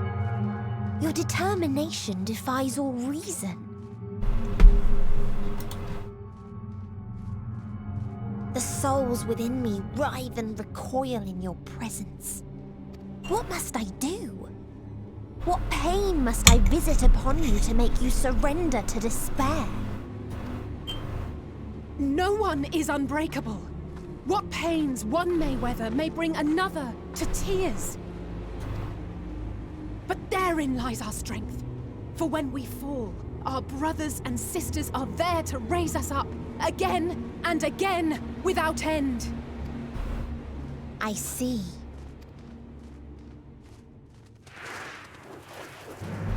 But no matter how much hope exists, ever will there be more despair. Ever will the living cast the present and lament the future. So shall we sing until light ceases to be.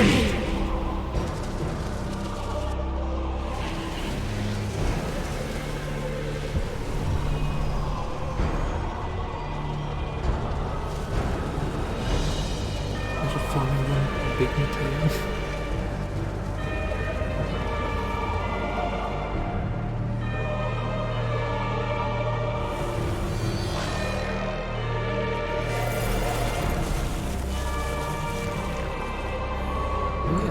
Yes, they are.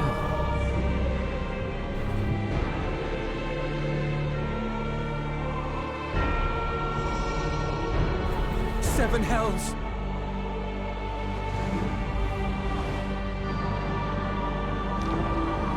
On your guard.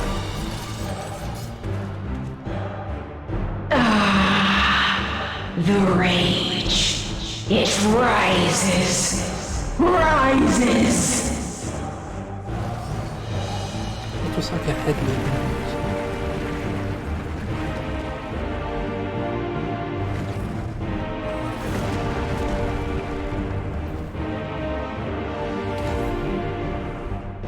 Let's take me on to you.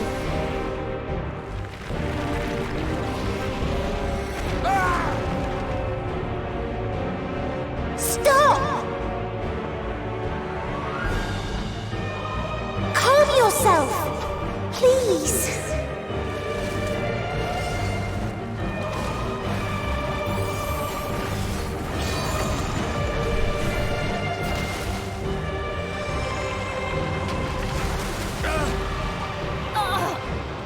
We die in pain. We die in suffering. Who are you to live? Who are you to hope? Hold on, my friends. Oriange, watch out!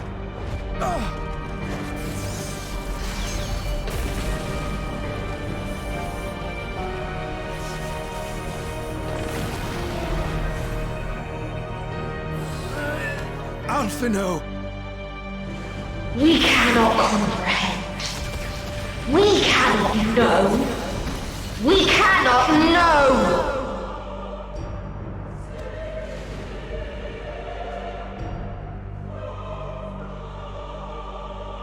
Don't, please! Don't do this to them! To yourself! Just one good strike.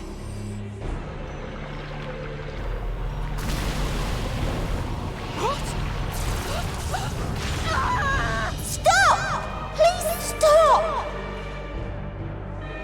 We will not suffer alone.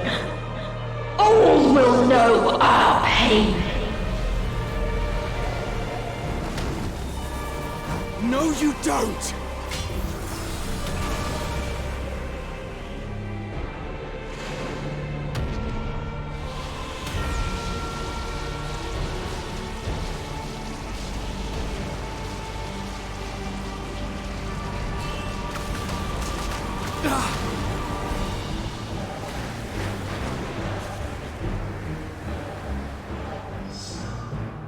All awash in ice, a frozen waste, forever silent.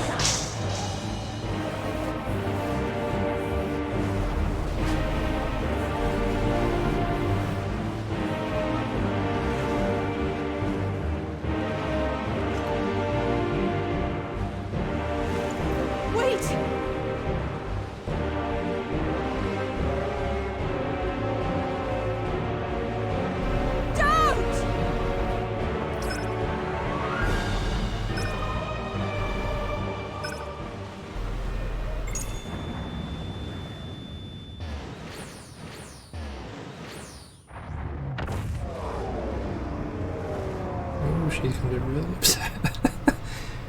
Really upset with me.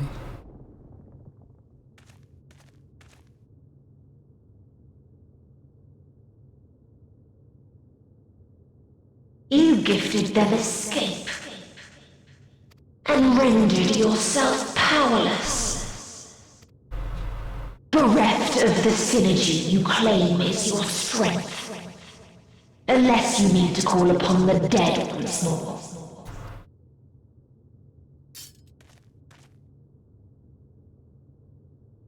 Defiant to the last, but you will be one with us ere long.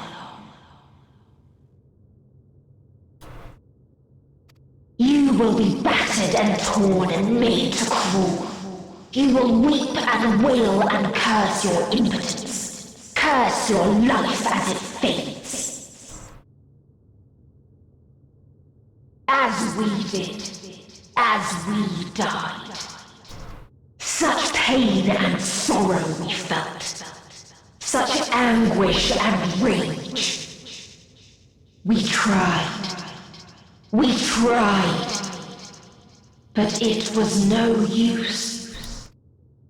Only when we surrendered did we find release. Only when we embraced death. So join us in despair and embrace yours.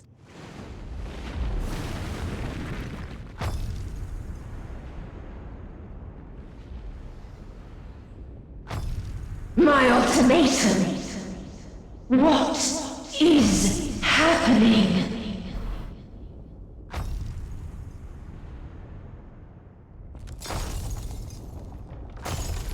Excuse you?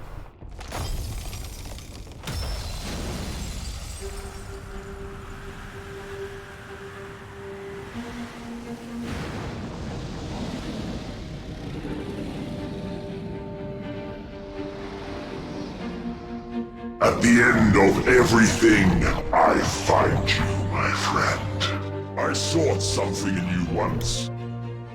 When at last I understood what it was, I journeyed to Sharlayan to seek you out. Struck a bargain with the woman who shares your gift. In exchange for lending the Scions my aid, I was given the means to come hither. Gorging upon what remained of the Mother Crystal, I reclaimed the form of the Dragon. And, hungry still for our reunion, I rode the light of the stars to you.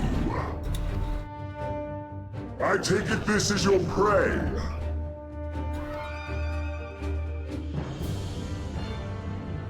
But why does it still live? Surely it is no match for you.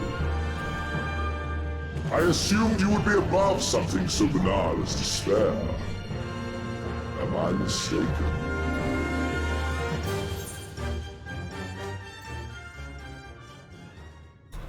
I don't want your help. There, you nerd. And I'd rather not give it. Nay, I would have preferred that we enjoy a private reunion. So come! Let us dispense with this distraction, you and I!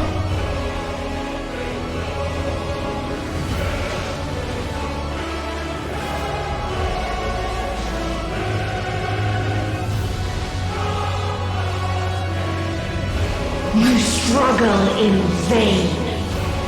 You will not silence our song of oblivion.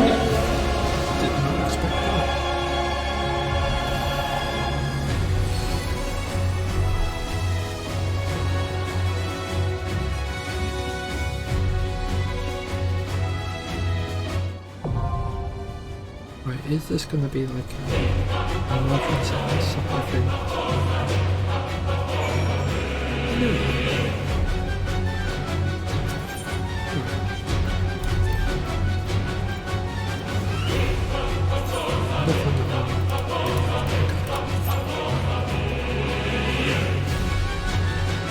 I suppose this one. Oh, they are changed. Dr. Shinra, Saki's names.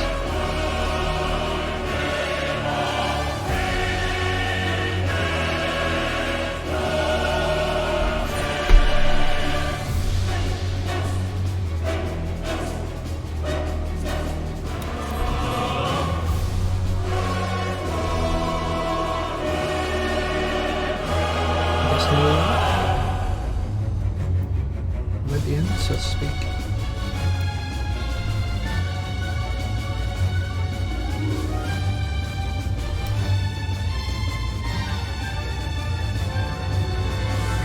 Not bad.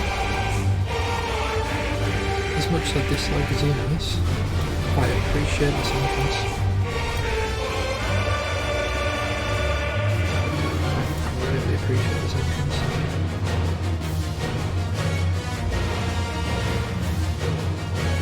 Give them a bit more purpose, I suppose.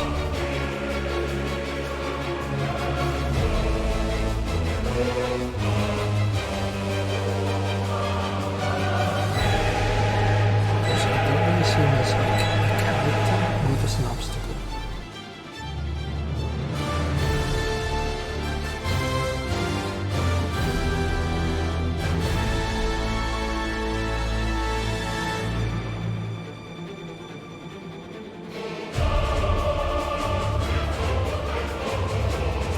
I like the way everything's moving.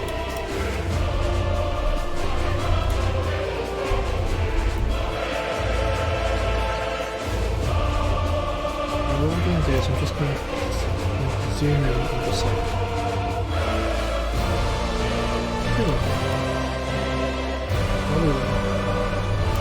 Zoom as far as I can and I'm just going to do that.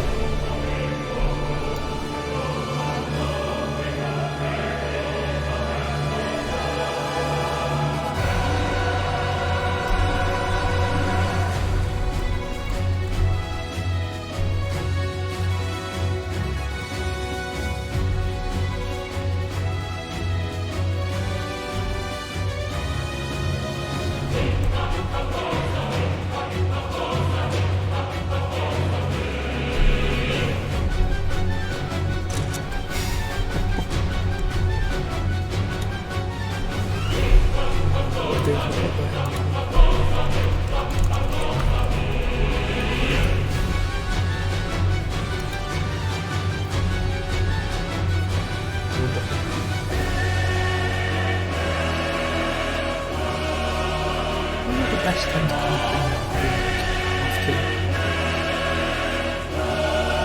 That's fine.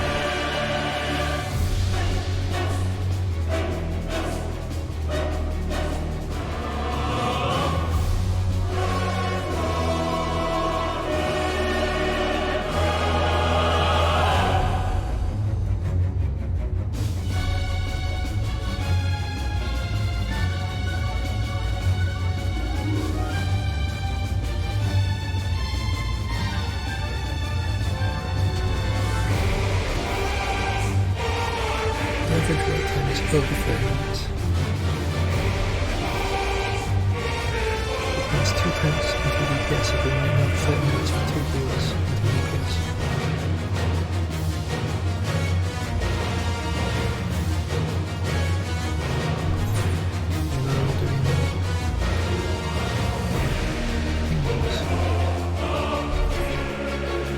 And such hard stuff.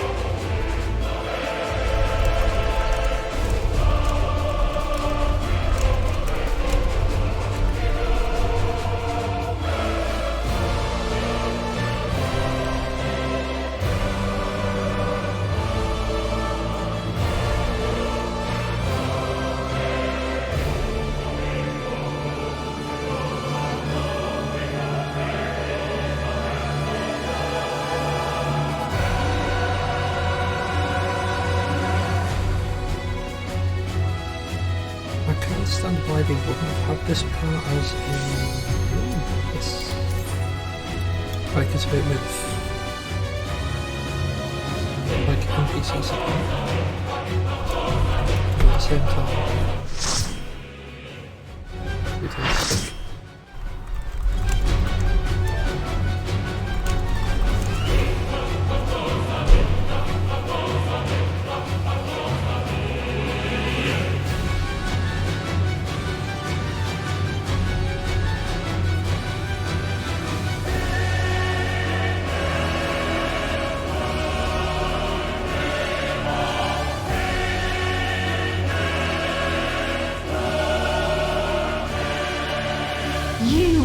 Never reach it.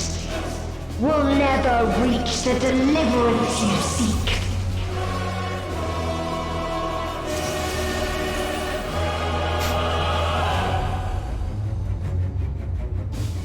We've all got a play doh to set up from.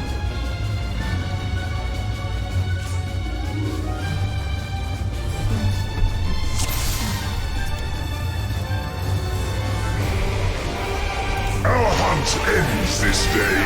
There is nowhere you can flee that we cannot follow. Even stars must die.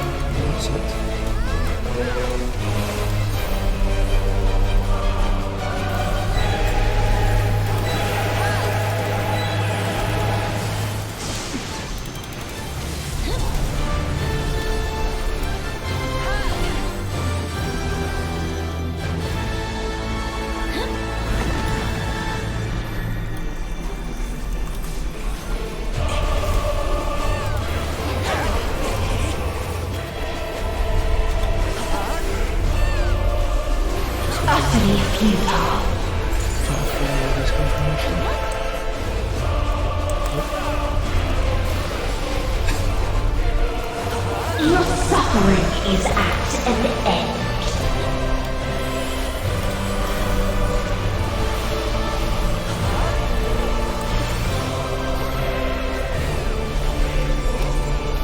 This is a kindness.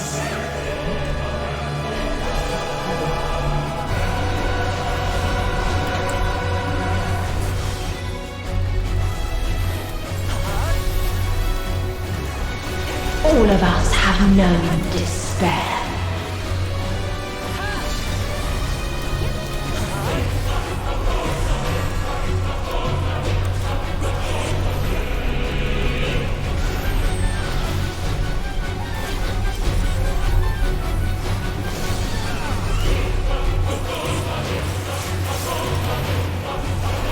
We have seen the end.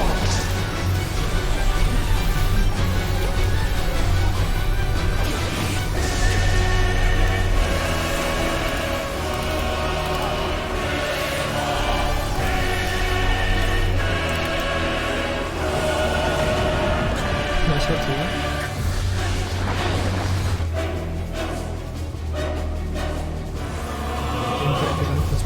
The same end. Again and again. I was gonna see something make it go boom again.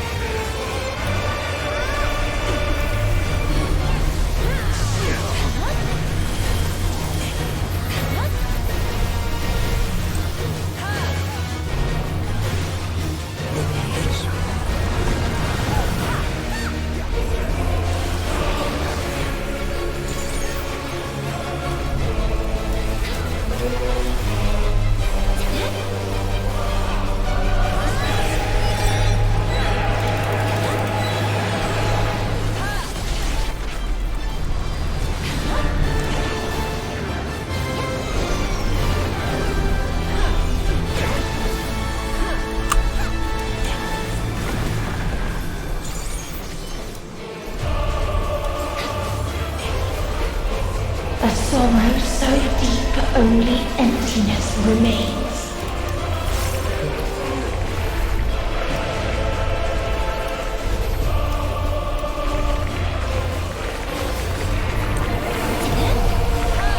I think it was fun.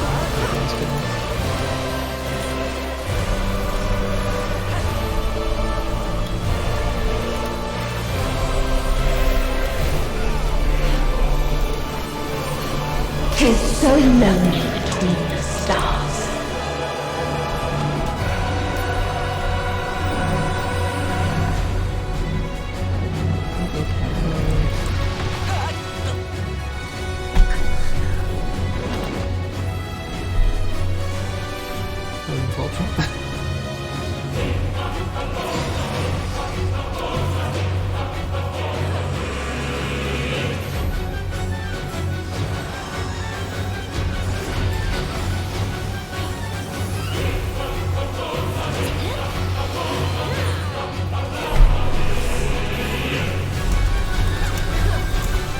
We have seen the end.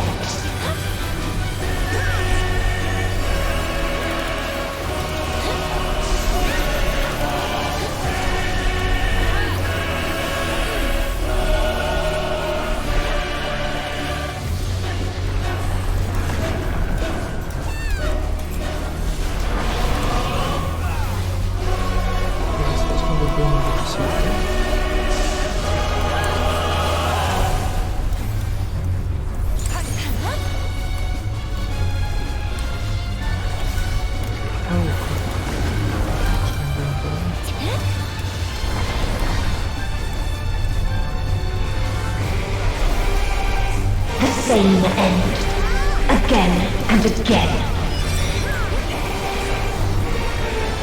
I guess we'll wait for this to go boom.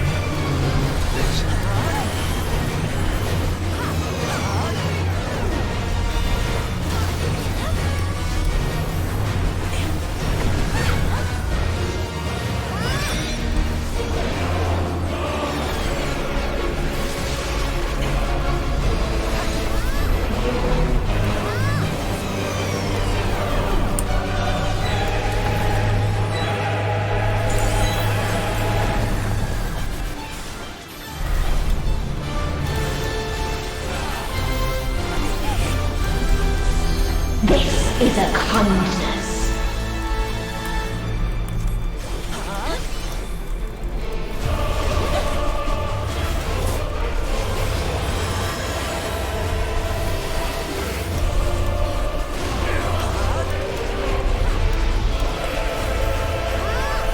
If there is no happiness in life,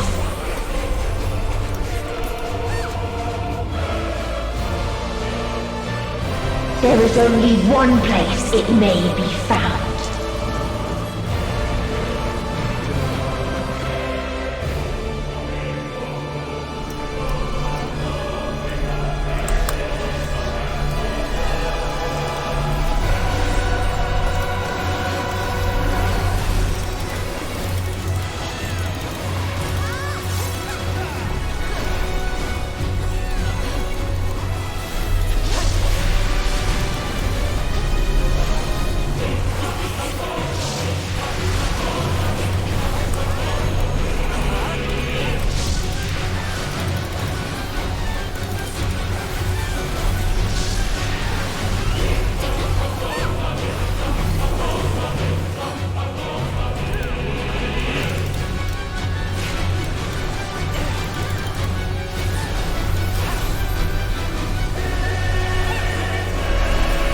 Oblivion.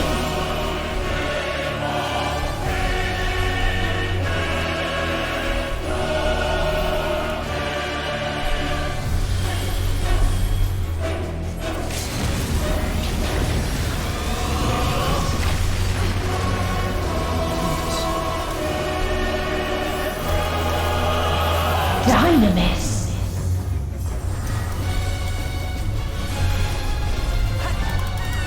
No matter. You only delay the inevitable. This is fate.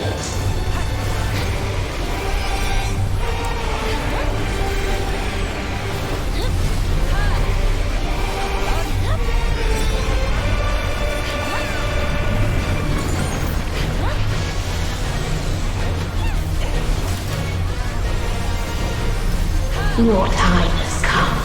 It always does.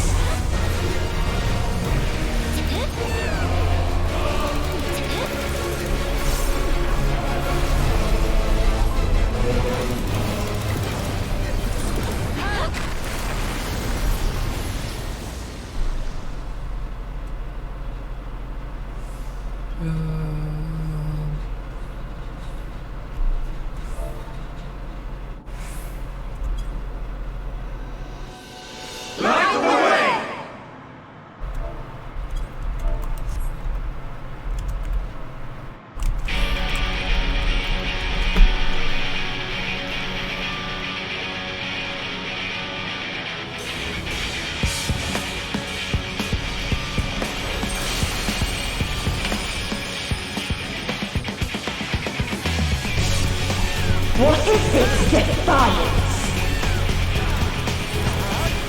No!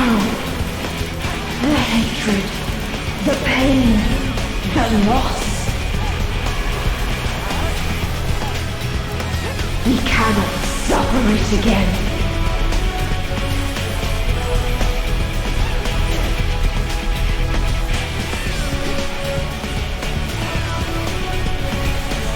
We will stand against fate! No matter the cost! We've been here before. Many a time. Thus do we know. To never give up. Hope will shine again!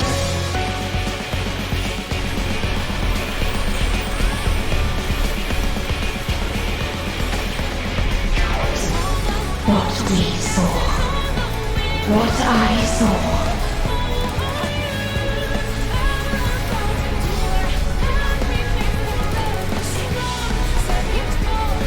This can only end in misery and desolation.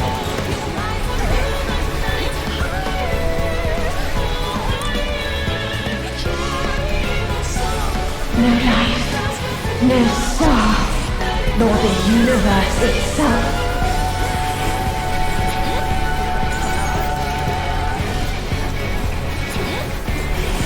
None should hope for better.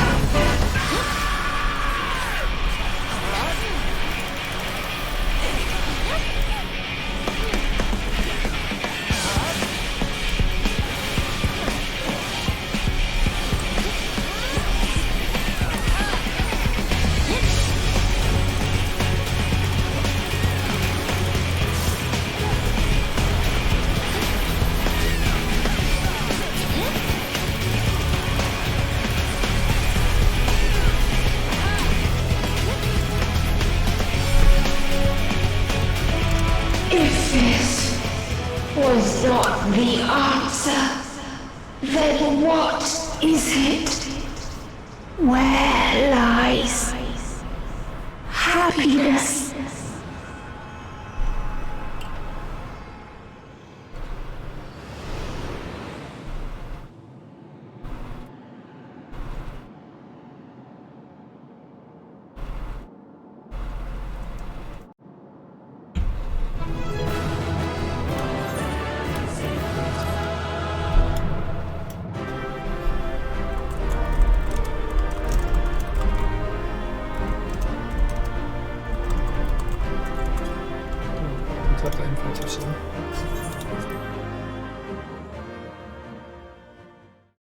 I was like, good luck on your journey. But I typed in far too slow, so I just said that no. This message.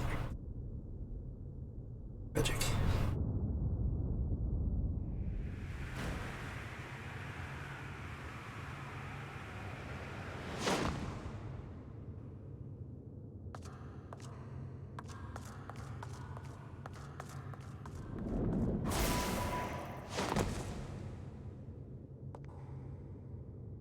This girl's gonna be like, yeah, we beat it.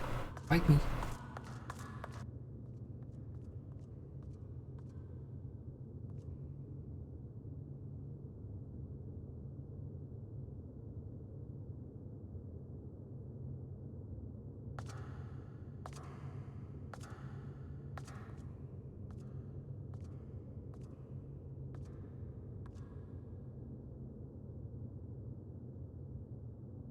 No matter where we flew, there was only darkness and loneliness and pain. We couldn't find the answers Hermes yearned for.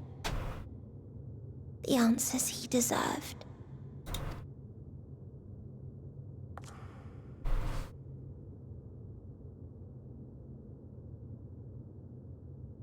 Greetings, you who are my final encounter. I wish to hear your words, share your feelings, know your thoughts. May we please be friends?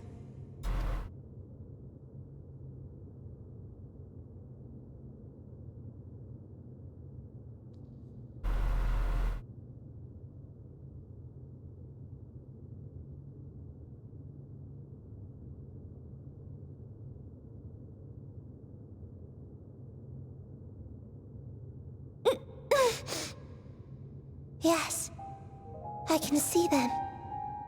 The memories of a long, long journey.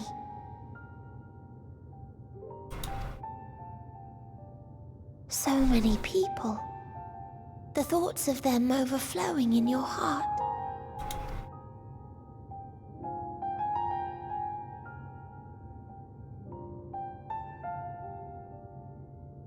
What they live for. What gives their lives meaning. There was never a single answer. You gather pieces of happiness, precious and fragile, only to lose them. Then start again. On and on it goes, until death takes you into its gentle embrace.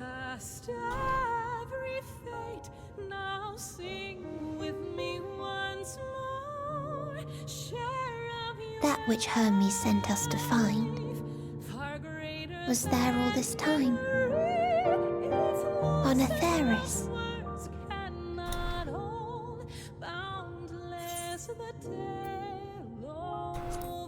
Created it together.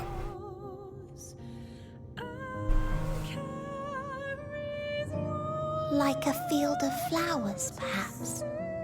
At first a single blossom. It spreads and takes on more colors. Thank you for guiding me here. To find these words at journey's end fills me with joy.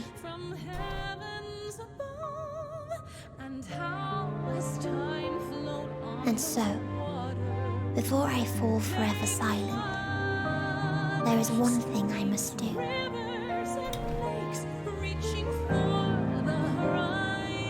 expression of regret will undo what my sisters and I have done, or restore what we have stolen.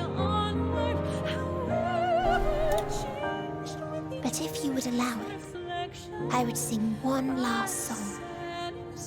A song of the newfound joy that swells in my heart. Of the beauty of light when it shines across a dark and starless sea.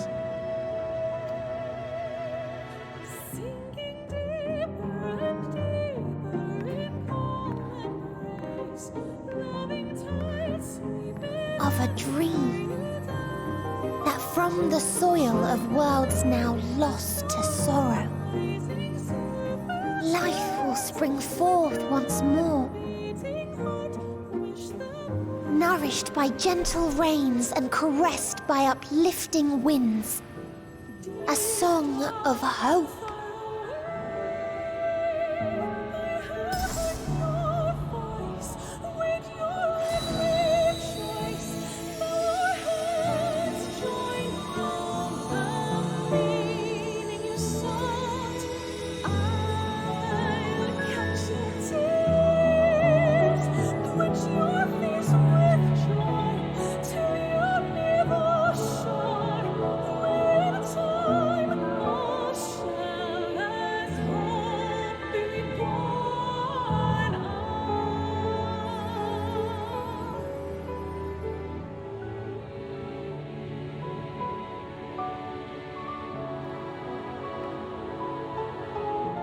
One day, life will fill the universe again, and Hermes will see this and smile. How, I do not know, but I do know that where there is a will, there is a way.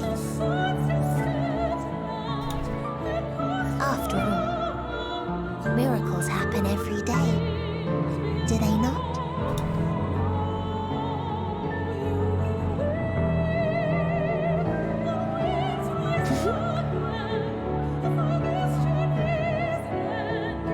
I will create a path back to your ship, where your dear friends await.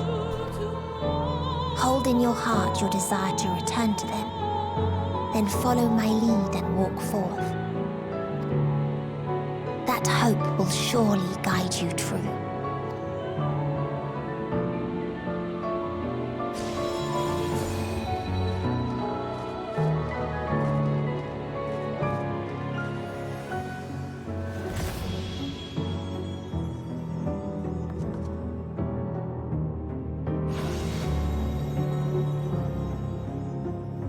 Really bad feeling that Xenos is going to take her out. That's not how things have been going so far. Be a moment that's like, oh, how sweet, and then like all of a sudden it's like, bam, punch to the heart.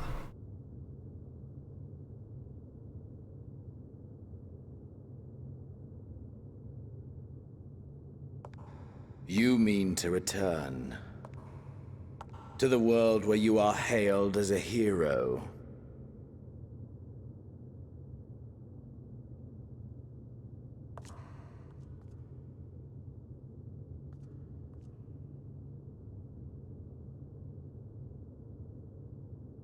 Hear me then.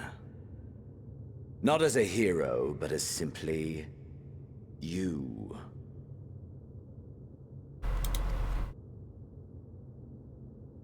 As I learned in Alamigo, you are a formidable foe. Stronger than any I have faced. Against you, I need bring my all to bear. I need burn through the candle of my life. This is the sole pleasure I know, and it is the sole pleasure I have to share.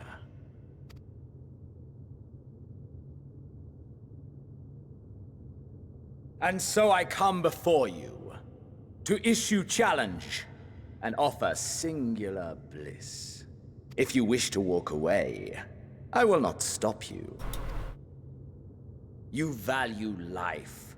You do not burn yours save for reasons you deem worthy. Reasons such as those which brought you here. The salvation of a world and its people. The motives of a hero true.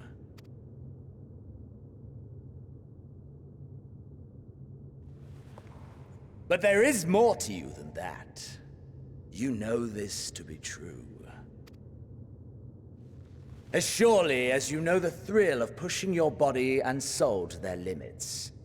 Of confronting ever mightier foes, dancing ever closer to the precipice, wondering if this will be the one to finally fill the void.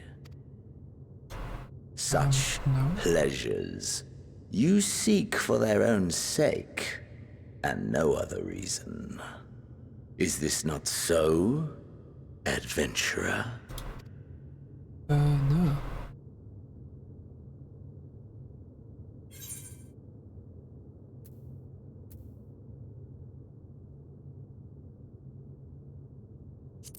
I'll just walk away. They said they will stop me.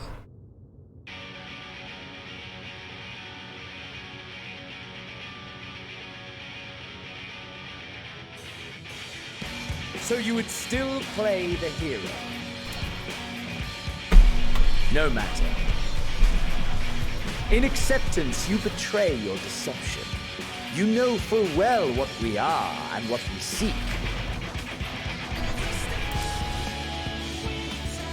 To shine incandescent in death's shadow.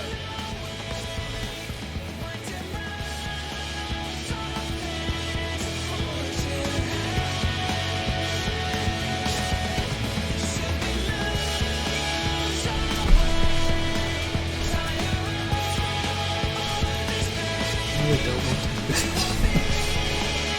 Just one people fun.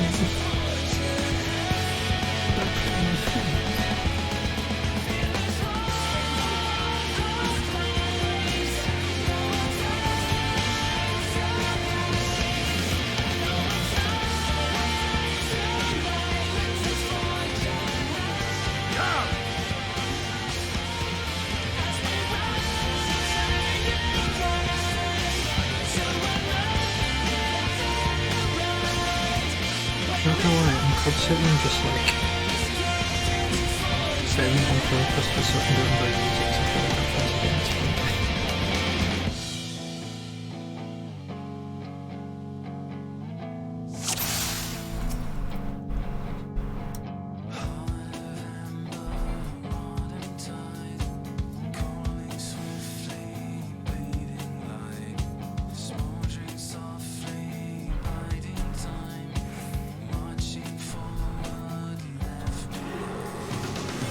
Nothing back! Push yourself to your limit and me to mine!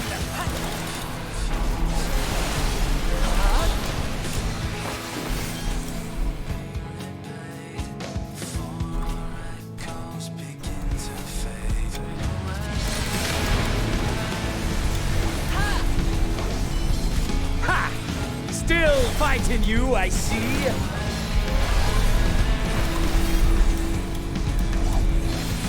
We don't want to use perfect judgment.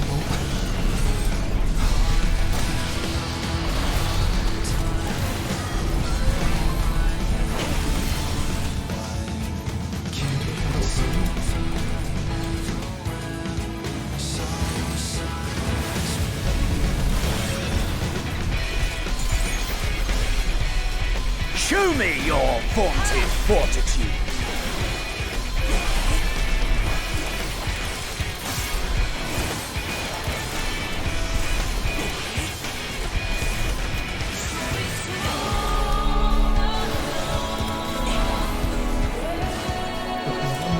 Soon you will know the full extent of my power.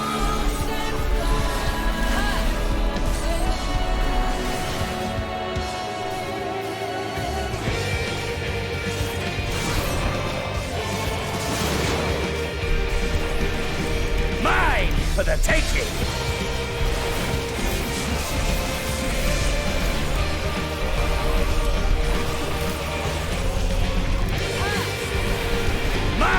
For the taking!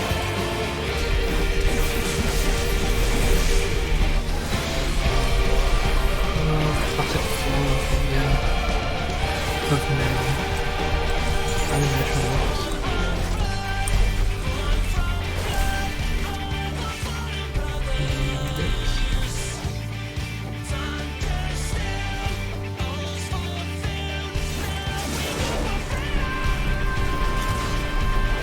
A test of your reflexes!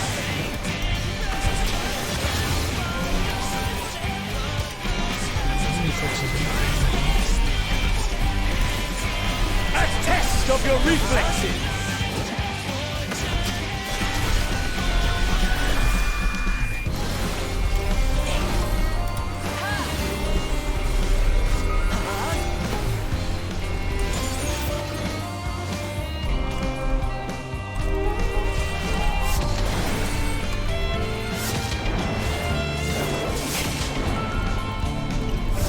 Mine for the taking!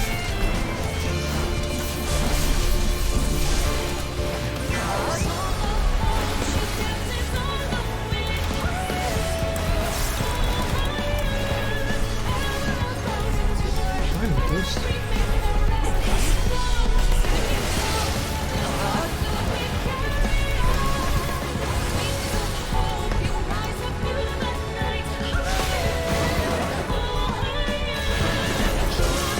A test of your reflexes!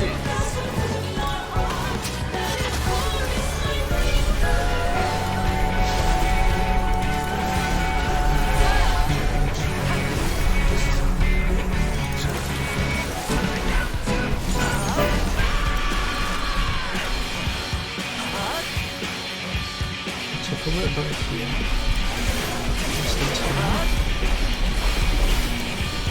A test of your reflexes!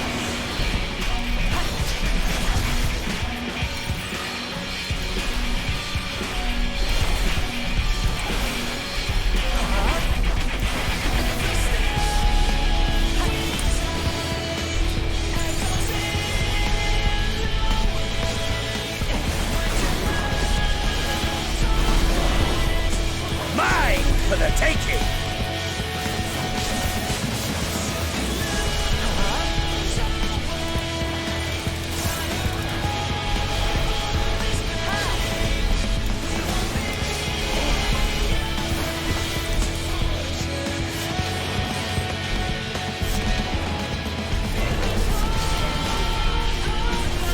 Mine for the taking!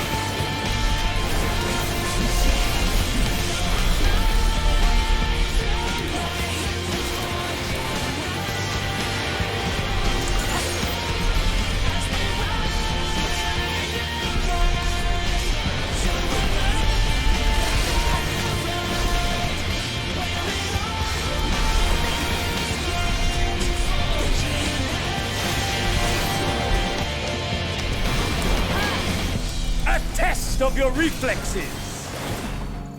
Just gonna get over this one.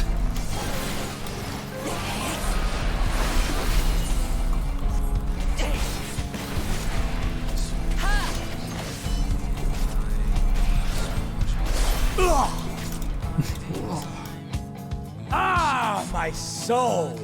How it burns!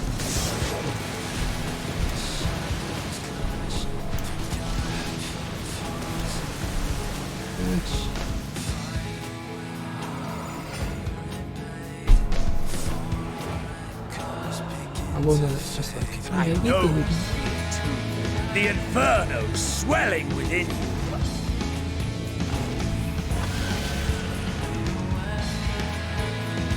Come! Let all creation be consumed by our ravenous fervor! I have you! Ah!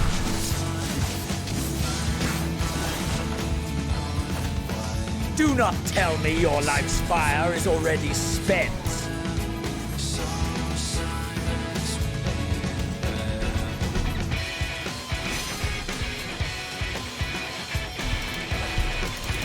Yes, yes! Rise once more! It mustn't end yet!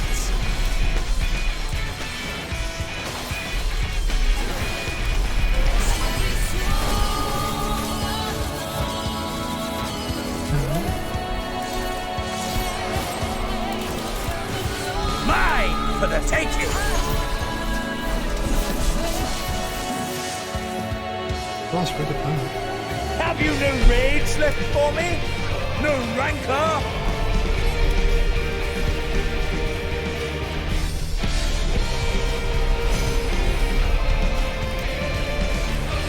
I have you!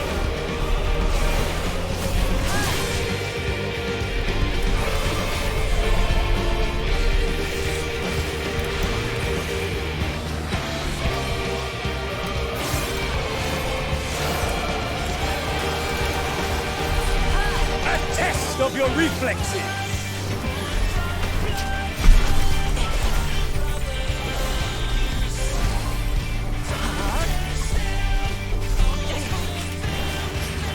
Show me your vaunted fortitude.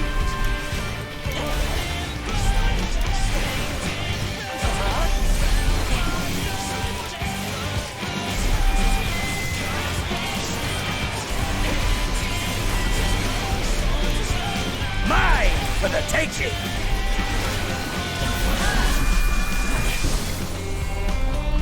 I have you.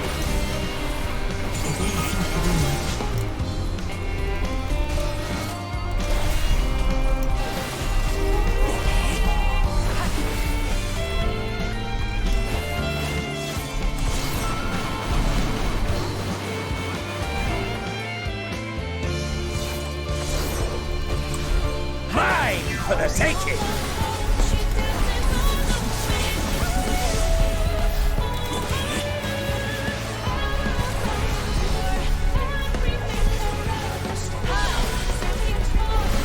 Right, this was annoying, so I have no idea how to dodge it. I don't even know if I can dodge it. No, it's okay,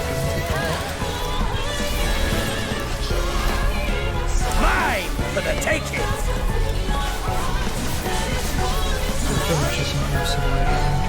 I have you!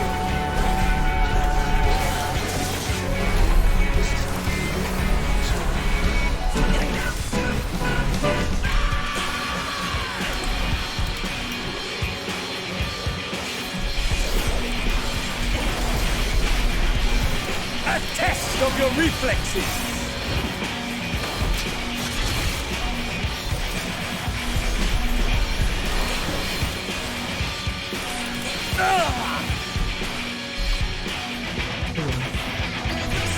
No, not yet. Not until the last of me is spent.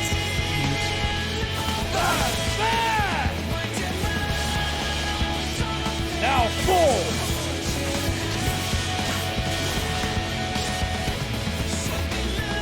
This is my moment. Our moment.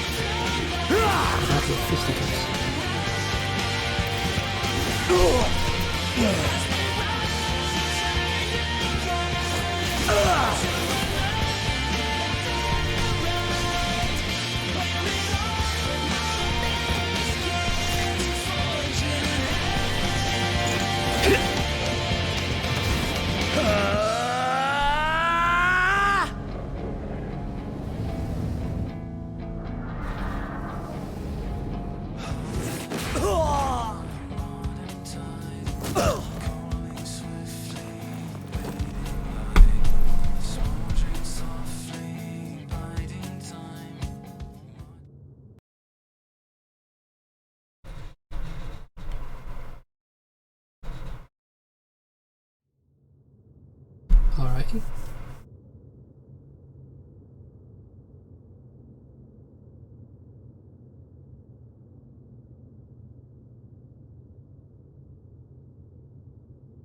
Is that it? You done?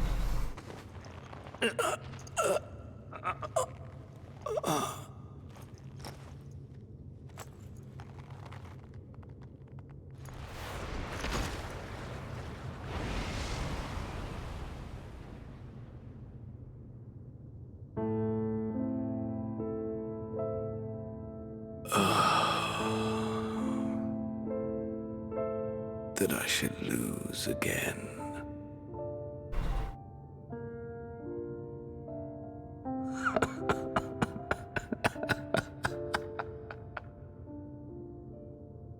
How disappointing.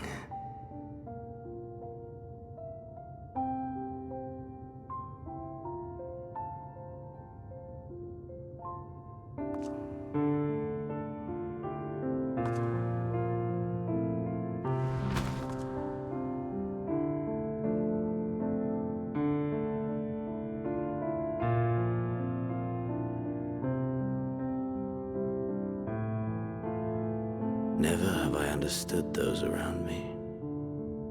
Understood their obsessions. Besieged by their banality, the world is a mire of tedium and trivialities. But in these fleeting moments, there is a spark. Blinding, brilliant.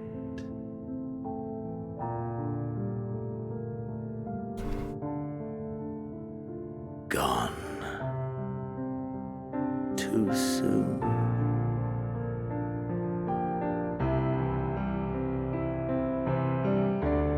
What of you, my mirror? Born into this world, bestowed name, bid to seek out strife and adventure.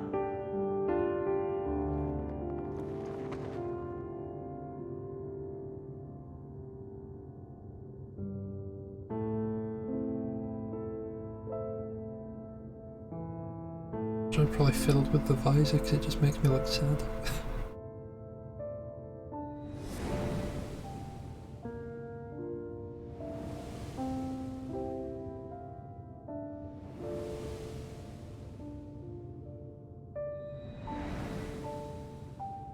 Was this life a gift or a burden? That's a gift.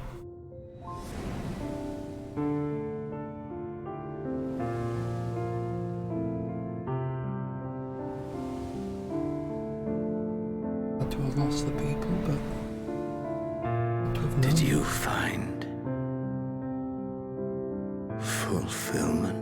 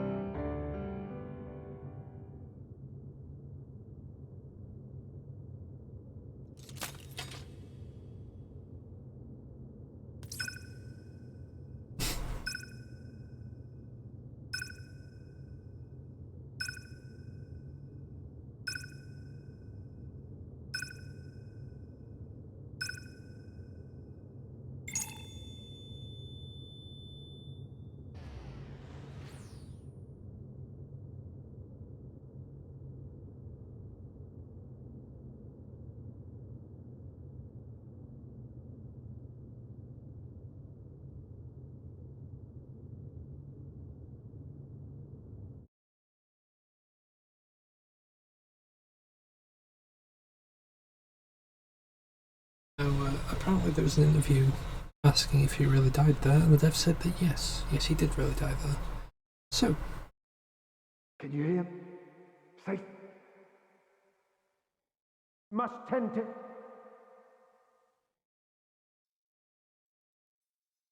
Open your. Please. Someone, and. Please. no, Mikey, dev's confirmed it. We did.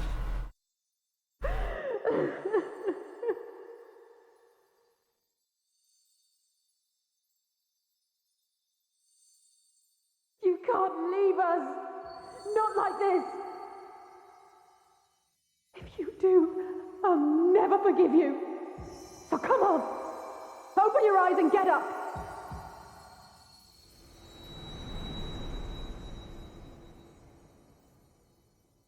Well, that just makes me sad, Maggie. That just makes me sad.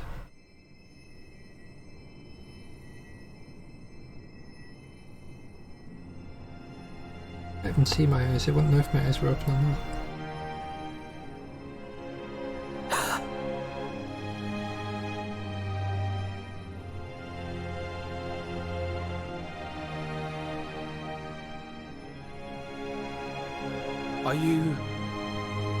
Are you with us?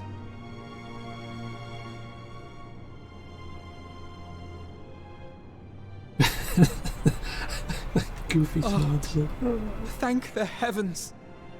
For a moment we thought...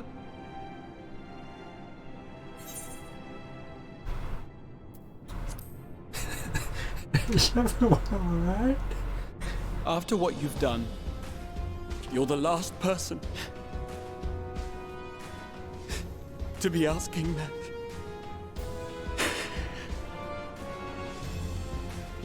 You... How can you keep your promise if you're not here?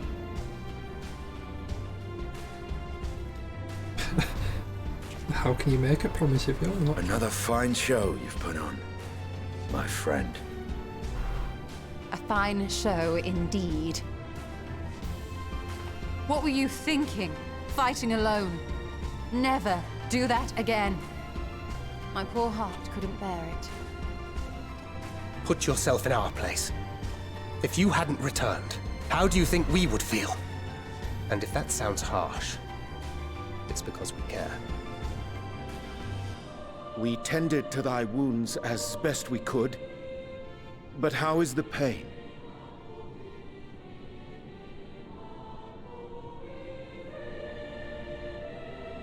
I would rate it between a 1 and 10. It's like a 35. That is gladdening. Grievous as thine injuries were, however, I would counsel repose for a time. Gladdening!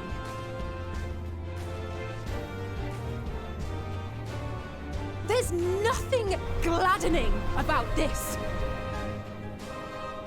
When Meteion appeared in here and told us that you were right behind her, we all got our hopes up. But you never came! And when you finally deign to appear, you're within an ilm of your life. Damn you! Damn you for making us worry! Alright, kid.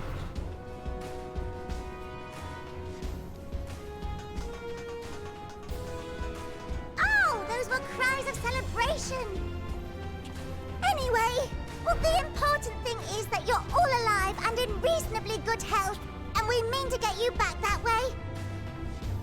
As for your earlier request, I'm quite certain we're in range to make contact now. Ah, excellent. Let us announce our return at once. I hope you're ready. Don't you wink at me, sir. While you were unconscious, we set out from Ultima Thule, you see. Can you stand? If so, you may wish to see what's outside.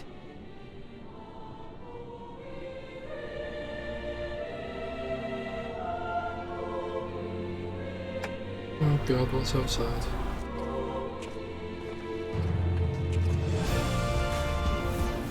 Ah, my eyes.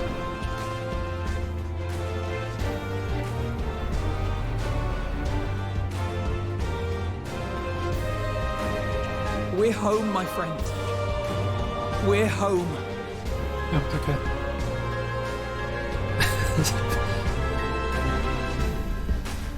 Not sure what I was expecting.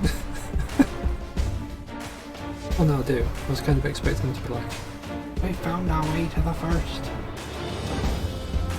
But I suppose they're in like different realities or something. Not quite sure on the physicality of them.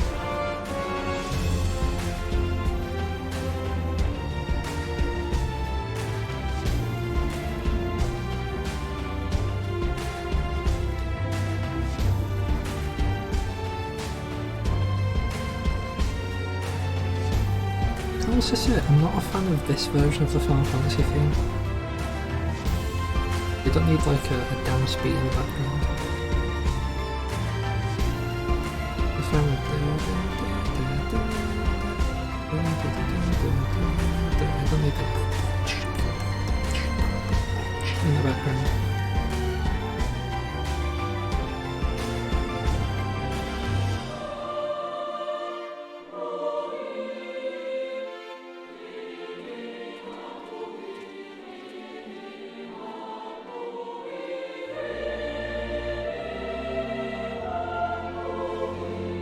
I'm guessing we're not telling anyone about the fact that everyone's sort of died once.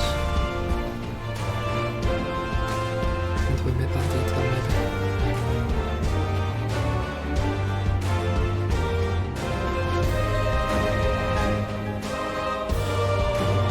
Everyone's fine, everyone's fine. All back. Bit of emotional damage on the way, but we're all back. Is that?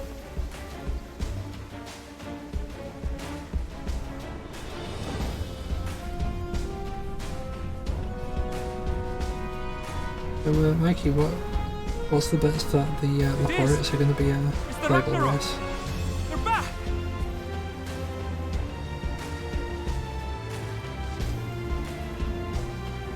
Thank heavens. Truly. They've done it! Welcome home. I'm in the money room. Yes!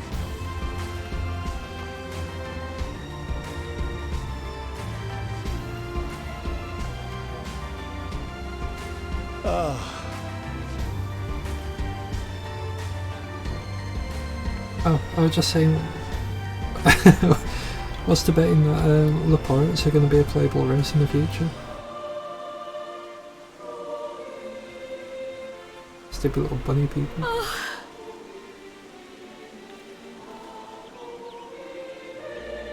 Welcome home, everyone! I don't think they can hear you, Tataru.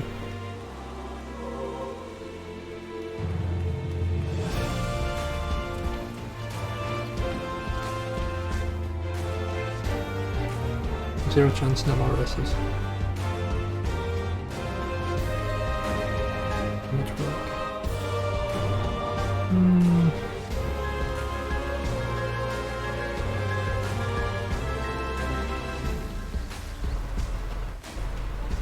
I mean, they're not really a new race.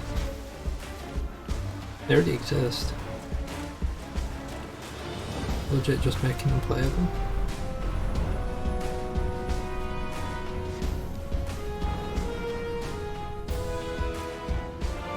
Mind you, I suppose that's got the aspects of like leading gear slots, having them with assignable classes.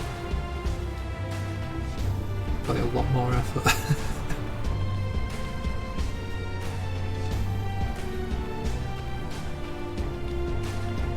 Welcome home! I still can't hear Tataru.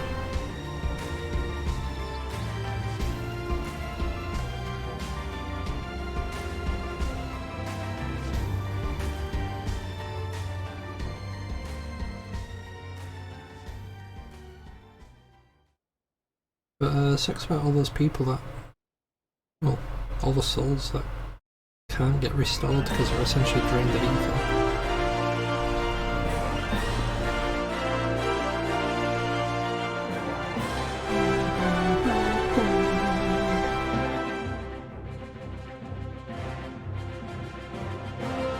Yeah, apart from the moments that were absolutely devastating. Apart from the points where it brought me to tears, that was, you know, an amazing experience.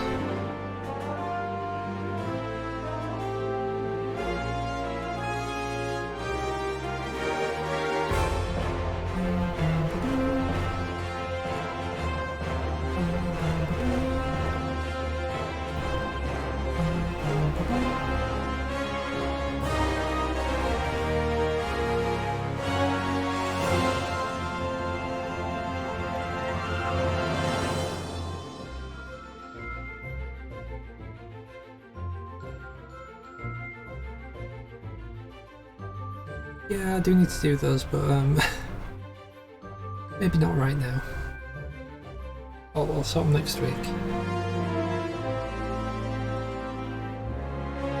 Because I imagine it'll take more than half an hour.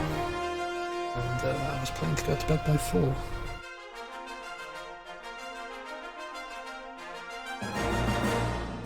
And considering we've still got credits to go through as well, it'll be quite a while.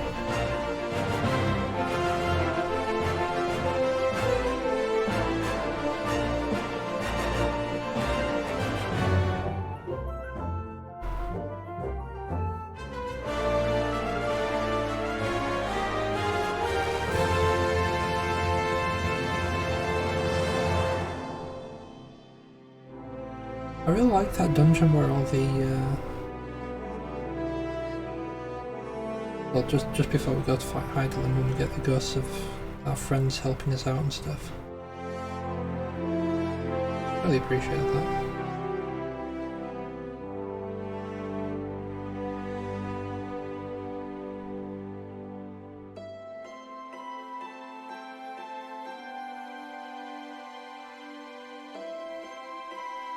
You do that one bit where you're fighting Amon, he's casting Curtain Call, and then your memory floods back to that moment. It's like, I have something to hide behind for this mechanic. I'm pretty sure it's a one-shot.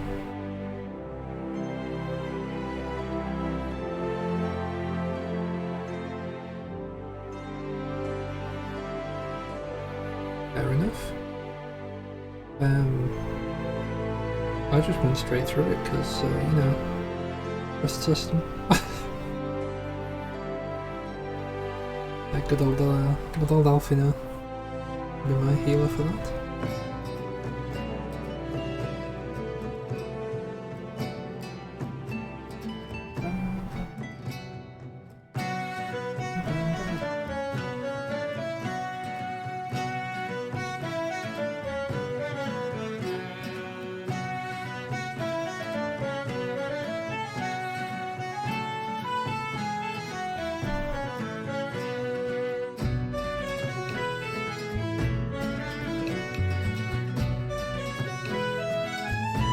I mean, pretty much my first run through. Just like, yeah, trust through, easy. Don't gotta worry about nothing.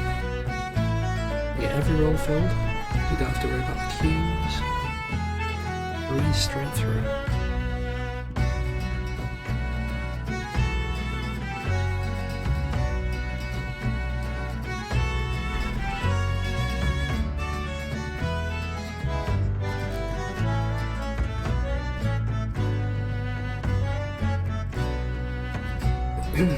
So yeah, it's going to be 6.1 followed by roll quests followed by probably dropping back to do the raids. Then once the raids are sorted, I'll drop back and do Hildebrand.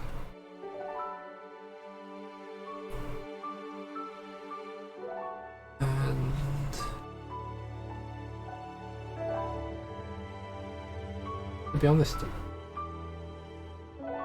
during the raid series, doing role quests, you've done them all. I mean, I've not actually done any of the role quests yet, like at all. I did the DPS line, maybe the tank line, I'm not entirely sure, for Shadowbringers. But I've not done any role quests for this expansion.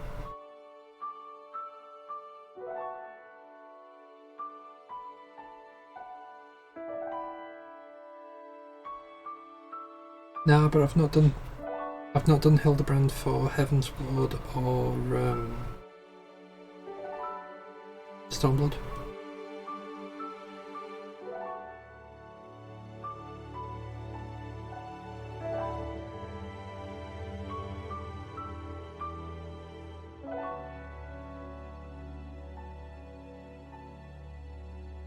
I've got like a Void Arc to do, I've got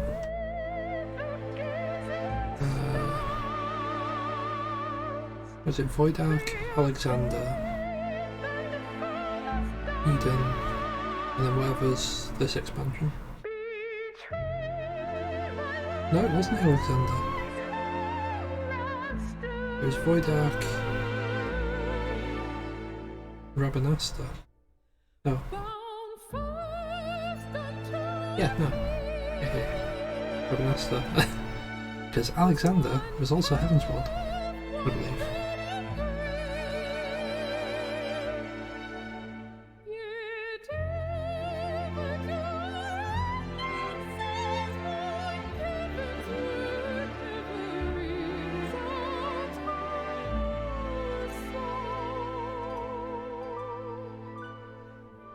I've enjoyed all of the Hildebrand quests.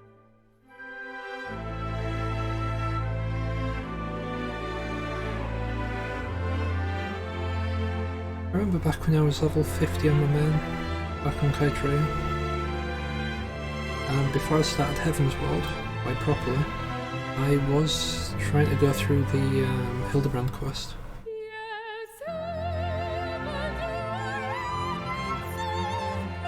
I remember mentioning that, and you'd said it's not really worth much EXP, so I was like, oh. I just went off to do other quests in order to actually get EXP.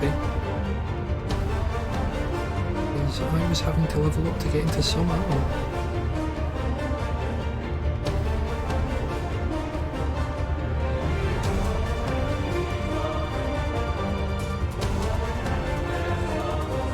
Because at that point I was too scared to go to do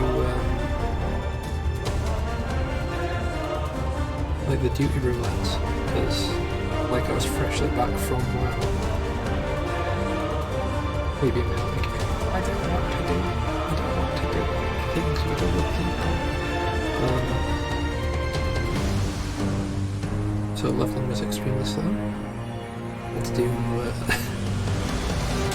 all of the side quests in most of the zones throughout Heaven's Ward and Stormwood,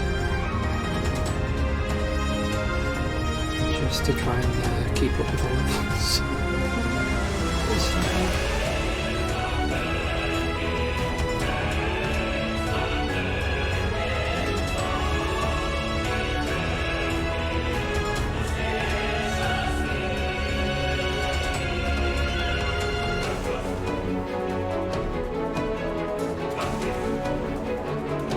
Pretty much from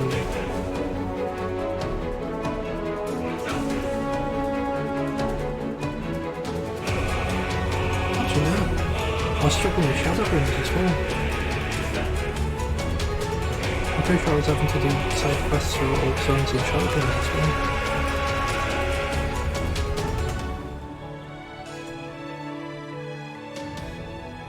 And then this is the only expansion where it's actually leveling up reasonably for Kaitrea.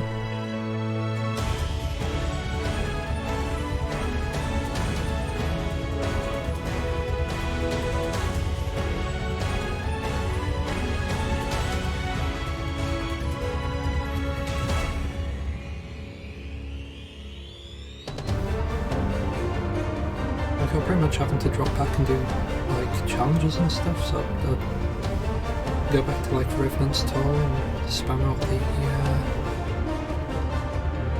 thingy plates there.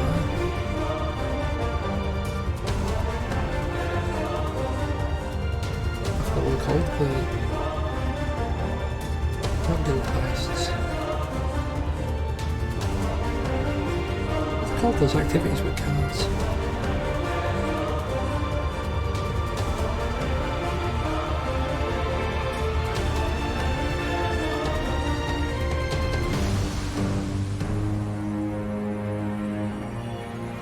I don't remember.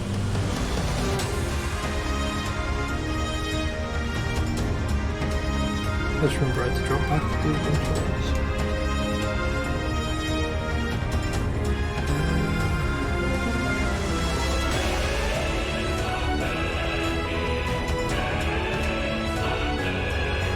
Yeah, sounds ridiculous, does it?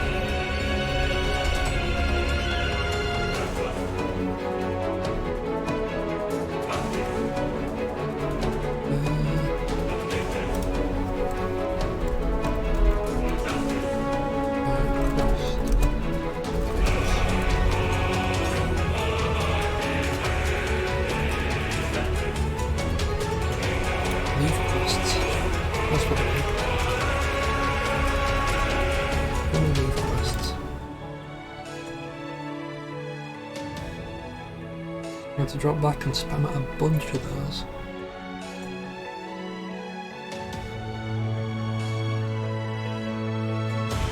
Just for the EXP you got for doing challenges.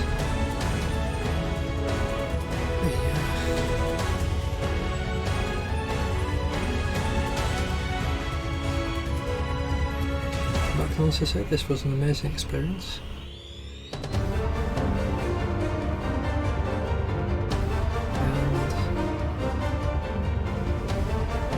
I'm honestly happy I went through it all again, including the round ball. As much of a slog as that was.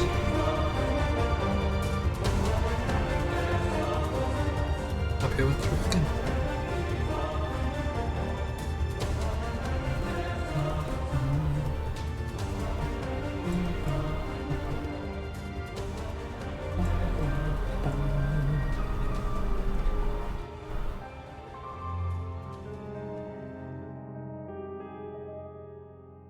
Move this off to this side actually.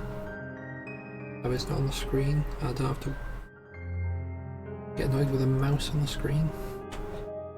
I mean, it's still on the screen for me, but not for you guys. It's hidden rather effectively behind the Endwalker logo.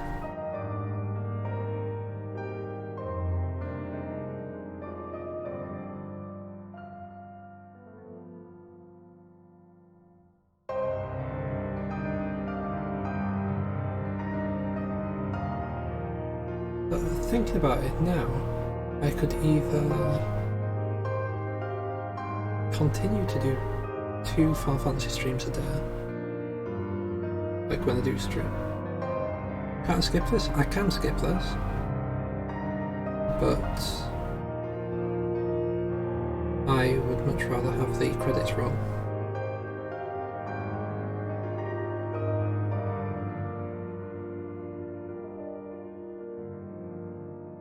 Because I feel it's only fair to have credit given where credit's due.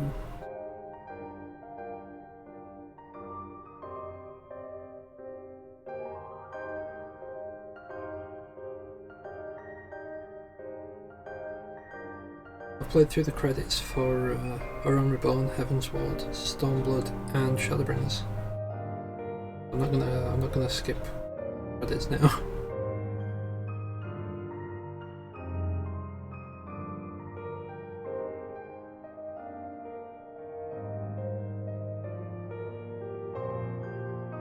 True, but I like showing them.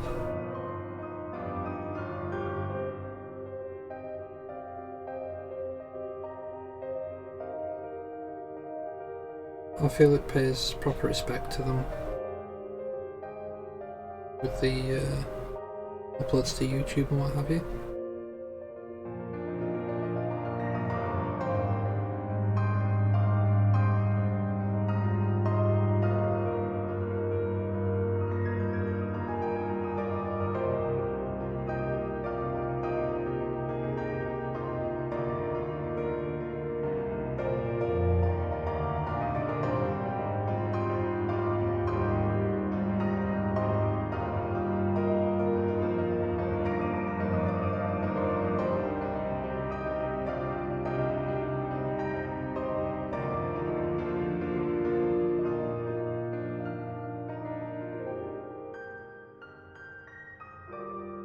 Plus, I get to look at the print screens from like big moments going through.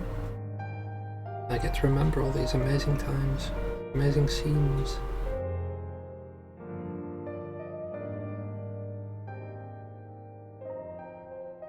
Like when we got assistance at Well, to the Royal Palace in Alamigo. I think that was.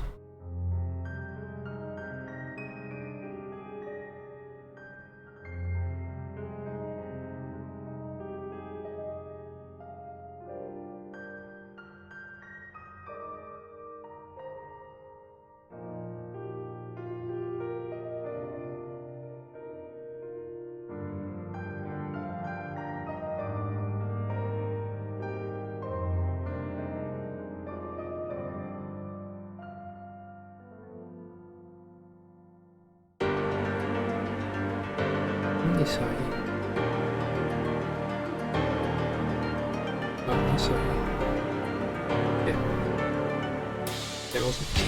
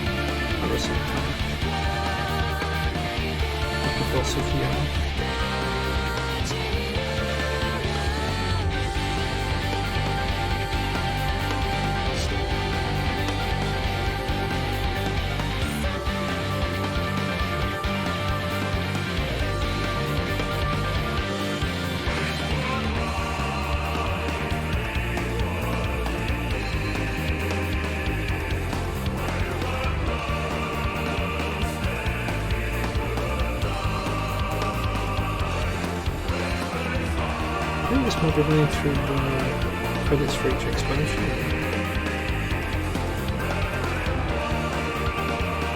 That was just extremely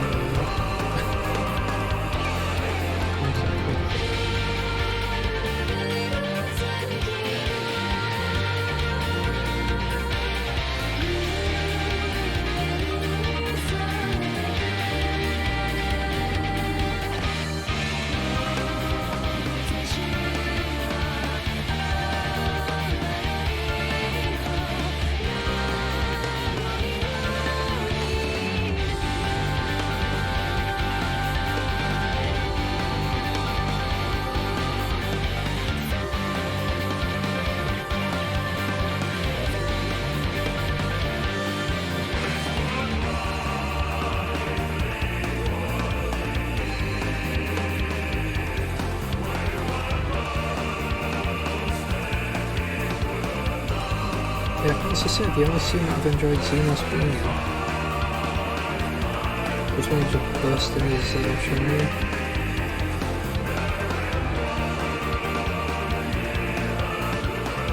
Pretty much the only time I've appreciated his presence.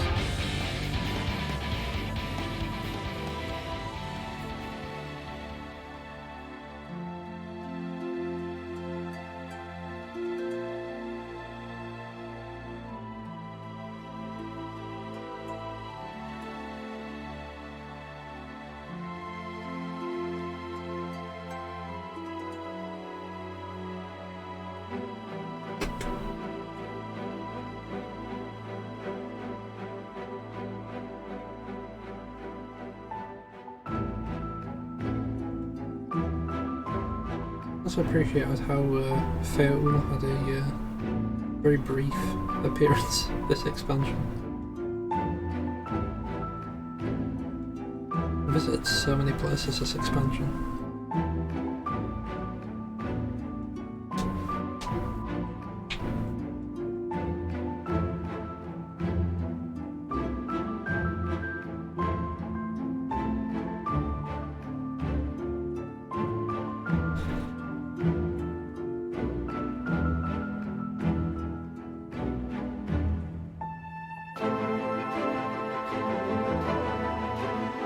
Place of the souls, past and present, even of those.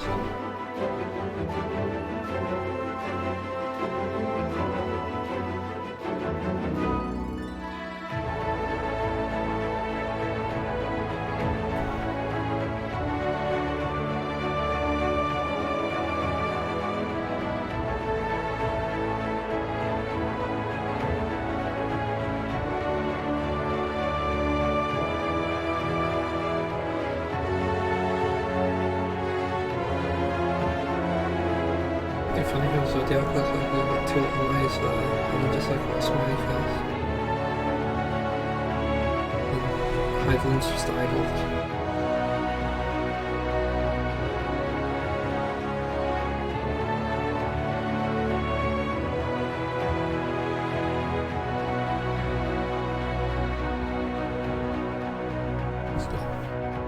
Double kick stamp.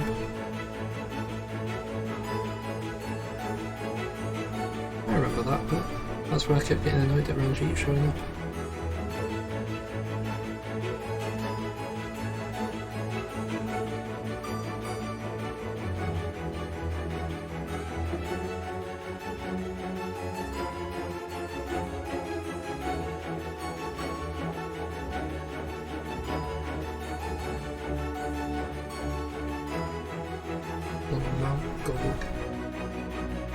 Unless I had to deal with all through the battle.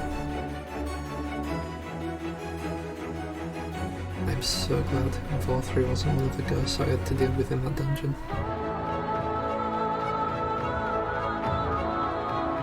I'm glad they were just like souls from the souls.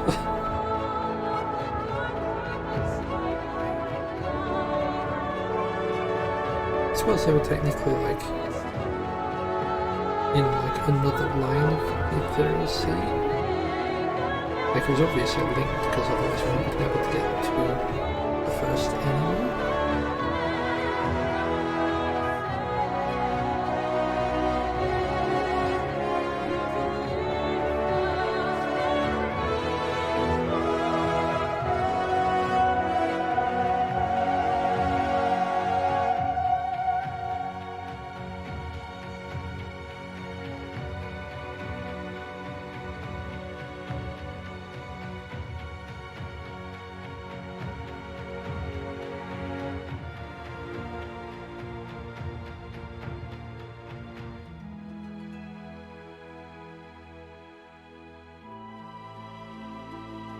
Yeah, when they'd mentioned,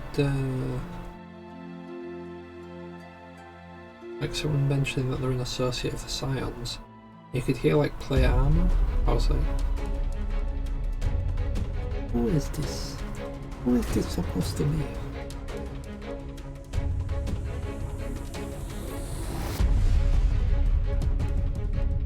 Like the only person I could think of as an associate of the Scions who also got play armor was Armvald, but he was kind of screwed.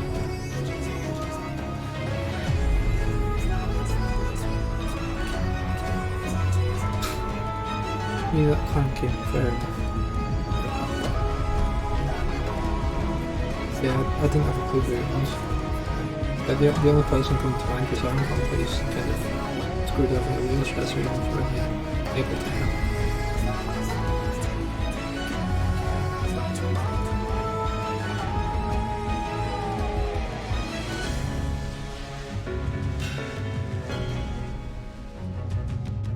Yeah, initially I was planning to go through that fight with the Warrior of Light as a paladin, with the Warrior of Light set. I kind of gave up on that idea because I couldn't get on farming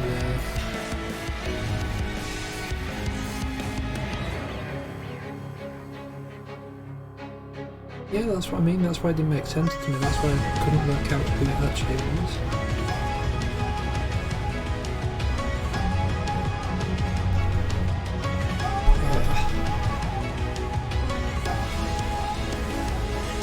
I kind of forgot I need to double tap that button. Unfortunately I lost a few names there, I think. Maybe it was just enough time for the ones at the bottom to like rise up to the top of the screen. Goblin.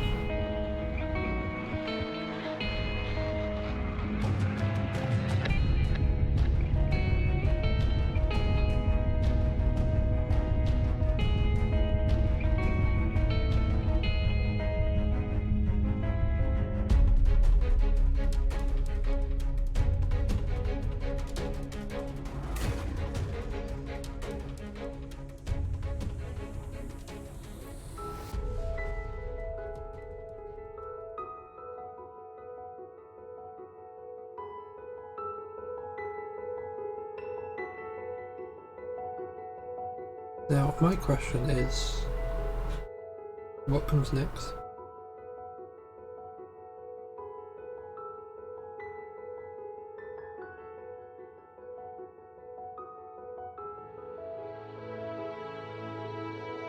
Like, we're uniting the people. We've got like essentially an allied force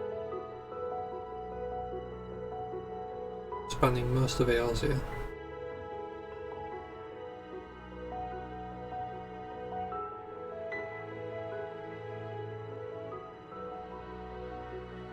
We'll have the Galleons on this side without being screwed over and put into their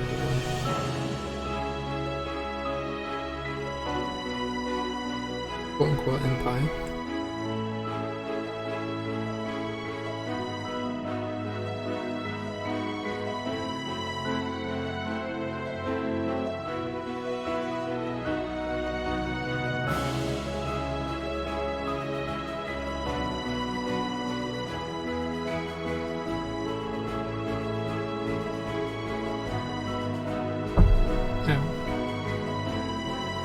If we're just travelling to other planets, we've got an entire spaceship.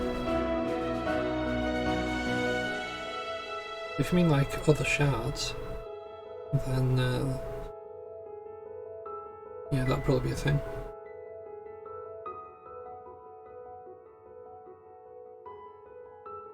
Like bringing them through as themselves, not just as like a soul.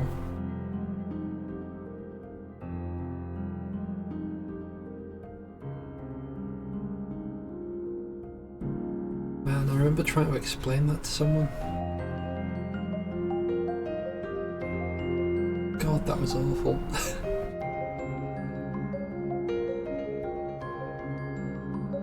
Like, I'm pretty sure I was trying to explain the whole Heidelin Zodiac thing to someone.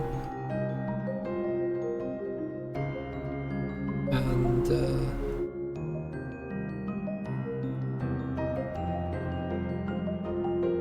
I think I kept getting stuck on certain points, so I just kept repeating the same thing. That must have been so annoying.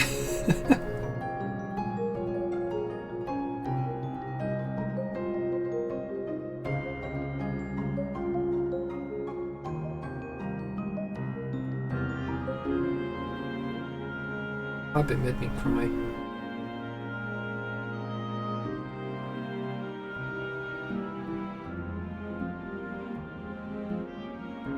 Just running away and doing that mantra so he can try and calm himself down. Try and calm the kid down.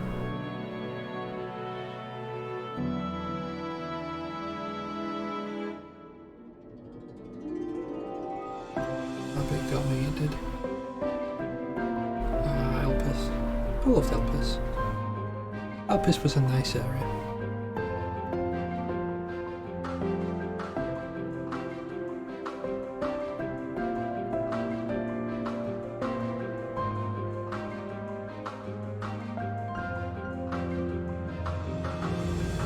What I didn't like about Elpis, I didn't like that one circle where they were doing where they had all the desert plants. It take 5 steps as like a marble on you. You deal with that, you take another 5 steps as another one. And it's just like that until you eventually find them.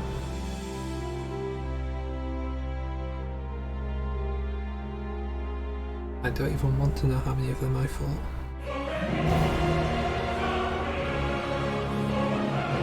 That cutscene was horrifying.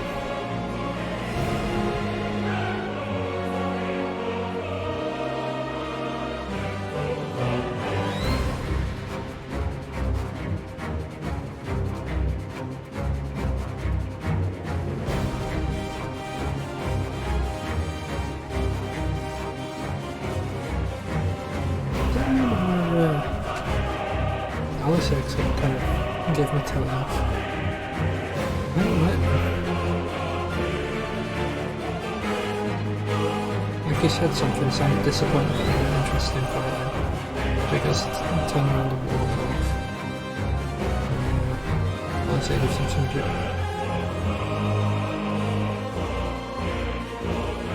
That bit hurt me as well. That one did tons and tons and tons of emotional damage, that did. That was a pretty cool moment.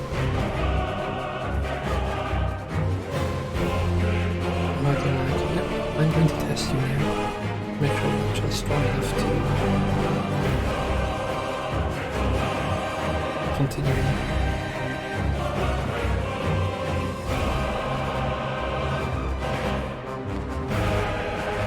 I really appreciate that moment as well. Right, let's just click appreciate Susanna.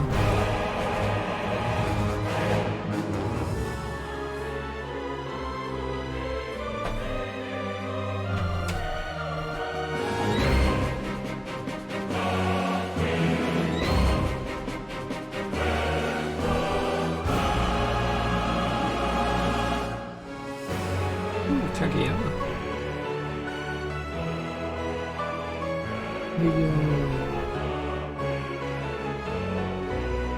The person that did my maps is a Kageyama.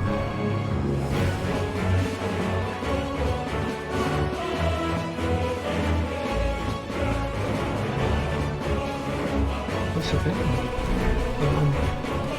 I can't think of the name now.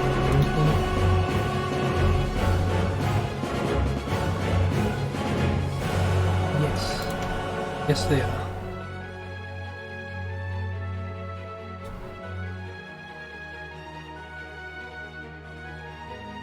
I think that was like 2 hours ago. Before I got screwed and stuck in a dungeon. And by I got screwed, I mean I was failing mechanics and I got stuck in a dungeon.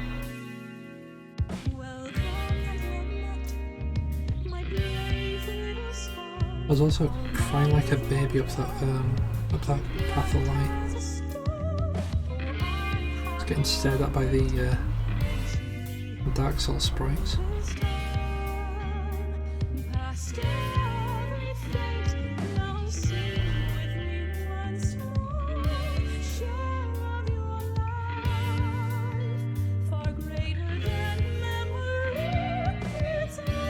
I take it I didn't want to use any more print screens.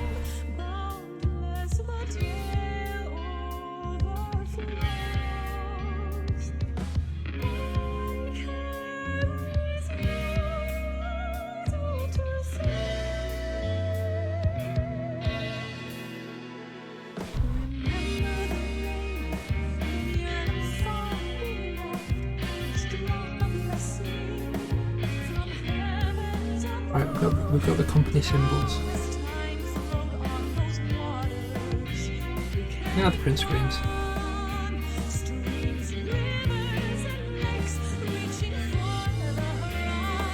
You're not convinced me any different, those are definitely print screens. They've gone through the cutscenes and someone's just pressed print screen at certain moments. And I've just put those up for these. It's giving them a nice little filter around the edges.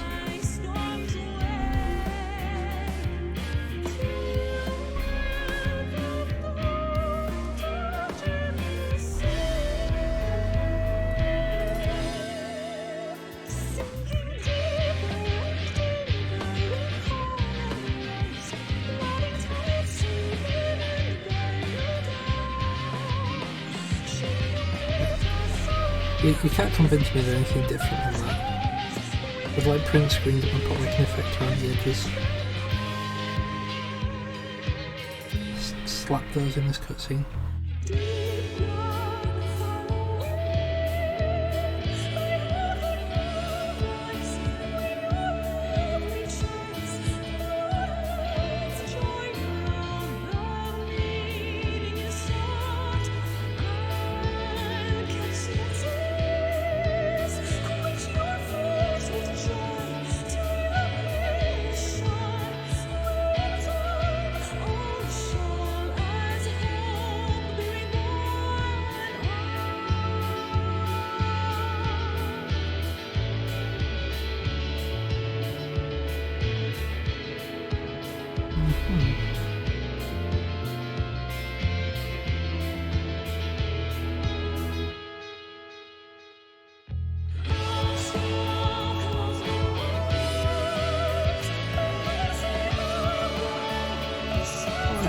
okay, players.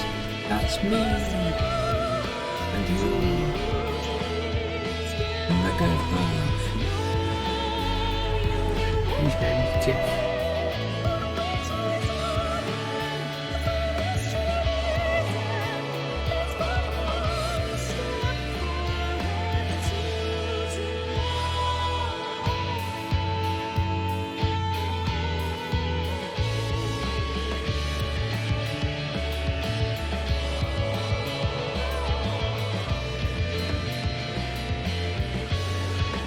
One story.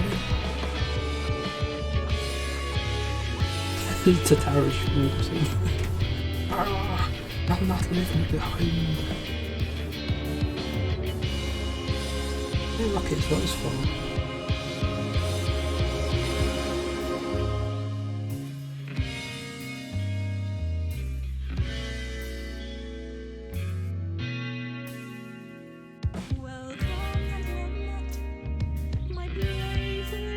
Look, it's Mateo.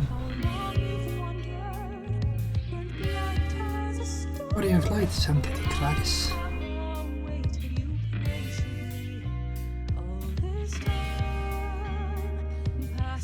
Now this is Kia. Can I accept this is Kia? That's definitely not a print screen.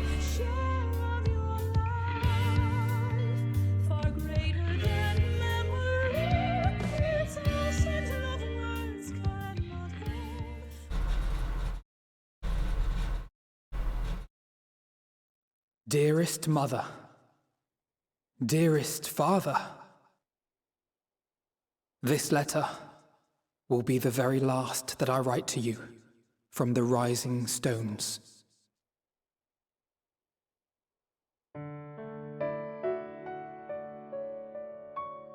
As I commit these words to parchment, I fondly recall my journey as a scion.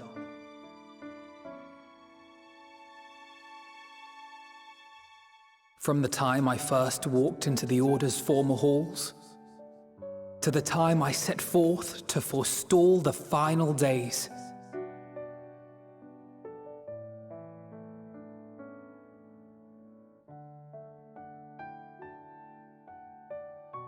At the farthest reaches of the Sea of Stars, we fought the battle of our lives.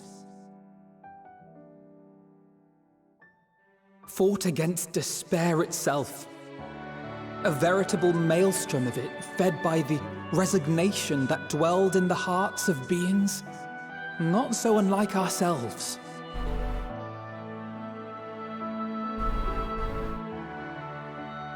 Full oft have I harbored the same malaise. Have I been brought to my knees, crushed by the weight of sorrow and defeat, convinced that I will never rise again. Sloppy. However, I have also known many moments of unbridled joy and happiness.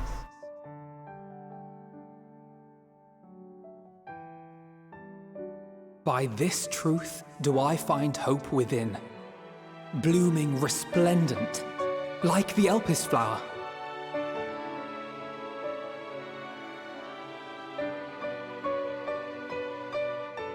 And thus do I endure. Do I look forward to creating more memories with my friends and loved ones.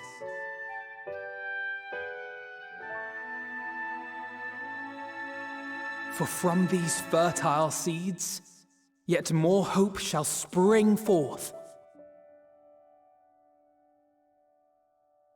And they will grow to become shining lights that illuminate the dark.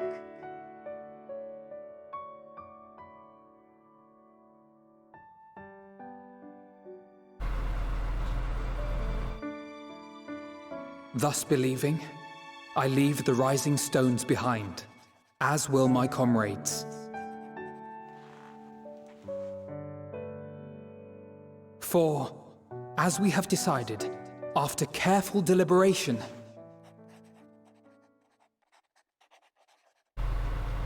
we are disbanding the Scions of the Seventh Dawn. Yeah, they mentioned that like several quests ago. There you are, Alphino.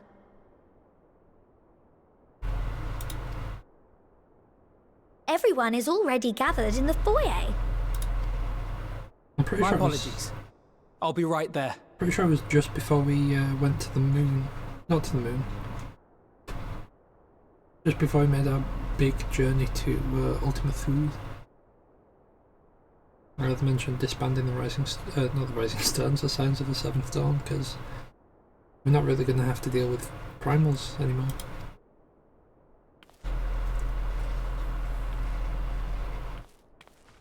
Tempering certainly shouldn't be a threat anymore.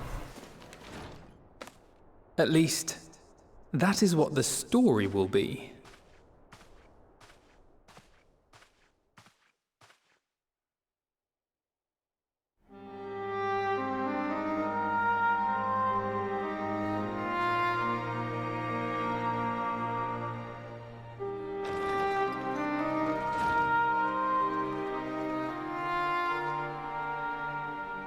Sorry to keep you all waiting.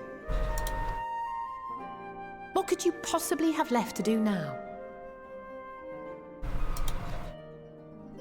Oh, just a letter.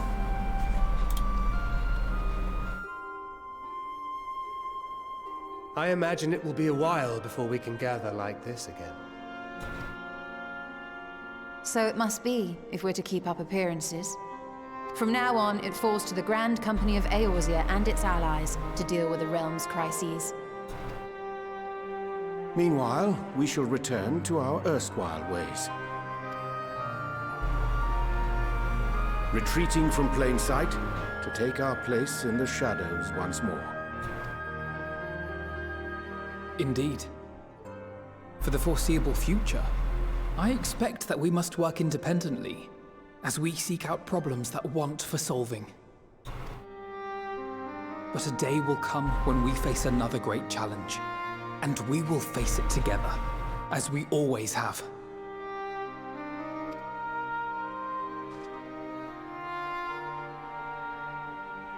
As much as I look forward to that day, I do hope it doesn't come anytime soon. Well, formal association or no, if any of you should require my services, you need but ask. I'll be glad to keep my lance arm honed. I'll hold you to that. So you had better keep your link pearl on hand.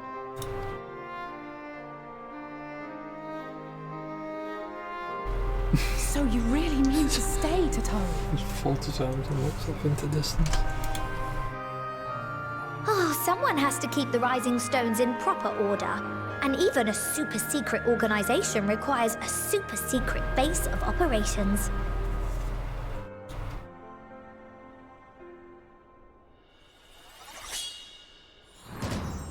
To the rest of the world, it will be naught more than a workshop for Eorzea's foremost up-and-coming artisan. If you thought our coffers were full to bursting before, just wait till I can devote myself wholly to the crafts.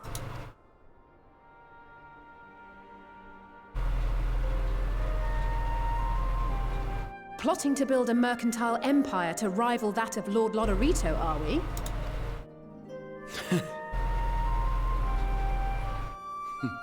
I, for one, look forward to your future successes, Tataru. As do I our next meeting.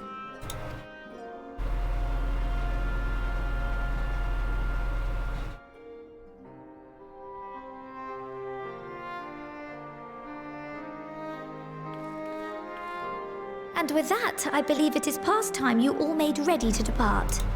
Leave no preparations undone or...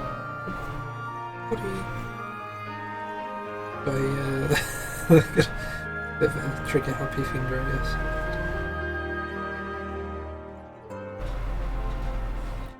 Sorry, Tataru.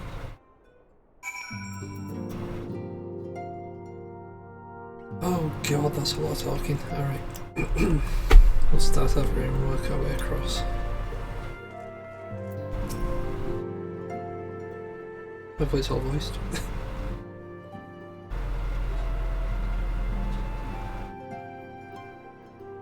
And it's done. Okay. Oh, it's empty. Might you have a moment to talk?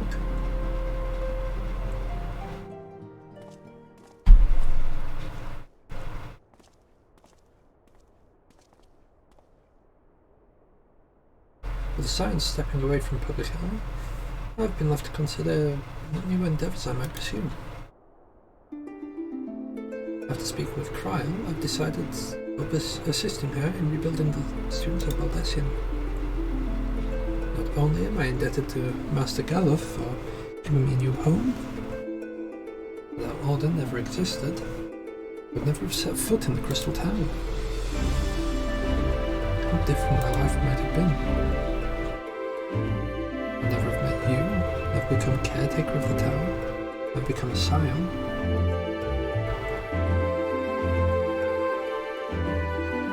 You gave me the chance to do so much good. I hope to continue to do so with the students.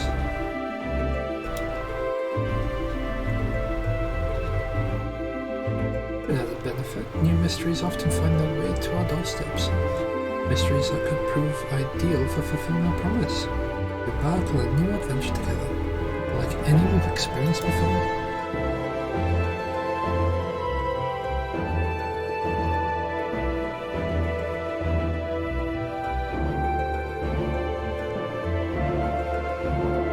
If you have the time and inclination, my friend, I stand ready to accompany you into the unknown, or unto the unknown.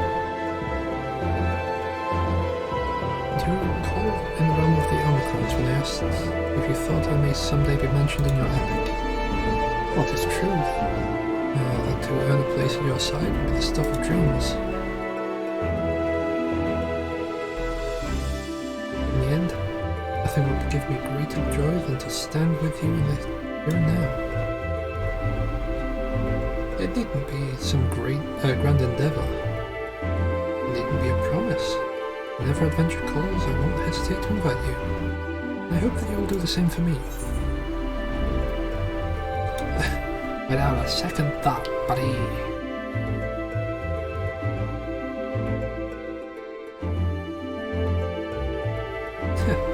I'll hold you to that. As much as we've already seen, there's still so much we haven't. Who knows? We'll encounter survivors of the Omicrons out there somewhere. After all, given how they took to the stars, it isn't implausible that some found themselves far from home. Should we encounter a wayward traveller awaiting commands that will never come, I would bid them seek adventure with someone, and with that partner find a new purpose. A new dream. If crystals can hold fast to dreams, why not Omicrons? Wherever your plans may lead, do not hesitate to send word. And should a commission of interest come my way, you will be the first to know.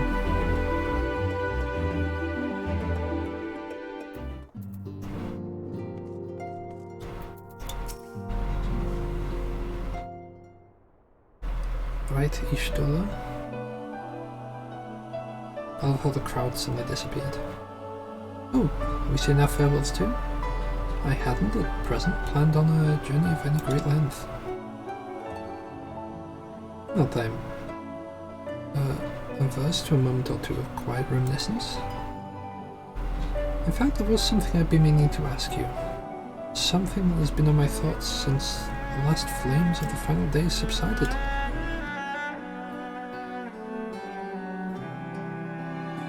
During our travels, we've witnessed more than a lifetime's worth of oddities and spectacles. Nothing can be easily recalled or remembered. And nestled among those memories are certain essential facts. The history of the theories and the ancients, names of their era, and of their culture and philosophy. Rather than simply hoard such treasures in my mind, I wonder if I should not be disseminating them in formal records for wider consumption.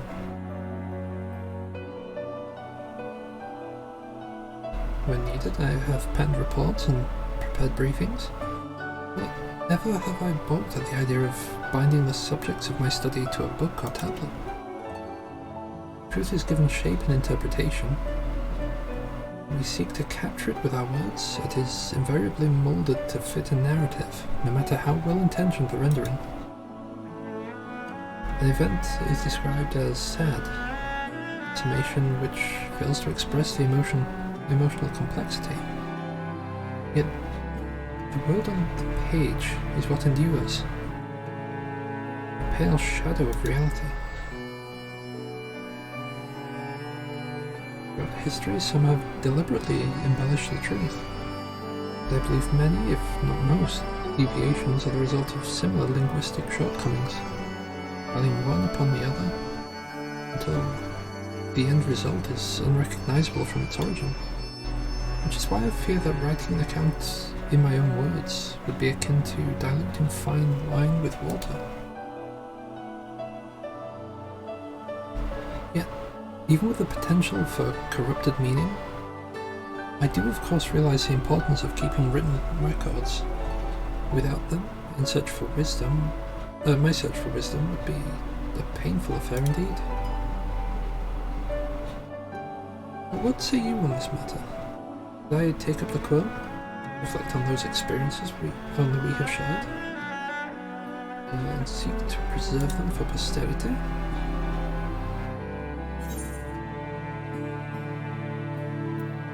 Let them be read and remembered.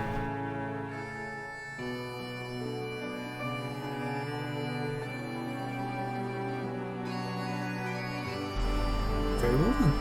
I shall endeavour to pen what I can of the ear and the ancients. So many other wonders. But I am no scribe. Be less a polished work and more reordering of scattered notes. In any case, I feel much better for having sought your opinion. Left to our own devices, we tend to overthink such things. I will otherwise return to following where my curiosity leads. After all, the safe method of travel to the first yet eludes me. And our venture onto the great expanse has prompted an entirely new set of questions.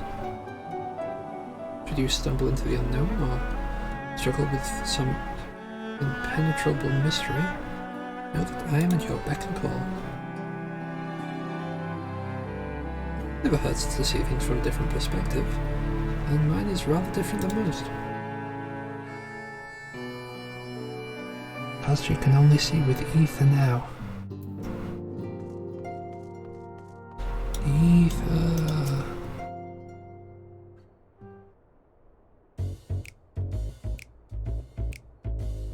My fellow Azure Dragoon.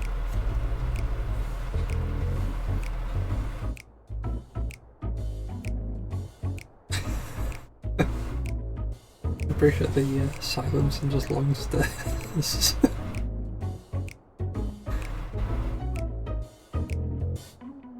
If you have something to say, then out with it.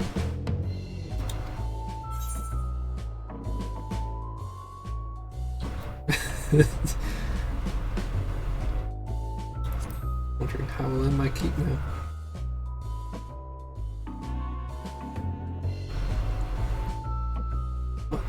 I thought you adventurers had any number of ways to earn coin. Though the Scion's mode of operation has changed, we should be compensated as before. In any case, I do not want for options, even if some are worse than others. No sooner did Aymeric hear about our disbandment than he offered me a position as guardsman to the Imperium district. As former Azure Dragoon, I'm guaranteed to be popular, he said. They'd take me for. Without his meddling, I'm perfectly capable of finding employment, and have.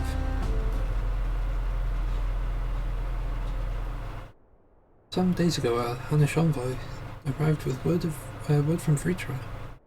The worm requests my presence as soon as things have settled here. He didn't deign to mention why I'm needed, but it pertains to dragons, like as not. In Thavna, like elsewhere, the phenomenon caused by the final days abated when you defeated Matean. Though it was too late for those who had already transformed, life is beginning to return to normal for the survivors. those that sought refuge in Shalien, most have already returned home. But many do not have a home to return to, no loved ones. By an arrangement between Vritra and the Forum, such souls may remain in Shalien if they wish, to work and study. Vritra was always the satrap in truth. It's gratifying to see him become one in name as well, one who has the complete confidence of his people. If the envoy's tone was any indication, I often find myself speaking favourably of dragons of late.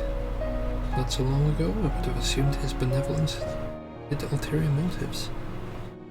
It is clear he cares for the people, not for his people, and they in turn revere him.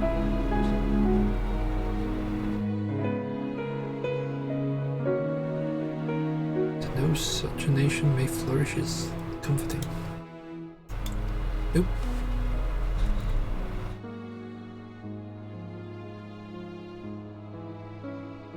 Right, I accidentally skipped a line there.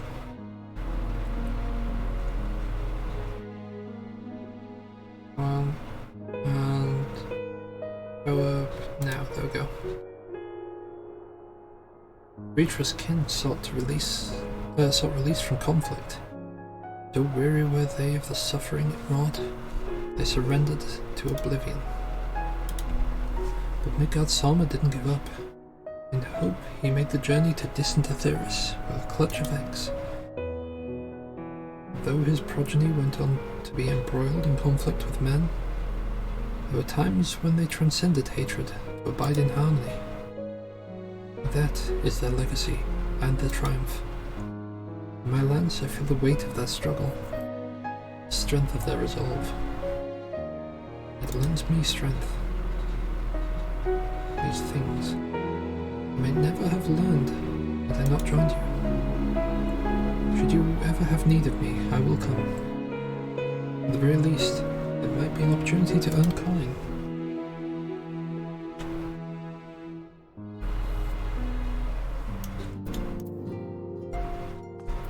Go on there, Thancred.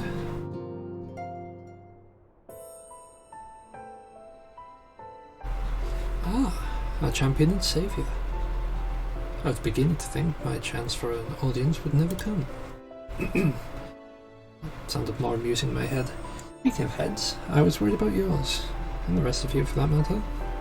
On the mend, I trust. Hear it. We're in a bad way, and healer magics are new. I'm impressed by how swiftly you recovered. And again, 'tis hardly the first time you've cheated death. Your strength of will has never failed to astonish me. Look what you've accomplished. The undefeated, a song of oblivion cut short, the source and whole of her reflections delivered from the final days. If it was faltered at the last, then all hope would have been lost. But how fast? Now Reen has its morrow to look forward to, and I could ask for no greater gift than that. As for a lesser gift, however, the next time you see her, I would appreciate you not describing my travel plans with Urian J as aimless wandering. We've a purpose in our room, after all, keeping an eye on things in absence of the silence on the world stage. There'll never be an end to the little problems that go untended by nations. We do our best to help out where and when we can. Which I suppose is an approach not far removed from aimless wandering when you get down to it. You could tell her I'm faring well and leave it at that, eh? No need to mention this feeling of being uprooted.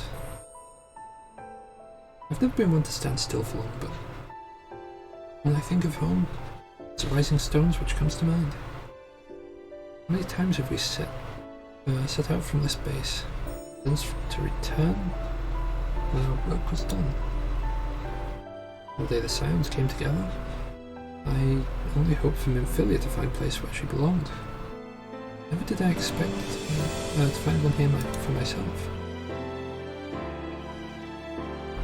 Indulge me. I have a question for you, and imagine when Philia herself is asking.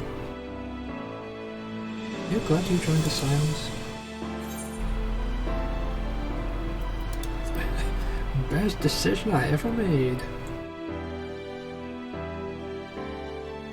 I can also say the same.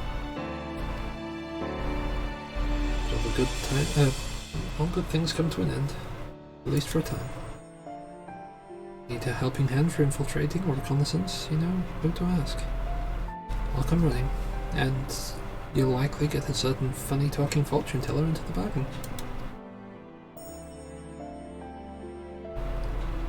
Thou speakest of Urihange, I imagine.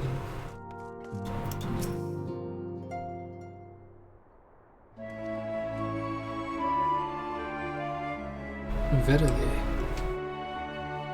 Something.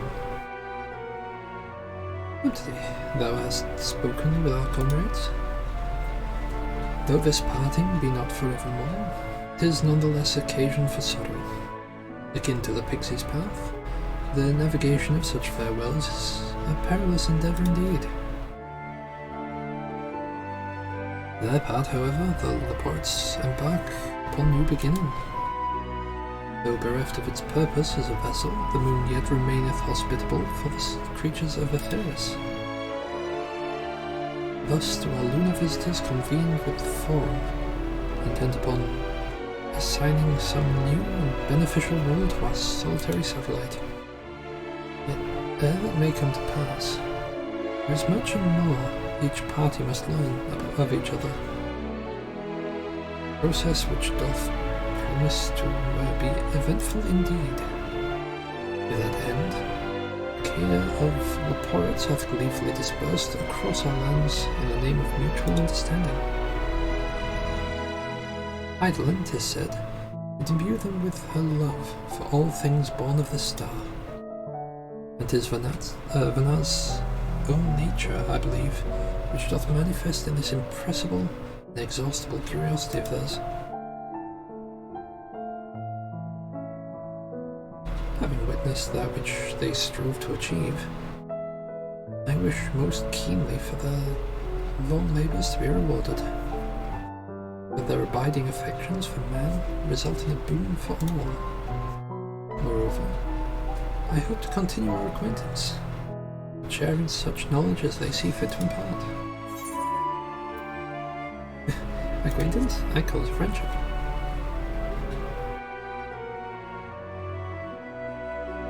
I did not wish to presume. Aye. I would be honoured should they consider me a friend. But it is certainly true that I have grown fond of their company.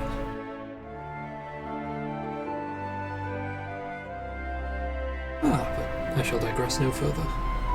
This day should belong to the scions of the seventh dawn, mine incomparable companions. Ofttimes hath mine reticence caused thee grief, mine actions spurred allies to suspect betrayal. And yet, here amongst you I still stand. No amount of words could express my gratitude for thine acceptance and forgiveness.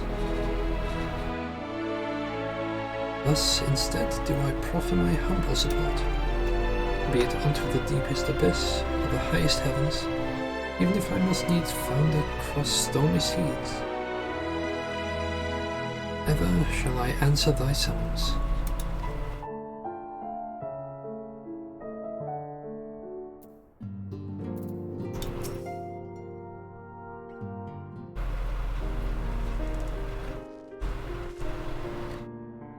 Into your preparations, have you? I'm just making another sweep of my belongings. I'm due to find I've forgotten something halfway to my destination. Oh, in case you haven't heard, we've received new reports detailing the devastation caused by the final days. It appears the situation is gravest in the land surrounding the Bounty, where the sky first began to burn. After that, the calamity was observed in the far north, in Galmod, and the frozen lands beyond. We also had reports of the heavens catching fire in isolated locations. one of which was an area in the Northern Empty.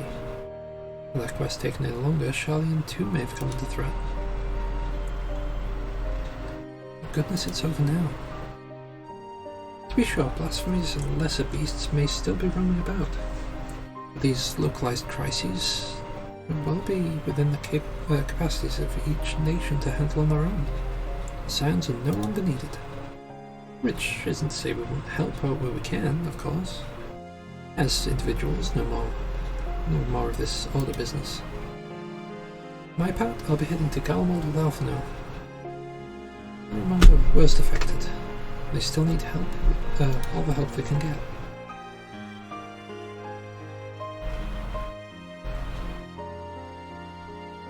It won't be easy.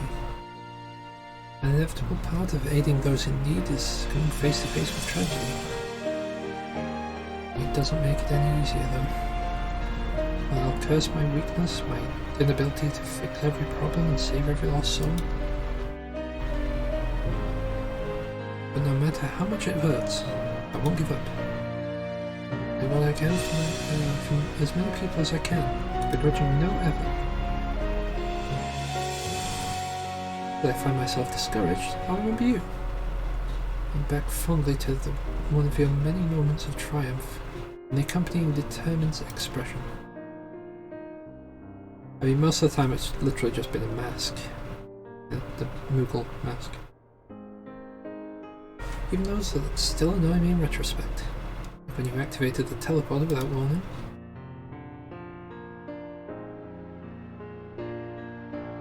Should you hear about me, I want you to remember too.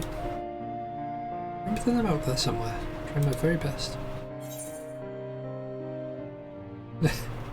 Forward to hearing all the stories about the legendary Alice Olivia.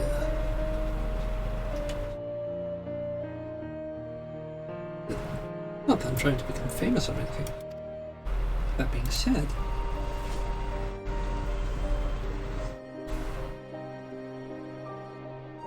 next time we meet, I'll be vastly improved. Don't be surprised when you find yourself marveling at me. Everyone does anyway. Quite the skilled red mage. Save Elfina for last. We'll talk to the potato first. Oh, Sanctity. How are you feeling? Any lingering aches or pains? just a few. I can't apologise enough for sending Xenos to find you at Ultima Thule. When he came to me in Sharlayan, I was truly told. As ever, there was only one thing on his mind. Forced to make a decision, I reasoned that if he could not be deterred from seeking you out, he might as well aid us in our cause. And so I struck a bargain. In the end, he was true to his word, and you defeated him despite your earlier exertions. But knowing the state you were found in, it would have ended very differently. My decisions almost cost you your life. No words could express the remorse I feel.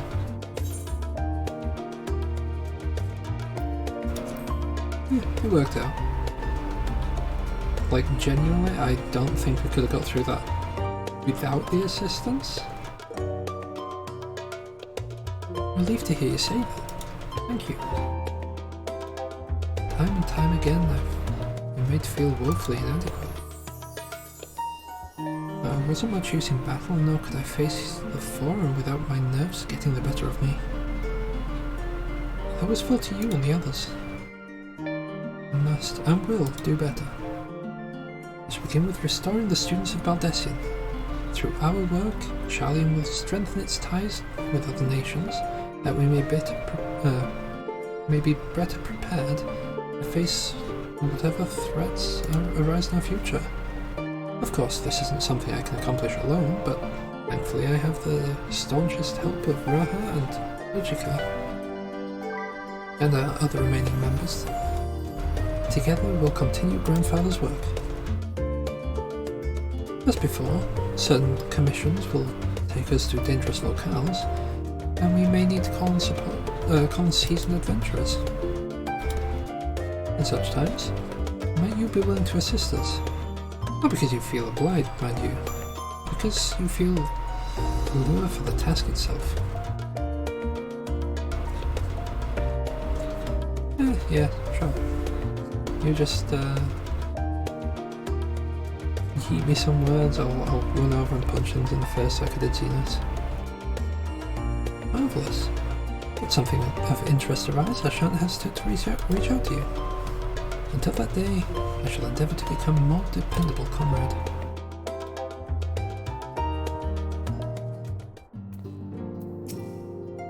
And finally, Alfino. A posh friend we all have. Oh, Samsty. Pray forgive me for delaying the gathering. I was writing a letter, you see, to my parents.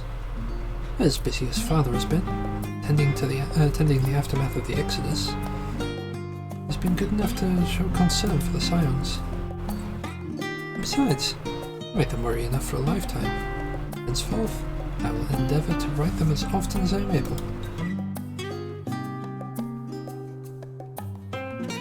A little effort to set their minds at ease while we continue to be away from Charlene. Both Alice and I are off to assist with Galmald's recovery, you see. Though uncertainty remains over what will become of the nation, we cannot well leave the capital in its present state. We will rejoin those members of the Elsbald contingent still stationed there, Lucia and Maxima on the relief effort. Support from our allies, the people of Galmald among them, will gradually be joined by those who have finished treating the tempered across the lands. Lest you misunderstand, we do not seek redemption for failing Lacinia and her sister. It's a burden we must always bear. Nay, we go because of the truth in Lord Quintus's words. Truth that whatever ideals individuals may espouse, nations are not moved to action unless they stand to benefit. For the foreseeable future, the fallen empire will be at the mercy of both internal and external forces. And though I do not doubt the intentions of the contingent, with greater powers involved in the relief effort, our allies may find themselves drawn into a political agenda. In Goa, we seek to ensure that the needs of the people come first, to understand that their hearts, that we may better help them to begin anew. You'd best write me too, Alfino. Write you letters? Of course, I would be glad to do so. I would be glad it still were you to come and visit. I believe I speak for Alice as well. But fairly as long as I've been in Eorzea, you've been at my side, watching over me in good times and bad. I mean, literally my first trip to Gridania, you were on the same car. How many times have we gathered to share tidings? None could possibly keep count. The world is changing and will continue to do so. Yet no matter what the future brings, I hope that we can ever look to you, in good times and in bad, as dependable comrade and dear friend both.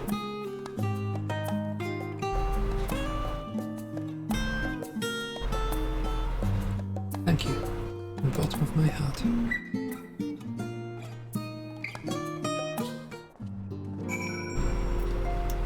And the last one to speak with is Tataru. Open your fill, have you? If so, I'm thinking of to send everyone off. Leave the Rising Stones. Yes. With your permission, then. Your attention, please. At risk of spoiling the mood, time of departure is upon us. In my capacity as your receptionist, I bid you all safe journeys. Till next we meet, be well. Be well. Hey, another cutscene.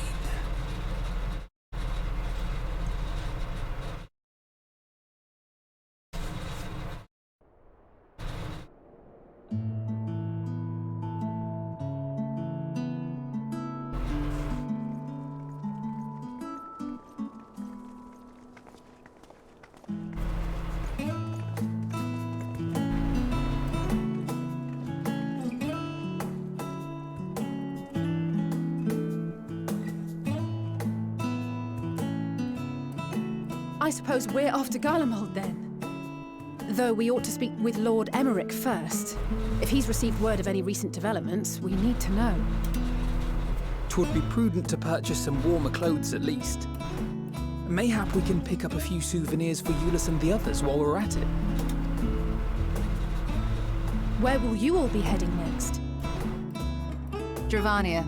There is a book I've been meaning to borrow from the Great Google Library. And I can think of at least one person who will be most displeased should I fail to visit before leaving. We've no particular destination in mind, but we do intend to stop in Sharlayan before we set off. We had thought to ask after the Loporrits. I am curious as to how well those who chose to remain are adapting to their changed circumstances. Might we accompany you then? Raha and I were planning to return to the Baldessian Annex. Commissions have been piling up in our absence, and they must be dealt with ere we begin our work in earnest. Estinian, you will return to Radzat Han, will you not? Aye. For Vritra's benefit, though I've yet to hear the details. I may not stay long. I see. Then it is here the Scions at last part ways, each to some far-flung corner of the realm. Did I guess where I'm going? Yeah, I can just set off. Away with you, warrior of light. Be gone.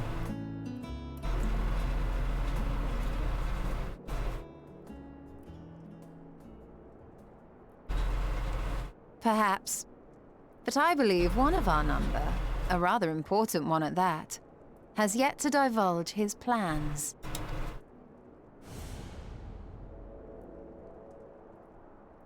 Quite right. Indeed. Fair point. So, what's next for our humble adventurer?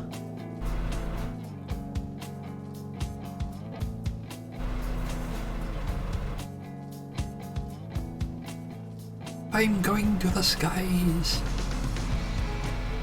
No, apparently we're chasing after Mateo. I saw them fly by.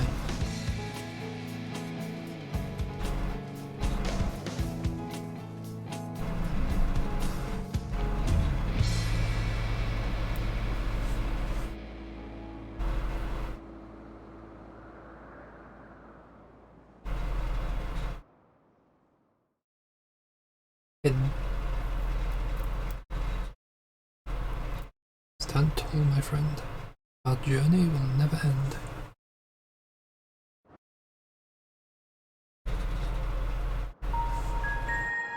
Ooh. Back at Elpis? What happened in Elpis? The constancy of this place never ceases to amaze me. An ocean of souls, shimmering and eternal. Is that awesome?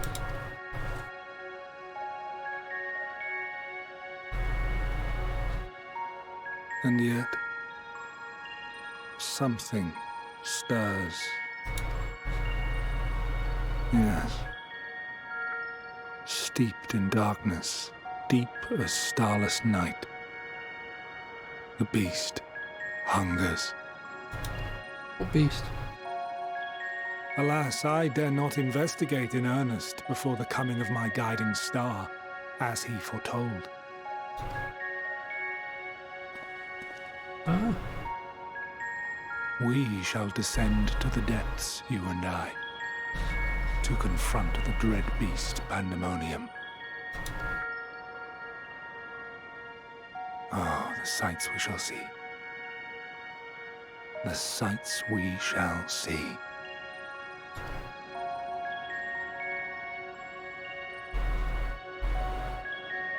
Ah.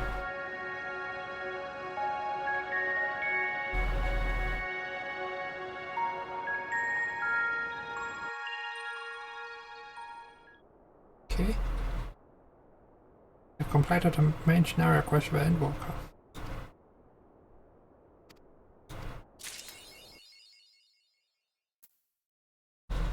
Oh, a Lidibus. Okay. So we'll learn that one. Wait a few seconds. Learn that one. Wait a few seconds. Learn that one. Wait a few seconds. And learn that one. The mount I'll never use. Yeah.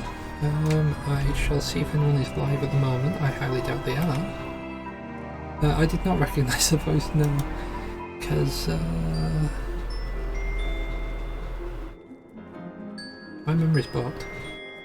Right, there's no one live that I would usually read, so we're just going to end it here. Should be back later today with Dusk. Dusk, maybe? I'll check my schedule. Yes, Dusk.